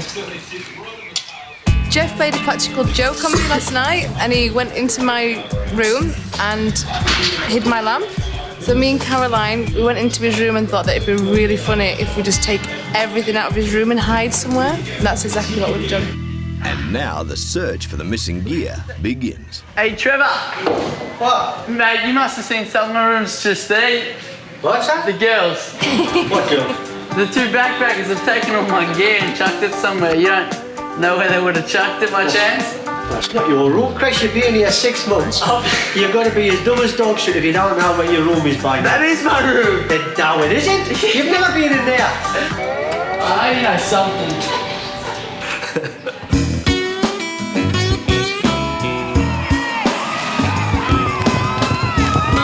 At the Darwin Rodeo, Groves is still sore about his first dull ride. Oh, the first course, he didn't have much buck in him at all. It frustrates you a little bit. But his second go may be a different story.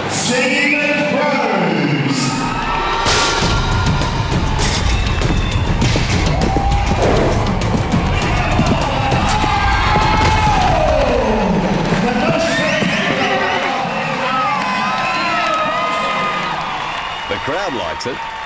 So how was that, Grove? Horse was unreal, mate, but yeah, I got all excited now after I got on him. Before I got on him, I was just... But now I've been on him and had a crack at him, and, well, as you can see, it didn't work out the way it should have, but, yeah, it was all a hell of a lot of fun, eh? Unfortunately, it's not a winning run, but it seems Groves got what he came for. Was the horse right? Good. Real good. Strong bars, mate. Belted me. Little bit of blood there. I might get lucky tonight, I'd say that to me missus. That's not about winning, it's about doing a bronc ride, doing it right. I mean, winning's good, but it's not really why I ride. I like to ride because I like riding, so. Back at Coolibah, Jeff still hasn't solved the case of his missing gear. I can't find it anywhere. What? Oh, they've nailed him a beauty. He's been to that big shed, them little stables. He doesn't know what day it is half the time. But no, he's asked from his elbow. But the backpackers have a clue. What he doesn't know is that we've actually set it up in one of the spare rooms, and we've set it up exactly as it was. But you'd think that possibly he'd maybe look in the spare rooms before going out to the fields. I'm just hoping it's not an Lurchie's caravan. He just has to look a little bit harder. If he opened the door next door, you'd find all his gear. Now, I don't know if someone told him, but Jeff may have worked it out. No. Yes, my gear. They even made my bed. And in the room next door the whole time. That's... Wow, how stupid am I? We really thought maybe 20 minutes or something, like maximum. But yeah, I thought you'd pretty much just look in the spare rooms. No wonder everyone's laughing. Right next door to my own room. We didn't think that it would be as funny as it is. Yeah, it's going crazy. Might as well just stay here. This is it. New home. They got me good. They got me really good. Beautiful.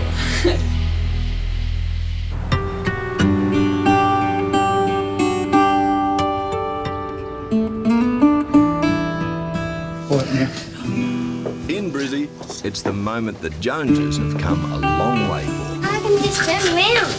They're about to meet their newest member. Baby. And finally, Christina and Milton have agreed not to find out the sex. Look at that. Look at the baby. Look at the little baby. Can you see the heart beating?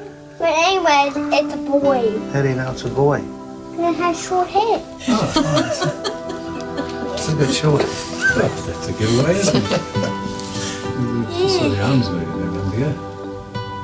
No, up the top. God, that's amazing, isn't it, eh? Having a bit of a kick. Another leg down the bottom there.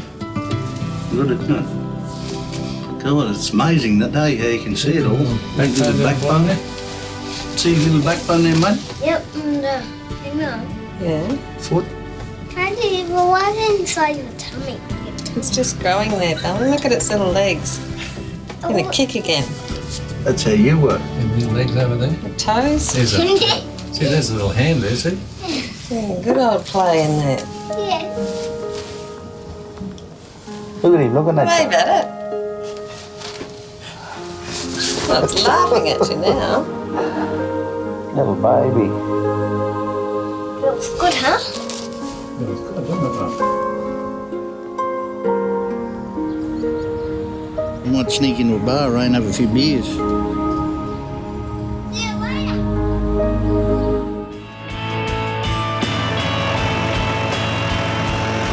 At Coolibah, mustering is just about done. Pretty hot day. That means the wet season isn't far away, which will bring some unwelcome visitors.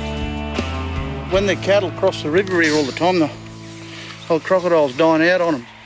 Milton's setting traps along the river to keep the waters round the station safe.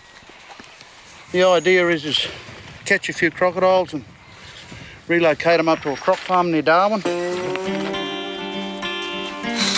One crocodile trap. If there is a road croc out there, he'll be hungry.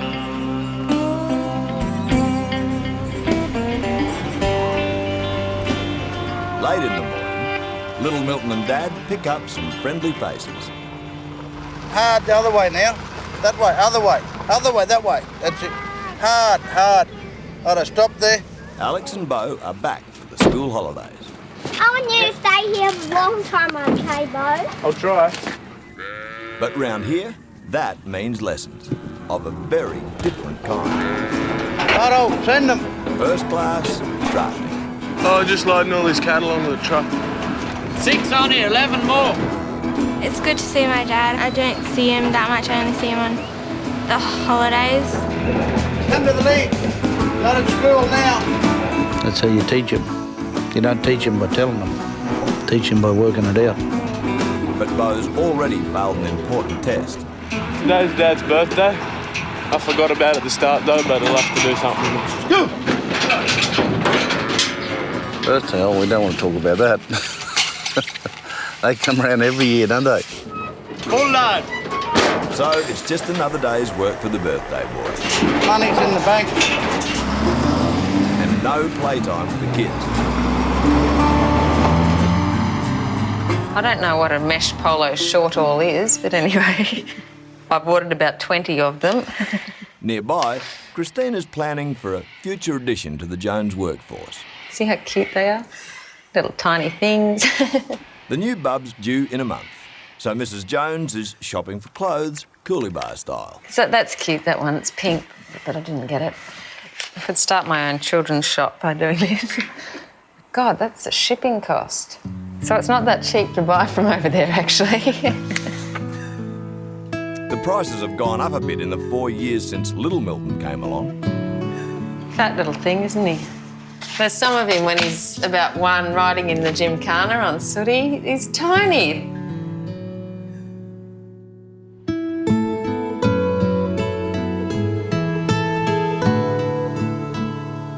I keep getting distracted by that. But she's forgotten when someone else was born. I'm just trying to remember now. Today's big Milton's birthday because we've done little Milton's, haven't we? Well, it's too late to buy a gift online. Looks like a trip into town, 200 kilometres away, is Christina's best option. Right, are you ready? Yeah? All right.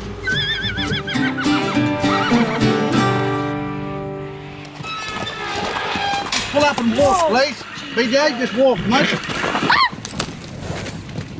Unlike Christina, Bo and Alex Jones aren't going anywhere in a hurry. Get the whole lot, Alex.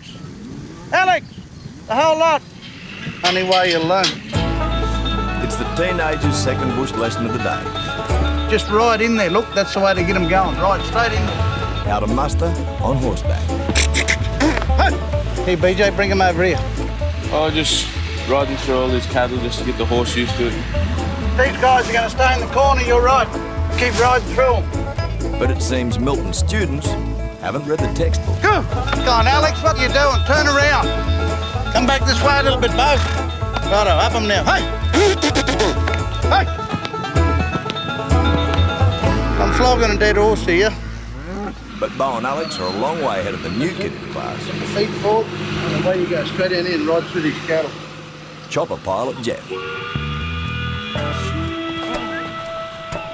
Well, first time you ever been on one, isn't it? Ride through them. That's it, ride in amongst them. When they stop trotting, then we'll let them out. Keep your hands down, a bit short of reins. His first time. Yeah, a bit different. You don't get to go ride a horse every day, so... Well, these guys do, but, you know, I don't. It's good. I love learning all this sort of stuff. Got a bit of a trot up there. Righto, away you go, Jeff. Hunt them along. You're doing well. It's good. Loved it. A lot of fun. While Jeff hangs on for dear life. Keep riding, mate. Ride through them. That's it.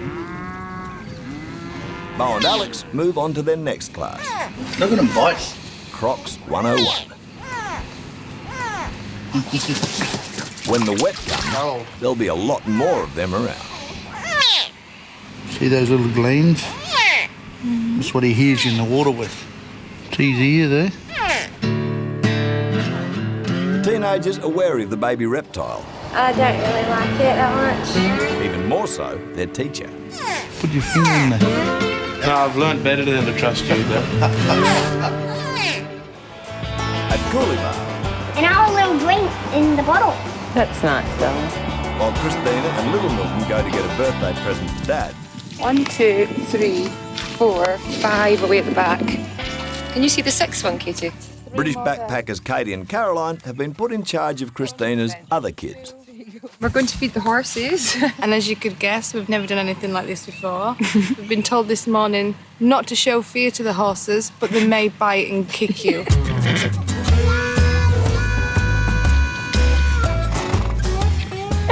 Katie looks really scared.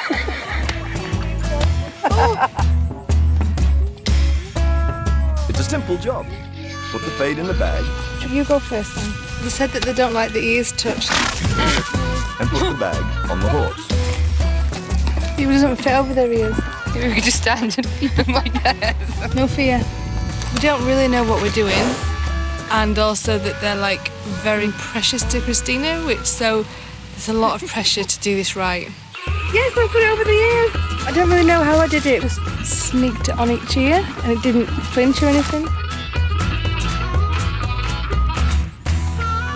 Oh, how you doing?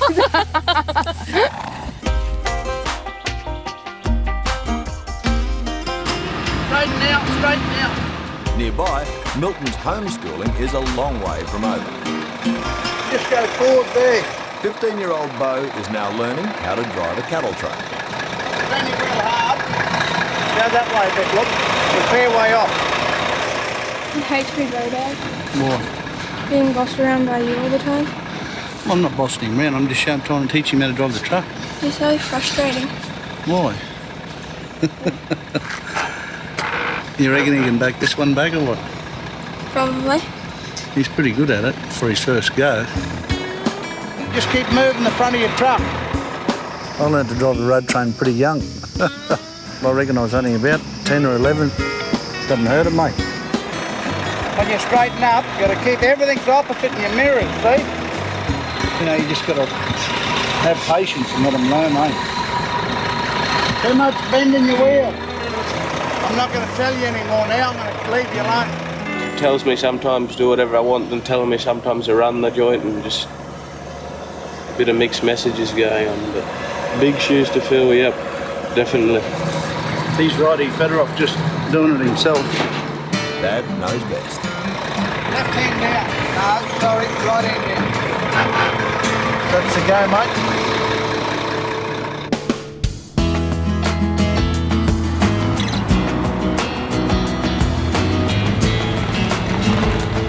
While the big kids keep Milton occupied, Come on, quick. Christina's taken little Milton on a last-minute dash to get a birthday present for his dad.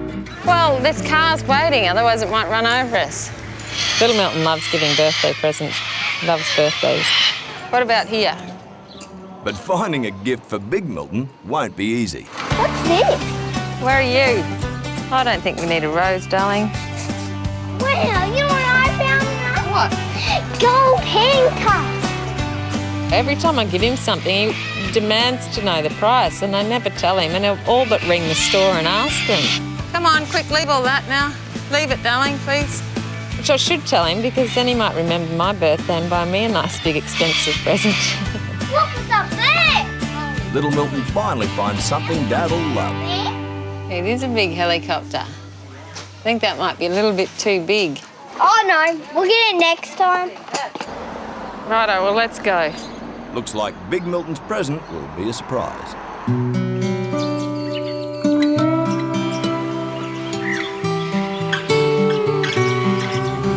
Back home, Milton's birthday's the last thing on his mind. Right, well, we're going to go down to the river or what? Milton's decided to take the teenagers to check the croc traps he said earlier.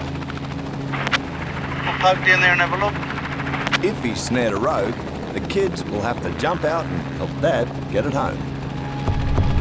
Teach them a few skills when they're young and they're half safe anyway. Never know what could happen in the bush. We'll look down into the water, we might be able to see. It's Alex's first croc, and it's safe to say she's worried. I don't really want to catch crocodiles. Nothing. Must be that way, I reckon.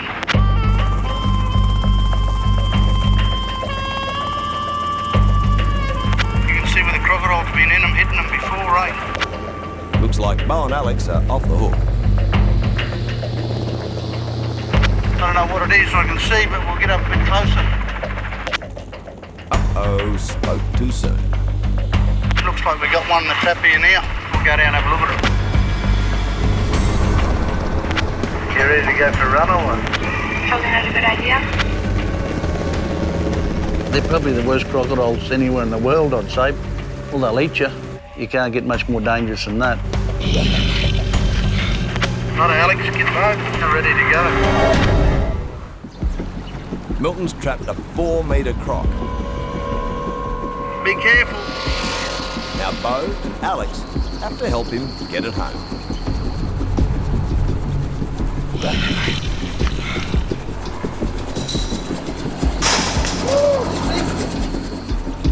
You got to learn how to pick him up properly. This rope will be hooked up to it and we got him, and then we pick him up here and bring him up here. Bo's done this before, but it's Alex's first time, and it shows. Where do I go now?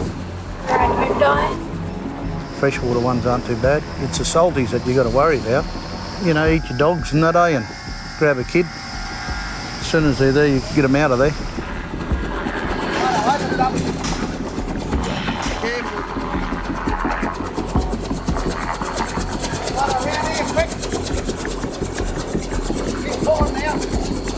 Bo jumps right in, but Alex is glued to the spot. Well, thank you.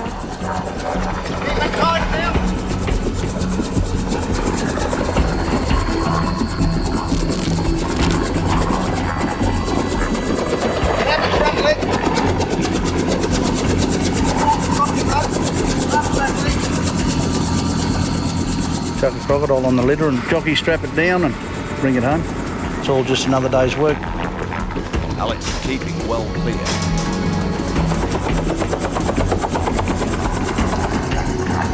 Place all that there to the side.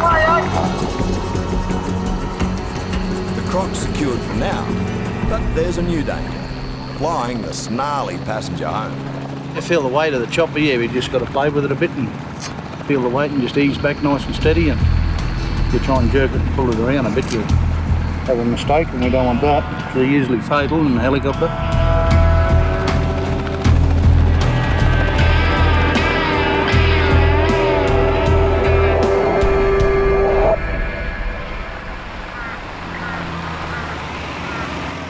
After forgetting Big Milton's birthday, Christina's returned from town with a present Trevor. for Trevor. We forgot Milton's birthday this morning. Actually, she's hoping Trev can whip up something for Milton's big day. Chocolate mousse. I don't know how to do that. You can take it home with you if you want. After I make the cake with you. What is it today? Is it someone's birthday? Yep, Dad's birthday. So we're making a cake for Dad? Yeah. Trev wasn't much use, so Christina's turned to another chef. No, just tip it out. When I'm bigger, I'll know how to do it, won't I? Well, I think you're doing pretty well now. Her kitchen hand still has a bit to learn. I did it. I really did it. Well, they'd better hurry up if they're going to surprise Dad tonight. Hold on to it. These are bubbly. A bit faster to get it all mixed in. That's the way you're going now.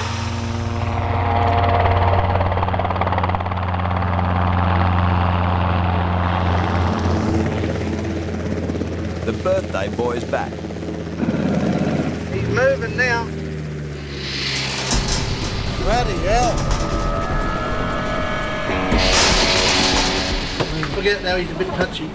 But his four-legged passenger is in no mood to party.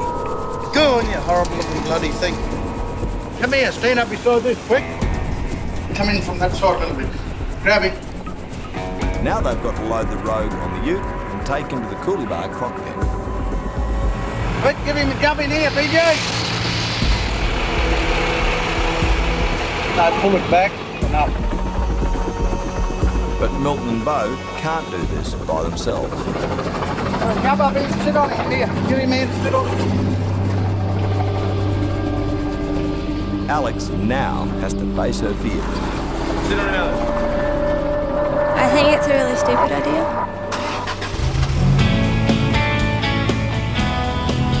And another Milton lesson is learned. You've done a good job, darling. Yeah. A bit dangerous. Get roused on a bit sometimes, don't you? Yeah. So Milton's School of Hard Knocks is over, and the croc will enjoy some cooler bar hospitality for now. Yeah, when we get about 10 or 12, whatever the permit allows us, there we'll run up to Darwin, up to the NT Croc Farm. Put them up there and they use them for breeding, mate. It's been a day to remember at Coolie Bar. But I just got to slow them down here. Except for Milton's birthday, which has almost gone unnoticed. Up here a little bit. Push again. But just when it seems everyone has forgotten him, the birthday boy gets a special delivery.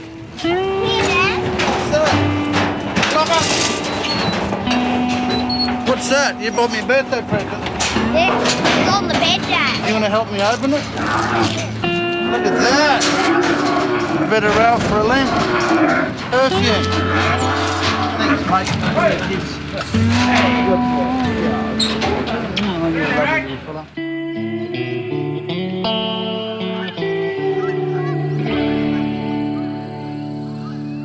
Now, if there's one thing no one needs to learn at Coolie Bar, it's how to throw a birthday bash. I'll carry it over to Dad, Mum. Okay, darling.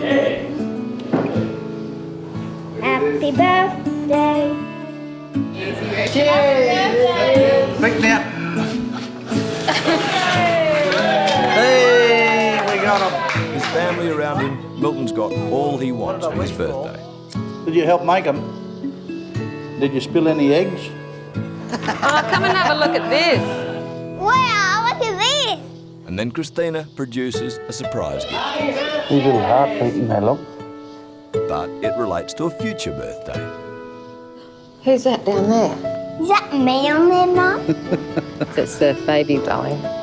It's the first time Alex and Bo have seen their new little brother or sister. I reckon it might be a boy. What? Oh, I just saw his little tillywhack there, I think. Anyway, doesn't matter what it is. Oh, that's amazing, isn't it? So I think we're going to have another person for Christmas.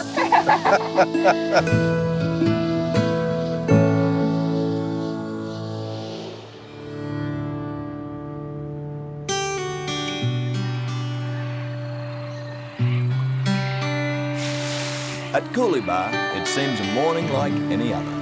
Doesn't that smell beautiful, that boab? Can you smell it?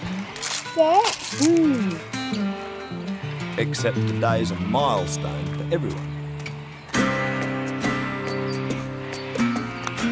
Never know when you want to go, mate. Might have more of a cause to use that. After months rounding up cattle, it's the last muster of the year. The wet season starts in a few weeks, and before rain stops work, the Joneses have one tough job to do. The wild bull catch. We're going to go and catch a few bulls that don't come in on the muster, which is a hard job to do, and we leave it until late in the year when the water dries up a bit. You old clean-skinned fellas that are way out the back there. We'll see you in a couple of hours.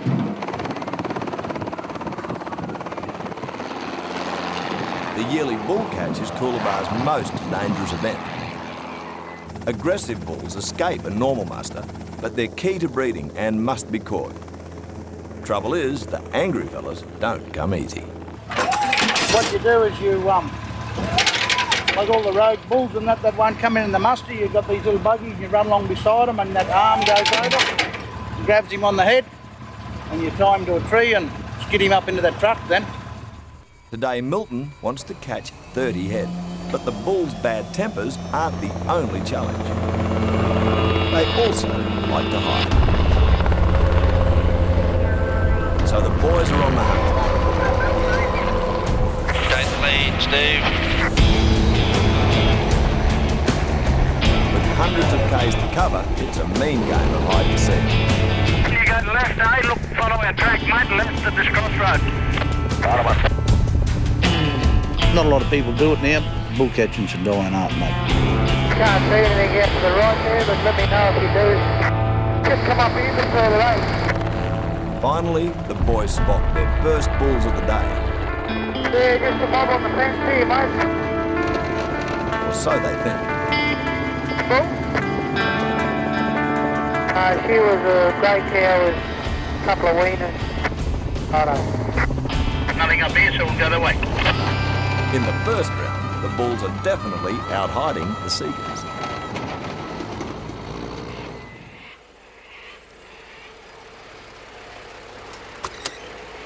Back at the homestead, the smallest Jones has a beast to tame. I can drive the big kangaroo. Hang on, we'll get it going first and then we'll swap seats. Let's go, you. Just going to take little Milton. He's going to have his first drive in the road train. He's 4 now. Learned to drive the Jeep at 3, so next year he'll be able to go to Darwin for me when I get tired.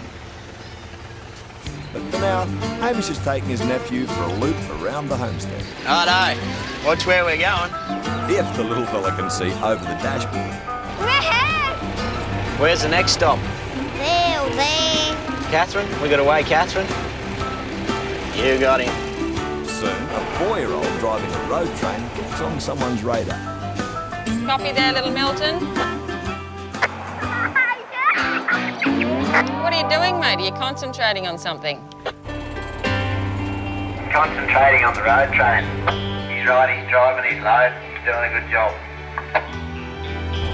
I know, might seem in a couple of months to be quicker on horseback. New age driver. Look out! Look out, we're going off the road.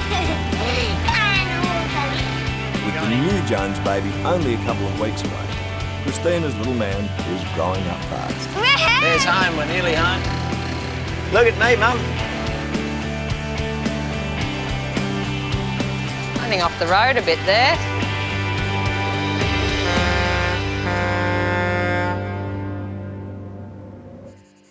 Out in the paddocks, it's all quiet on the bull catch front. You there, Matty? Just trying to hear that chopper. See where that bull might be. And just switch some motors off to see if you can hear him. Head pilot Stephen Groves hasn't spotted any bulls yet. Or has he? You got the cattle there, Steve? Yeah, shit, yeah, mate. Let's go. Now the chase is on. And it's going to take the whole team to bring this fella down. It's a bit of fun, a bit of a buzz for all the blokes, and there's always a bit of hunting everyone, eh?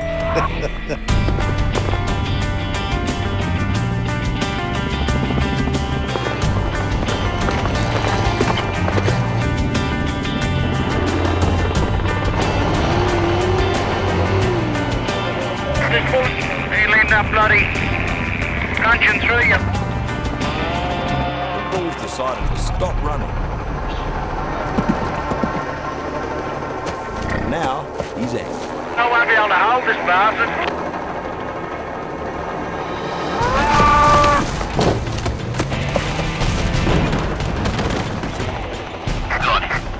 That's how you do it, eh? That's it, mate. The fella shouldn't be this unhappy. He's off to breed with the female, so it's not that bad. Righto, Leon, straight over here onto the truck, eh? Righto.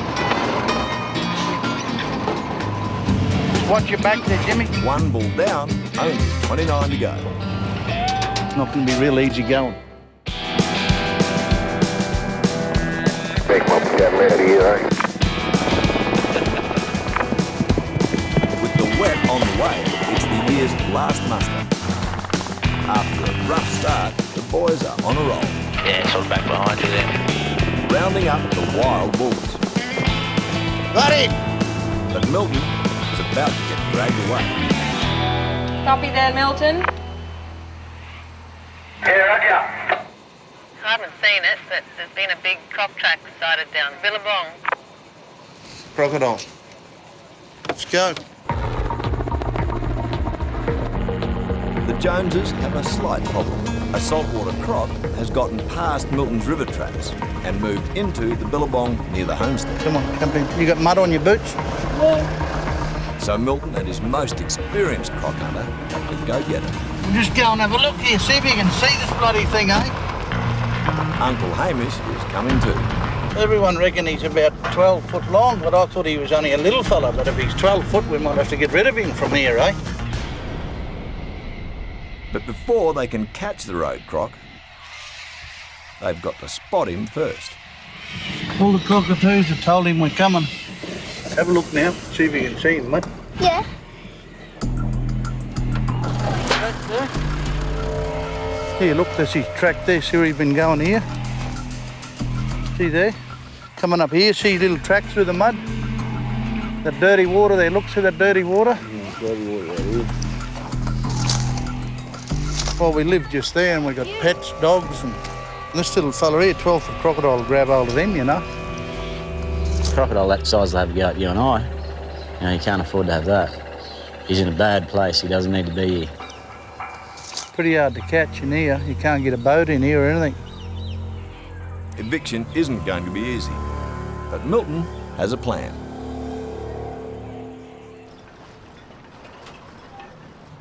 Away from the station, another plan is afoot. Something's coming to Coolibah in a big white box. White box on the way. Just stay there, bull. Only one person knows exactly what's going on. Don't eat me. Once I finish doing this, I'm going to go down and check the arrival of my surprise that I've organised for Hamish. It's been a really big effort to get it organised and get it down here, so I hope it turns out well.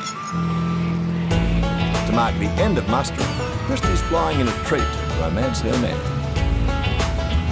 The romance has gone to the wayside. Yeah, out here it's harder to organise things. You can't just go out and buy a bunch of flowers or a box of chocolates. They won't last, so it can be a bit tricky. While Christy's on her mission, two fellas are starting theirs. The two Miltons are going to have a go at spotting the croc from the air. But Hamish will be very surprised if they do. It's hard to see them in the billabong as there's a lot of algae and reeds at the bottom of the billabong, even when it's this low. They can get in under there. That's why they've survived so long. They're pretty good at stealth. See that dirty water there? That's where he is. Now it's time to employ a slightly taller croc hunter. Just wait there, away from the water.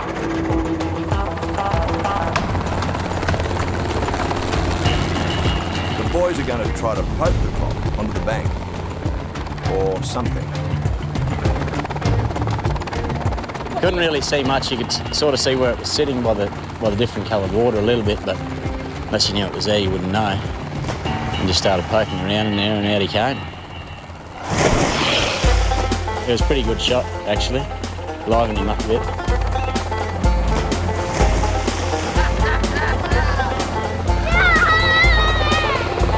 Well, he's not happy. Looks like the boys will have to change tactics to catch this guy. Go and get that snare and try and snare him. Right, we'll get that snare, eh? Milton and Hamish have failed to chase the croc over to the bank. So it's plan B.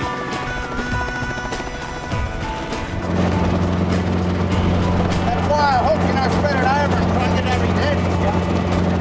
The boys are going to try hooking the fellow's snout or tail, then pull him to the bank. I reckon we can hook onto him with that one. I reckon we'll get him.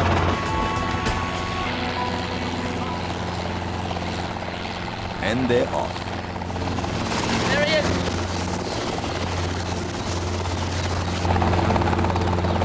On first go, the road bites straight through the rope. That snare's come undone there. Hope you get him. It's an angry bastard.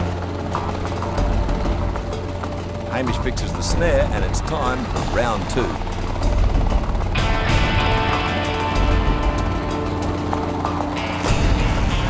Got him.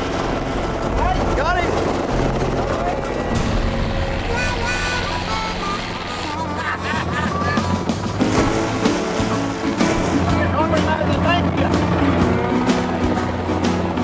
Hang on to the bar. You got him, country. Little crocodile catcher. With a bit of a struggle, they've got the beast on the bank. But no one's more surprised than Milton. Well, I thought we were just going to poke around and have a look for him. And next minute, Hamish has got it hooked on the end of this turnout. Can you believe that? Plucking that out of your bloody garden, eh? That's why you don't go around the edge of the water, see? Doesn't matter what water, whether it's a billabong or the river, when you're in crocodile country, they can be anywhere. Look at now, Milton, don't come that side of him. I'll keep the weight on his head here, bros. You got him. You just got to get that first one. Be careful now. I'll keep the weight forward. You got him, country. We got him. Man-eater. Hey? With the culprit in custody, it's over to the Coolibah Croc Brand, where he'll stay until Milton finds him a new home. Righto, hop out, little Milton. Exciting, eh? Hard in a little shallow water like that, you know. But we definitely don't want him in there. You don't want a crocodile at your bloody doorstep, do you?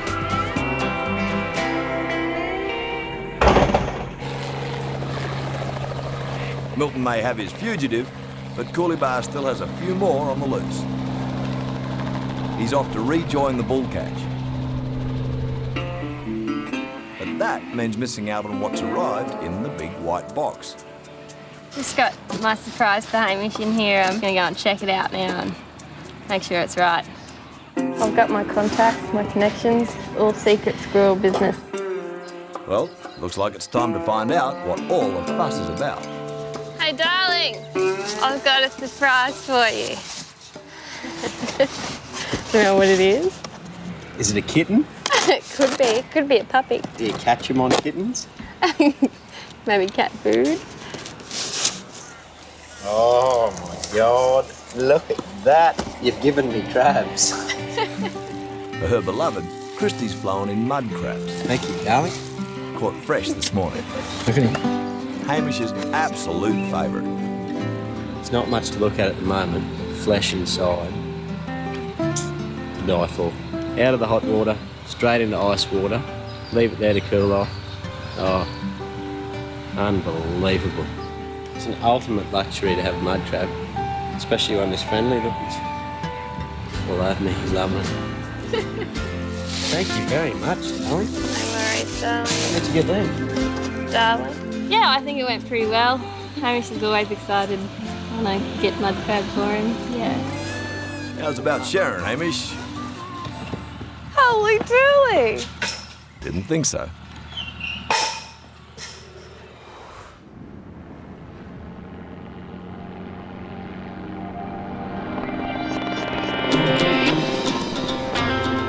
On the Coolibah Plains, These fellas all got a little bit of horn on them, mate. the last muster is almost done and dusted. 15 cattle around a bit. The team's caught 29 of 30 bulls. And with the wet season closing in, You there, Milton? Yeah, right, yeah. Milton's back in time to snag the last bull of the day. That's how you get them, mate. You get about 30 a day, it's good going, eh? Pays the wages, make a bit of fuel money for the wet, eh? All that's left is to get the last bulls onto the truck. Back that truck up, open the door and run them through. A little easier said than done. Drop the chain over the top of his head. He doesn't want to go to the pen, does he, eh? He's a bit like O.J. Simpson. Push you, Andrew. Hit him here, look, Matty, with your shoulder. Get his shoulder out behind that door. Real tight, come forward.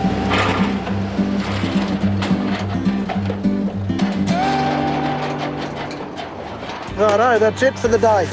Finished. It's been a big day and an even bigger season. But now, Righto, let's go home. year's mustering is done.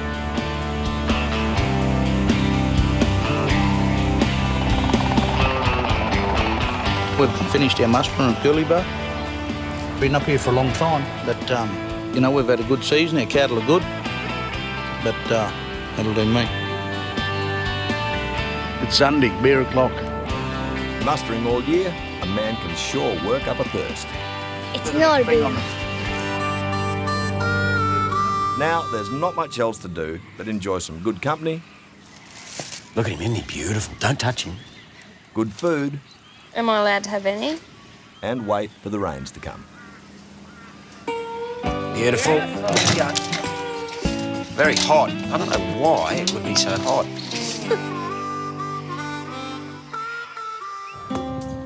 Hey, Mum, a crocodile can spin around. But before Coolibah's flooded in, the Joneses are off on a short trip. Come on. And they've brought a friend. Hey, Dad, can you hold my cloak? To mark the end of mustering, the Joneses have gone to the corner store to get a treat. Hold that while we get an ice cream. What sort of What do you ice want? cream? Which one? I don't want ice cream. Oh, You want ginger beer? You want ginger beer? Dad, Seems little Milton's still a bit too thirsty for ice cream. I don't want to. I hate it when he does that. And he has his hands full entertaining some out-of-towners. Here, put the drink down and hold the crocodile up for the lady. Oh, look out. Well, I hate that when I put on Gotcha. Make him flick up at you. Whoa, little crocodile. At the end of a huge mustering season, Mum and Dad couldn't be happier. It's been a really busy year, and it'll be the wet season pretty soon again, so we don't get to go out very often together. It's nice when we do.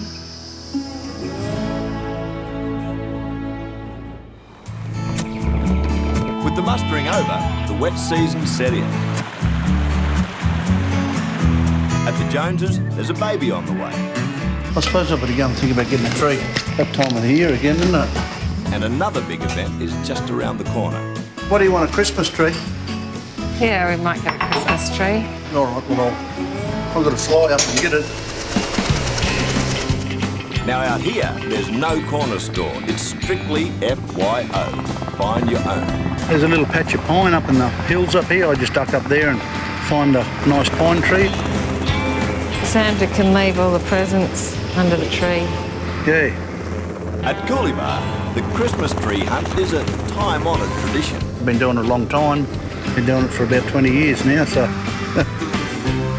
And Milton doesn't mind how far he has to go to get the real thing. Oh. What's wrong you? Milton's flown 50 k's to get his Christmas tree. But this chopper isn't working. Oh, I've never seen one of these bastards any good yet. So how you doing, Milton? That's it. Useless bloody turnout. Can you hear her like that? Easy enough? Okay, she's going to talk to you now. Back at Coolibah, Good morning to Milton. Morning, Miss Alicia. it's little Milton's final day of School of the Air before the Christmas break. Yo ho ho, Merry Christmas. That was great, well done. I don't like Santa very much. Well, then Santa won't bring you any presents, though. Like Dad, the little fella's not quite in the festive spirit yet. You're supposed to be excited about Christmas and be a good boy, so Santa brings you lots and lots of presents. No, because he brings little presents, not big. So Rainey tries to instill some Christmas cheer. Can you remember the name of Santa's best reindeer? Rudolph. That's it. How come he's Santa's best reindeer? You know what? Because all these other ones buck. Oh, do they? I think. Well, that's not very good, is it? Because if they buck, all the presents might fall out of the sleigh. Yeah, bang, bang, crash, crash. But there's one Christmas gift Santa won't have to deliver. Will you help Mum with the baby? No way. What about the nappies? Are you going to change the nappies? Oh, no way, I'm not. Some days you ask him if he wants a boy or a girl and his mind changes day to day. But I think he'll get excited when it arrives. Whew, that's hot, isn't it? Across the yard, Milton's arrived home from his Christmas tree fiasco. It's hot, isn't it? Oh. But he's still hot under the collar. Do you know where that goes? Yeah, I know where everything goes. It's so hot. Bloody stinking hot it is. Christina has an odd job for Milton to do outside the kitchen. You want to put that hose up in the roof? Yeah, there's one just around the corner there. Right. Oh, jeez, it's hot, all right. I was just thinking if you moved that part, just left that where it was. Oh, well, put it there. There you go. Yeah, put a bit of water up in the roof. Kill you this heat here now if you're working. And if the heat doesn't kill you... Jeez. Whoa. Oh. But the hose doesn't stay on the roof for long. Where's that hose up in the roof? I'm down there. Here, Milton, come here. Hey. It gets hot and everyone starts getting on each other's nerves. Christina's retreated to the air conditioning. White looks nice on little babies. Look how cute that is. Her new baby's due in a week, and they still don't know if it's a boy or a girl. Yeah, I couldn't really buy a mob of pink. If it's a boy, Milton would have a fit if I put a boy into pink. Pregnancy's gone really well. There's been no problems at all. Put on a fair bit of weight, but you guess you do that, don't you? I keep running into things with my stomach, but that's all right. I think most people do that. Look how little that is. It's a little bathrobe. Christina's hoping there'll be no more bumps before the birth. If it decided to come early, I guess I would call on our biggest chopper. Fastest one. Speaking of the fastest... Big cane toad, spectacular. Yeah, there's not a lot to do in the wet season except make your own fun. Saturday night's barbecue night, so we thought we'd add a bit of excitement. Had the big brainwave of the cane toad race. So, how does a cane toad race work, Hamish? You've got to catch your own toad. That way there's no arguments. How do you tell a good cane toad from a bad bastard? I don't think you really can you?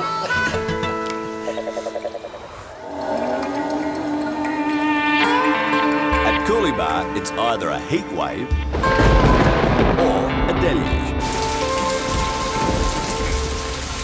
There's some pretty wild storms here in December. During the rainy season, life slows right down. It's very relaxing, actually. Yeah. You don't really want to get out of bed, but... Understandable when you're 9 months pregnant. You've got to have communication. You don't need a gun. But when the rain eases, Milton has to make a quit. Yeah, I'll put a weight on it for you. I'm not going to unhook you. Yeah. I'll leave you hooked up. Yep. And he's roped in Christina's truck-driving brother to help. Hamish is just getting set up in here. This is what he's got to carry his loot with. There's big money in crocodiles, and I've been all over the territory collecting crocodile eggs. Put your glove on, just getting used to walking in this thing now, and make sure that's not going to cut the out of your when I lift you up first. Sounds dangerous. Priority. So what does his Mrs. Christie think of Hamish's career change? He's a smart man, that Hamish, but he might not look like it today. But this isn't his idea. The bloke who normally helps Milton's away, so Hamish is a reluctant volunteer. I'm a singing flying donkey.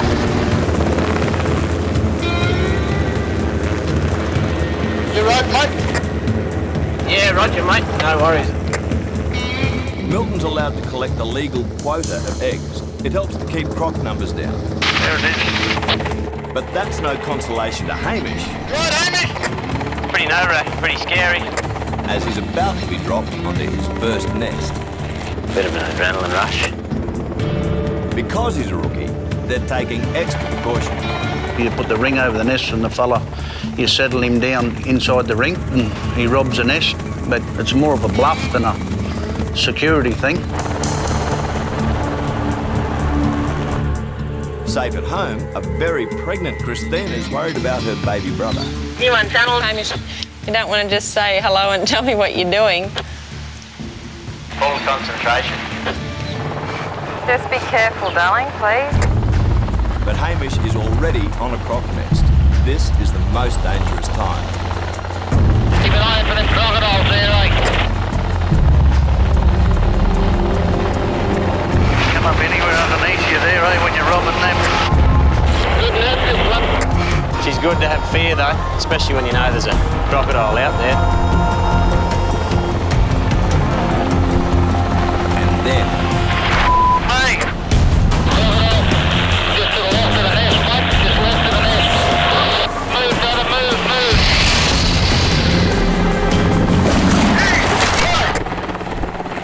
And that's why you wear the orange ring. Swap ya. You're hopping here. I don't really clear there, like. I just unhook yourself, like. We gotta go, like. So Hamish survives his first croc egg hunt. Miss, try.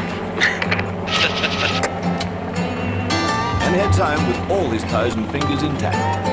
I've got a long way to go, I think,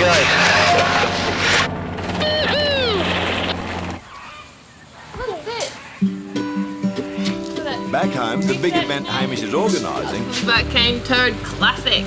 is attracting plenty of interest. Are we going to catch you a really big one? Yeah, but bigger than that one.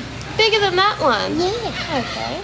Well, then we might allow So Christy and little Milton have hit the backyard to find Cooleybar's fastest toes. Quickly! Quickly! There's just one problem. Can you catch him? It's Christy and her bucket to the rescue. There you go.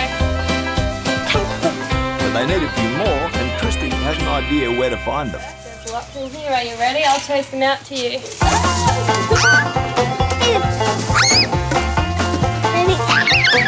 Got it? Yeah. He just got poison on me. Grab him again. It's just sweet. Can you put him in? Yuck. That's it. All in all, the pair caught 6 hopefuls.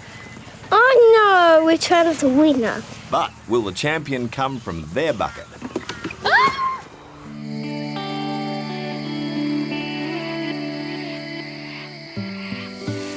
At the station, the working day is done. They've come from far and wide. For the Coolie Bar Cane-Toed Classic. Oh, look here. He might be the one to win the race. I wouldn't put my house on it. Milton's flown in a Star Recruit interstate. That's the winner. And he's confident. Got to know how to handle them. Whoops, he jumped the gun. What was that again, Milton? Oh my God. The trophy, Dad. Is that the trophy? But as the excitement builds, there's one notable absentee. Pretty bad out here at the moment, isn't it? The organiser, Hamish, has got bogged while moving some weaners. Oh, we've had a bit of rain here last night, and it's just really greasy. We had a lot of cows in here, and they've just chewed it all up. Plan A is to pull the rig free with his trusty orange grader. I don't think it's going to move, but here we go. He's giving it everything. But in the end, I got nothing. How long before we start? back at the homestead, Here you are, here's one. Hamish is missing out as the rest of the gang round up their races. This fella's going to be a dud. He's not going to win the race because he's so dumb he went in a trap. Oh, Nanny, come here, look. Whoa, look. Grab him, quick.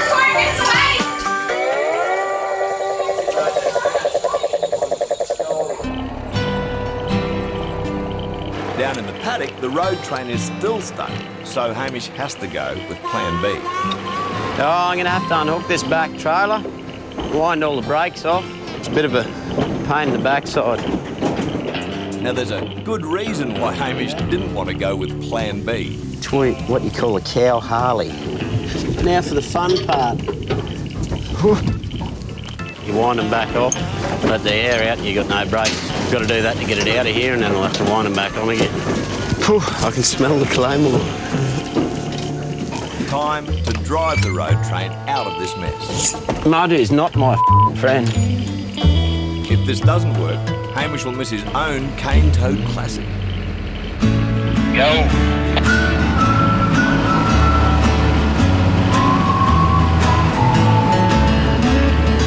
Oh, yeah.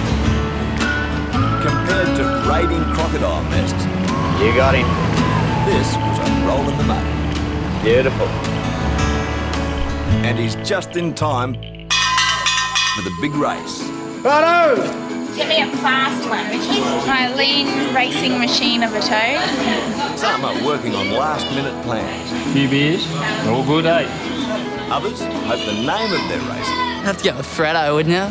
Freddo, definitely. will strike fear into their opponents. What are you going to call yours, Nearly? I'm going to call my cane-toed Trevor. Hibbity hot. Hibbity hot. Hamish has scrubbed up after rescuing the weaners and his truck, Race winner. and is talking up his chances. I've got the dark horse. It's going to be the late horse to come into it. Late toad, sorry. But the smart money's on Milton's Interstate ring-in, number 6. What's the winning toad? Whew. To out-hop Hamish's locally trained number 7. He might be the one to win the race. But the time for talk is through.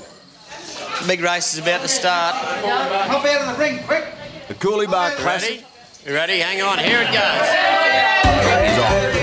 Just leave him out. Hamish's number 7 jumps to an early lead. But Milton's Interstate leaps back into contention. 6! Over here! That one, that way! Number 6 it is, too! Number 6 it is! Not so fast, Milton. Number 6! The winner's in dispute. Mine was gone before yours even thought about it. Mine's out here. There's a protest, and I want a weigh-in and a drug test. We're going to have to run it again. Mine was gone already. It had already won. Hey, this is him here, look. There's only one way to settle this. We'll have a rerun between the two of them. Yeah, well, I'll rerun, no worries. Ready to go. Push him, got to put him in there quick.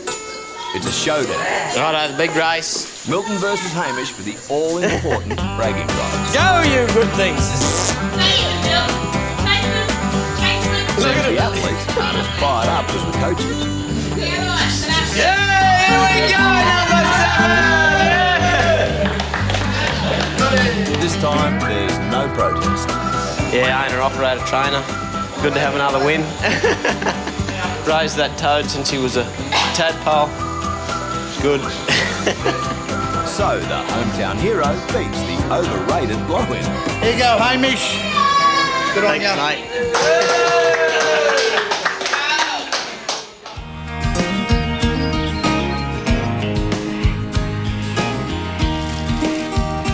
A night of fun and festivities is over. Big, aren't they, eh? The toad race contestants are slowly recovering. Looks like a toy one. But at Coolibah, a new day means a new challenge. That's what the wet season's all about, fixing everything. Making sure you got no breakdowns through the year.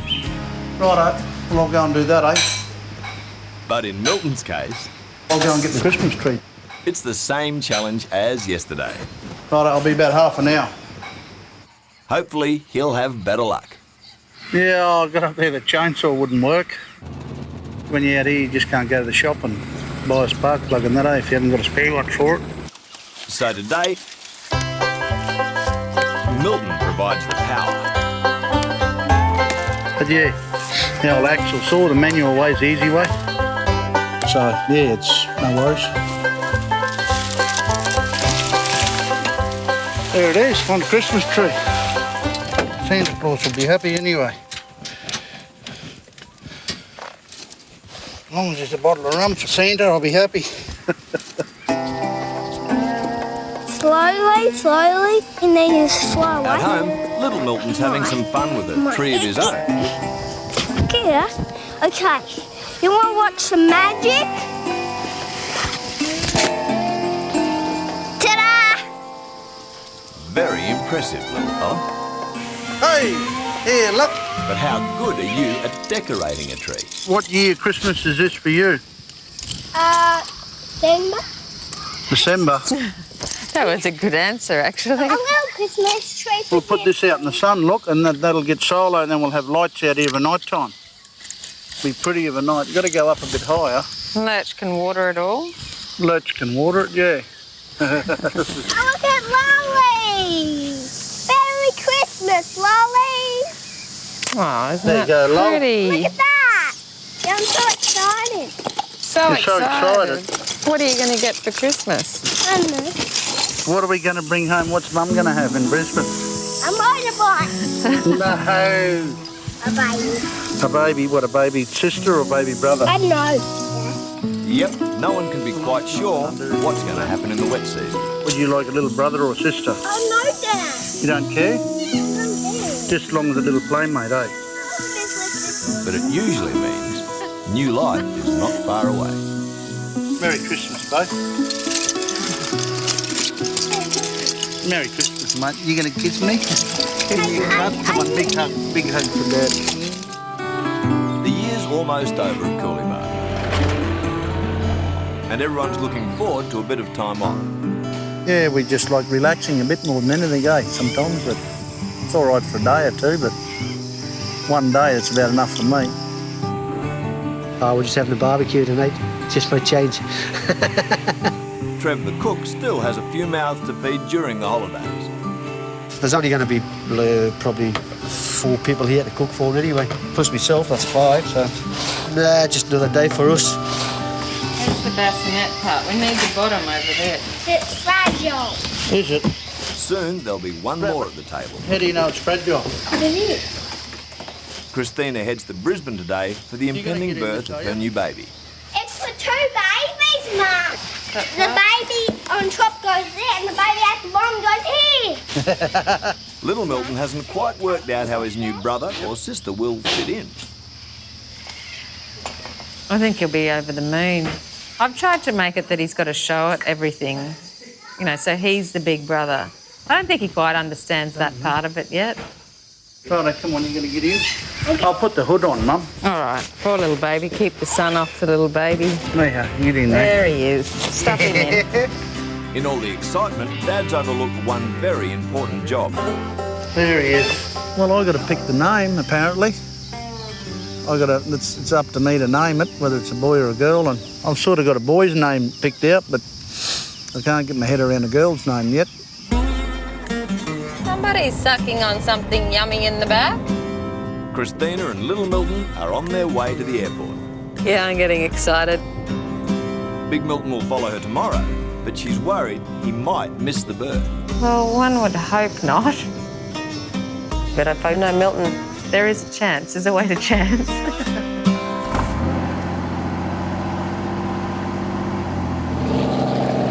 I just moved a few cattle off the river. It's been raining again, and the Victoria River's on the rise. Yeah, big water, The big's coming right up here. The rising in the water and the creeks, and that's a threat here all the time. Take these to the river bank and I'll put them back across this billabong, The water's rising, fast, and this mob of cattle is about to be stranded. Yeah, I've got to get these cattle out of here, otherwise this water will get around behind them, they'll end up starving. If Milton can't get the cattle to higher ground, he could lose them. I'll get out low on the river here. I've got to sort of stay back and do it. Nobody knows what's to be done here but me.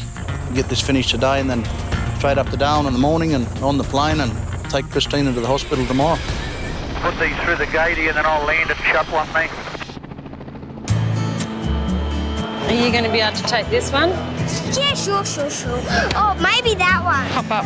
While Milton completes his rescue mission, You might have to turn around, mightn't you? Christina's arrived in Brisbane for the caesarean birth of their second child.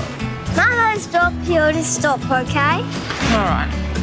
It seems like she's still carrying her first child. Like the big bus one. It'll seem a bit quicker, won't it? And heavy. It is exciting, I guess. It's this time we'll be taking an extra person home, I think. Be strange. Sis ass, wave it down, stop it. That's it. You got it. Christina's on the way to her mum's. As for the little bloke, Where would you like to be dropped? I want to get dropped off at the moon, Mum. Uh-huh. See what happens. but there's only enough fuel to get to Nana's. Yeah, just go in that driveway, not this driveway, the next one behind that van. I'm warning up for that door. Hello, darling. How are you? Not good. I just have a microphone on me. Have you? No. It's right under my shirt. Tomorrow, Big Milton and the new baby should arrive. How are you going? Hi, darling. Hopefully in that order. No, he'd never miss it. He'd make sure he was here. You put stones everywhere. No, Dad's going to be upset.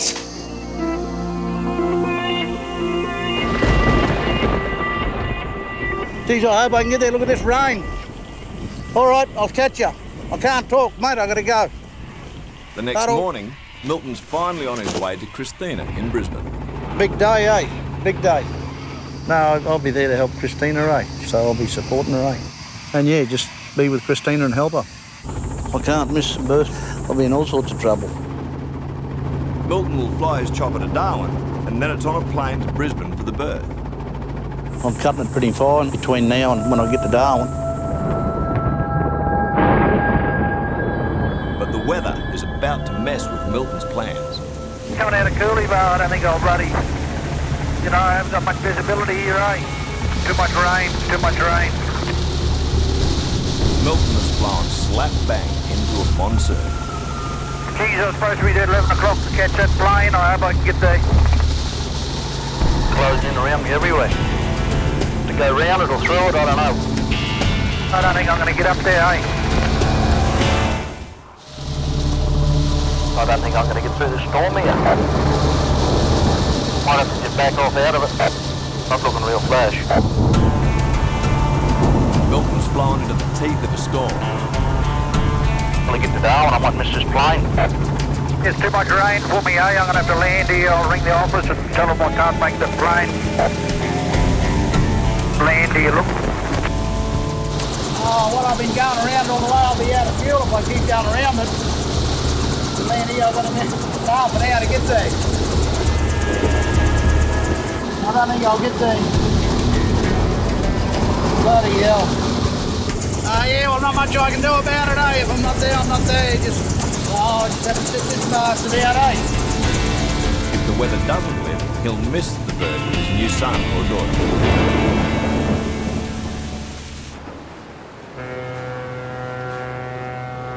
On the other side of the country, On your marks, get set, go!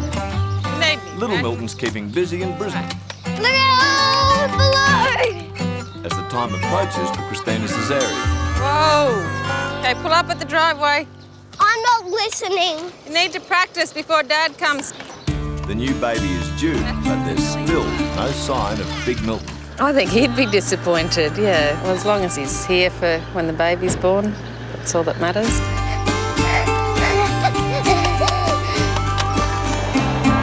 But Christina can relax. The weather's cleared. And Milton's made his flight to Brisbane. Just. I was lucky to catch the plane. I left Coolabah and all the monsoons are starting to roll in and had to land, take off a few times. Big rain there on the way up to Darwin. But we're here, so that's the main thing, eh? But Milton's not there yet. Outback storms are one thing. City streets, well, that's just plain scary. Oh, I'd get bushed in the city quick, me. I know the river's that way. I've got to keep remembering you've got to use your blinkers down here. Bushed already. Bushed. Lost. Which way? Sing out to some bar seal, know where to go. Yeah, look. Hey! Hey! Oh, no, hey, Mum. Milton eventually finds his family. Oh, he's a little sick man. Hey, little man. You been waiting for me or what? Oh, what have you been doing? Mum gonna have a little baby or what? You been missing me? It's a happy reunion. Gotta get you side. No, don't. Side on. But the expectant dad is still struggling. There you go. How's that? With some unfinished business. What are we gonna call it if it's a little girl? I've got a couple of names picked out. Don't know whether Christina will like them or not, but... He wants to call it Christina. Does he? We can't... You can't have Milton and Christina. Hospital. I actually feel a bit sick today. We've got to switch these phones off or what? Maybe you've got to turn them off, do you? Pretty excited. Yeah, I'm getting excited, yeah. Christina's chosen a caesarean birth because Coolabah is so remote. Couldn't possibly go into labour at Coolabah and get to the medical attention that you'd need. I mean, you wouldn't run the risk. Yeah, I think she's settled down now. Bit fluffy there to start with, but she's right. Yeah. Say bye-bye, Mum. See you, darling. I'll see you in a minute. Say see you, Mum. Righto. Good luck, babe. Righto, we're out of here. We'll call you, okay? Good on you. Thank you. 9 months of waiting are over. In the next hour, a brand new Jones will enter the world. Oh, no, we're getting closer. What do you reckon, Mum, gonna have a little boy or girl? Dad, Eh? The Jones boys are waiting for the newest member of their family to arrive. we have a baby. I'm gonna be so mad, so mad, so mad. Yeah, he's wondering what's going on. I still think it's a boy, but anyway, be a surprise if it's a girl, eh? Yeah, another little person in the world, eh? Christina's under a general anaesthetic for her caesarean. You think Milton's nervous? Pretty dangerous business, just getting the bloody knocked out and everything. Bit frightening, isn't it? For a man used to taking charge, the hardest thing is sitting around. I never like waiting much, but anyway, have to. As long as it's healthy is the main thing. You're still waiting? Yeah. You want to go in there and have a look, don't you?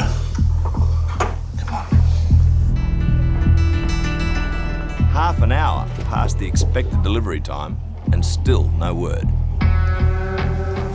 It's starting to worry me a bit now. Christina's mum, Glenda, is also feeling the strain. Bit nerve-wracking. It's got to be nearly done now.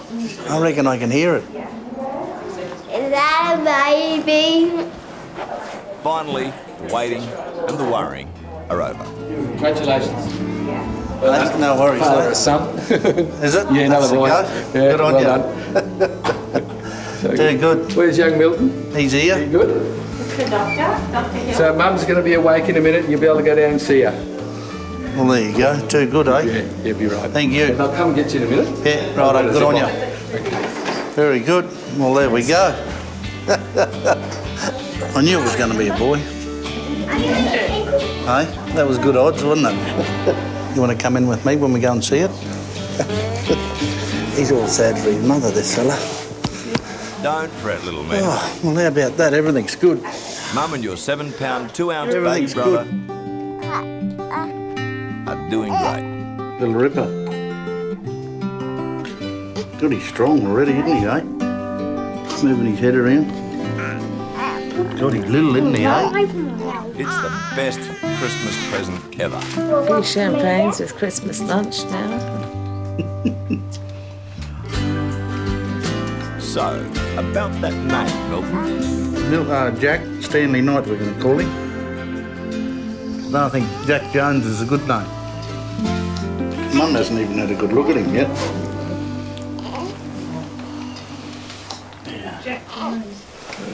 Look at that. Eh? Tiny little thing. I thought he would have been bigger. Look at his hands beside yours. Goodness me. Oh, you meanie. You'll be really, really gentle, darling. Really, really gentle. Bless you. Gotta be gentle, Mum said. Yeah, don't forget. I saw some teeth of his. Has he got teeth there? No, he hasn't got teeth. Yes, he has. Where? What colour eyes he got? Blue. They go brown, don't they? Meanie. Looks like a little Jack too, doesn't it? Pretty looking like me, eh? Yeah, when he was really little, that's what he looked like. But someone's not so sure about the changes at the Joneses household. Your job's to take the dirty nappies away, remember? Everybody's healthy. Can't be much happier than that. I can't wait to get home. 2 sons to worry about now, not one. Yeah. The Joneses, all 4 of them, are on their way to Coolabah. Home, James, home. But there's one last obstacle. How high is that river, Andrew? Just below 5, I think. And they're on the wrong side of it. Almost home, but not quite, eh? I expected the river to be up. It's pretty common practice this time of the year, so. The newest Jones will have to wait for his first glimpse of home. Did you learn yet about travelling? You can't scream the whole way? Of course, at Coolabah, there's one way to get around almost any problem. I'm going in that one. In the chopper. That's first job I've got for him, yeah. Monday's last either, I think.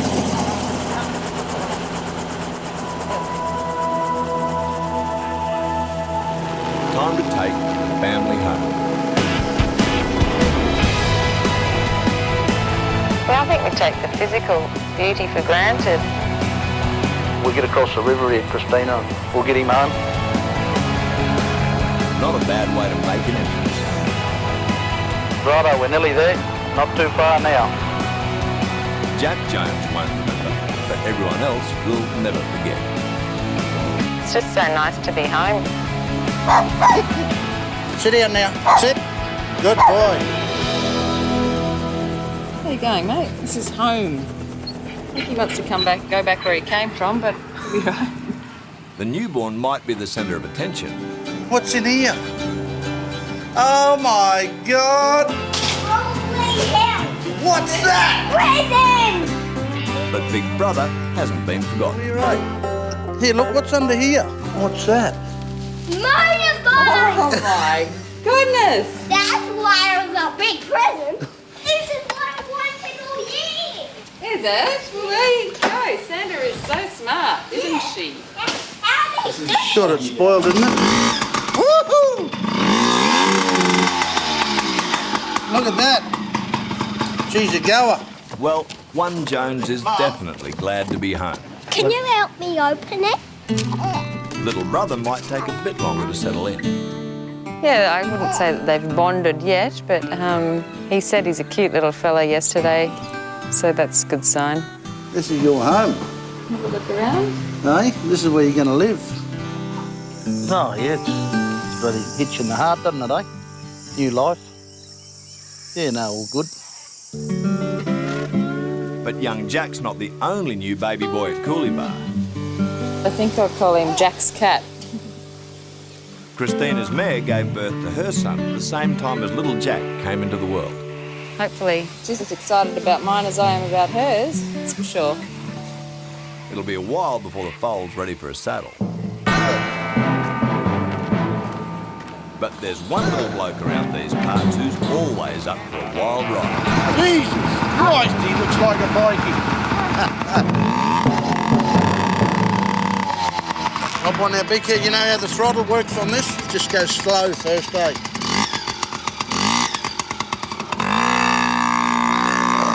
You're right, go, mate. Come on, cowboy. Big Milton keeps his 4-year-old on a short leash. Bloody hell.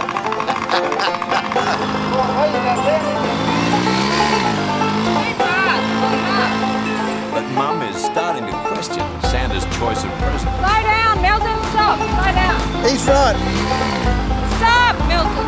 All right, I've got him. Not you, him. It's like his father. He doesn't listen. Little Milton's in a big hurry. Until... Oh, he's there. He'll have a few more of them yet, don't worry. Just about died, especially when he was going flat out and heading straight for a treat. Thankfully, baby Jack's in safer hands. Yeah, bonny little kid, isn't you? Yeah, we're talking about you. Yeah. Yep, that's Trev the cook, showing he does have a gentle side. Well, as long as he doesn't grow up like his old man, he'll be fine. Well, maybe not. Them motorbikes, you got to keep an eye on them, mate. So as little Jack's first day at Coolabah comes to a close... Hey, little Jack, nothing like being home, mate. There have been some big changes. 3 men in my life now, so hopefully 1 out of 3 will be running after me at some stage. Well, here's the little Jack. Yeah, yes. Hooray! Hooray! Hooray! Look at him. Little Jack. This is what the young nipper has to look forward to. Reckon you can get him through the gate? Yep. On the road a bit. Teach them a few skills when they're young and they're half safe anyway. Yeah. Dad's work ethic is get in or get out. You gonna get on one or what? No way. I don't know what it is about the place, but it's just there's just a feeling. You got him. Oh! Oh, yeah, they grow up real quick, don't they, eh? Gang up on Dad, yeah, that's what'll happen. Yep, it takes a bit to keep up with those Joneses. There's never a dull moment here. You little Jack. I always wanted to have 4 boys. 2's a good start.